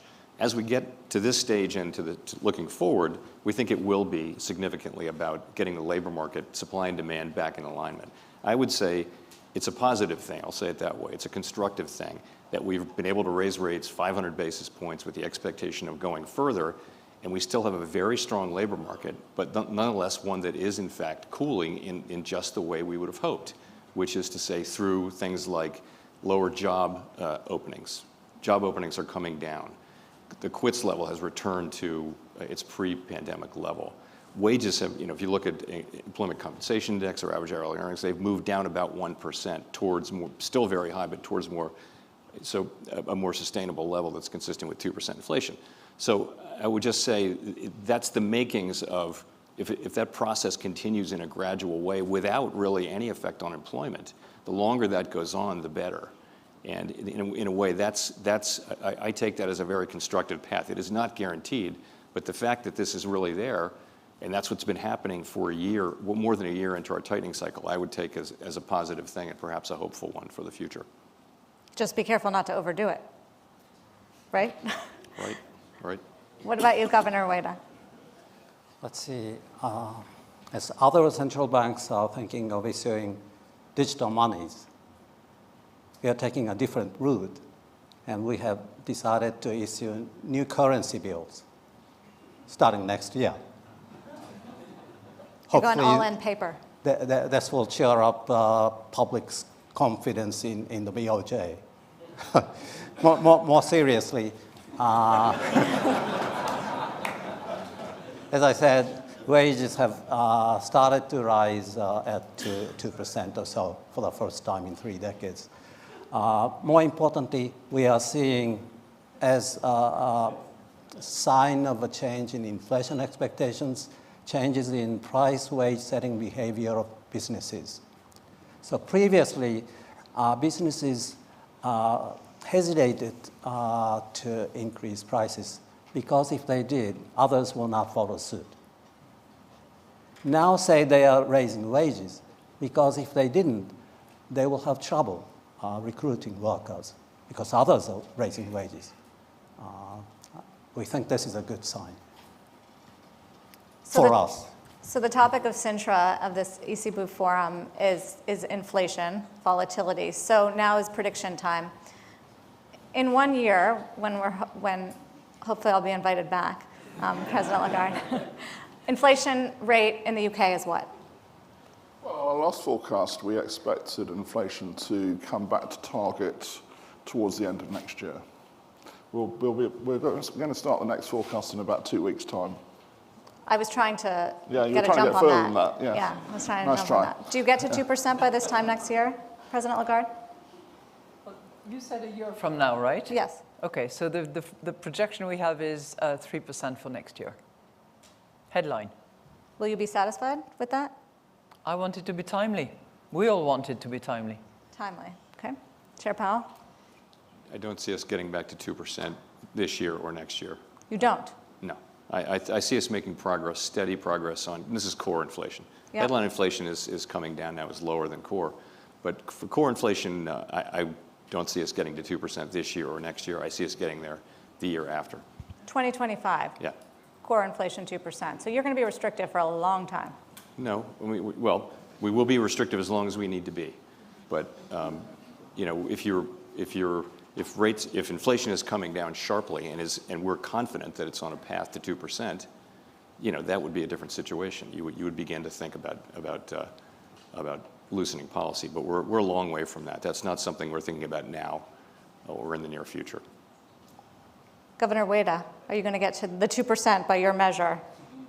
So our projection as of April, inflation projection, has for 23 fiscal year, 1.8%, 1.8 headline, 2.0% for 24. Now, this makes my job of justifying underlying inflation rate staying below 2% a bit harder. But we keep saying that we don't have a lot of confidence in this 2024 forecast. This may change depending on the data to come out. Do you guys feel you've been through a lot of hard moments, COVID and the inflationary challenge, and now we're starting to see economies weaken. Do you feel like it's a particularly difficult point in your central bank journeys, Governor Bailey? Yeah, until we get inflation back down to target, we've got a very big job to do, and it's a job we have to do. Well, I know that's stressful, but I think, look, we sign up for this job, and you don't get to determine the conditions that you do it in, so we just got to do it. I mean, that's our job. For you, President Lagarde? Likewise. Man's got to do what a man's got to do. We signed up for the job, and a woman's got to do what a woman's got to do as well. Thank you. Chair Powell, haven't seen you stressed. Sorry? I haven't seen you stressed. We have a job to do. We know that. We know that society's counting on us to do this job, and that it really matters. Price stability can matter for decades. It can benefit for people over time. I think we all know that, and we'll do the things that we need to do to restore it. And Governor Ueda is feeling good. I didn't know there was going to be so much traveling and so many press conferences. Welcome to the world of central banking. Thank you all so much for taking the time today and all my questions. It was a pleasure. Thank you.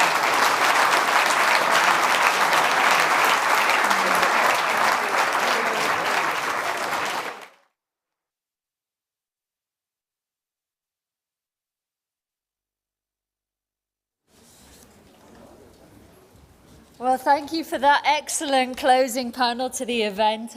So you did a great job of chairing there, and thanks a lot to all of our panelists. Very nicely done. We learned a lot about your commitment to stay firm until you hit 2%, however long it takes. We learned about the strength of labour markets and the resilience, too, of the economy more broadly, as well as some very, very, very long lags. So with that in mind, I want to turn now to the final part of our programme, which is about another way in which the Sintra Forum has been persistent, and that is in seeking the young economists who can provide answers to the challenges future generations face. So the final part of our programme is to award the prize, chosen by an expert panel, as well as taking your votes into account for the best paper by some of the most promising young economists in the world. Madame Lagarde, I'll leave it up to you to announce the winner. Thank you very much, Claire. And please do not go, especially the economists in the room, because here is the future. And the future is those 10 young economists, PhD students who were shortlisted from many other applicants and came from all over the world to present their research here in Sintra. It is really important to discover and encourage young talents. These people will be the bright minds of tomorrow. They will lead our economy through future challenges. The papers that you shared, you all in the back of the room over there, the papers that you shared and that you presented to many of us earlier today offer fresh perspective on challenging central banking issues that we face today, such as changes in inflation expectations, green investment, transmission of monetary policy, open banking, customer data sharing, you name it. All submissions were assessed based on their academic quality and policy relevance. Many, many thanks to all of you who rated the papers and thus helped us to select the winner. I would also like to thank the members of the selection committee for evaluating them, namely Jordi Galli, professor at Pompeu Fabra University, who presented this morning, who discussed the paper this morning, to Hélène Ray, professor at London Business School, and to my EC colleagues Philip Hartman, Isabel van Steenkist, and Jirka Slakalek. To all of you, thank you very, very much. Now, what I would like to do before I announce the winner of the trophy and the 10,000 euro check that goes with it, sorry, we'll transmit digitally probably, I think we should give all of them a big round of applause and recognize them.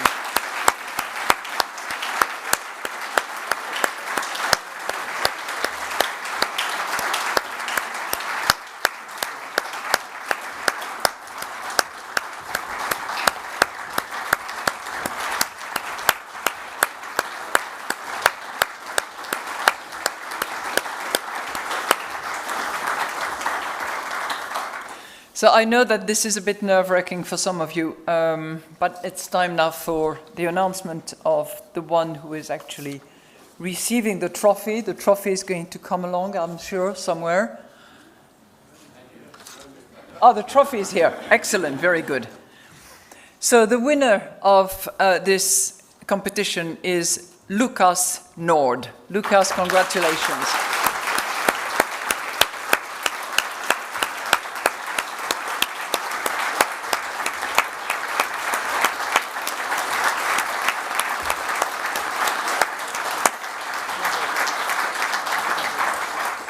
So for those of you who did not have a chance to listen to his presentation and to have a look at his big table, Luca is a PhD student at the European University Institute in Firenze, and he is receiving this award for his paper on, I quote, shopping, demand composition, and equilibrium prices. The paper analyzes how the degree to which consumers shop for bargains influences retailers' price-setting strategies. Lucas finds that this mechanism reduces inequality and helps to explain the amplification of aggregate shocks through reactions in firm marks-up. Our warmest congratulations to you, Luca, for this very well-deserved award, and let me now give you, so you can hold it and be photographed with it. You are here receiving the trophy of the ECB Forum 2023. Congratulations.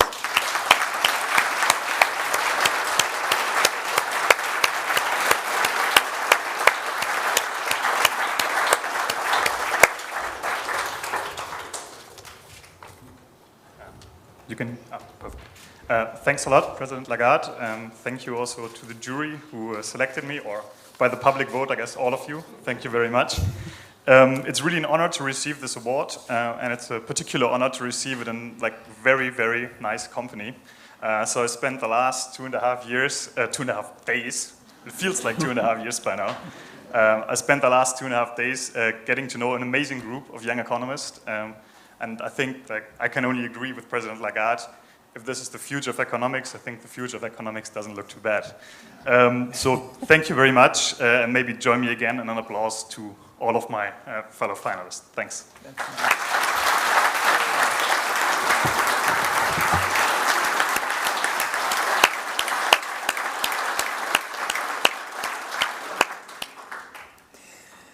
Well, now I believe it's time to bring this to... You can stay here if you want, because as you say, you look pretty good. Stay. We want you to keep at it. But it's time to bring this conference to a close. I'm sure you would agree with me that we had really excellent, rich discussions. Great papers were presented. Great discussions actually argued eventually or found room for further discussions on all the 4 papers. And the 2 panels that we had were also fascinating, both in terms of the leadership of those panels and also the content and the contributions by all panelists. So thank you so much for bringing all this in a very candid, honest and open way to the Sintra conference. This is the value of this conference. We are from many different horizons, academics, policymakers, journalists, people from the finance world directly, and we all come with propositions, with an open mind and the willingness to actually accept others' ideas and discuss them eventually. So we will do it again, promised, and I would like you to note the date. It will be next year from July 1st to July 3rd. So a little bit later in the year. We have tried to figure out whether the wind would be a bit more gentle with us, but there is no guarantee. And we will continue to have the benefit of this fascinating microclimate. In the meantime, hopefully inflation will have gone down a bit, and we will have been more successful in delivering on our mandate, and you will have helped us in thinking more deeply and more comprehensively about many of the factors that we have to look at and take into account when we decide our policies. In the meantime, I'm going to ask you not to leave right away, but to go outside, because we have, as we always do, a family photo for all of us. You don't have to put your jackets on, you can even take your tie off. You have noted that all central bank governors, the big 4 as they're called, none of them was wearing a tie.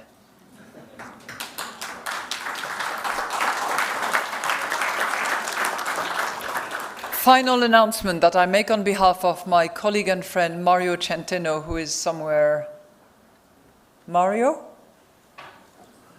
He's probably preparing dinner in that case, because he's hosting us tonight for dinner. And for those of you who do not come for dinner, please have a safe flight and come back next year. Thank you so much.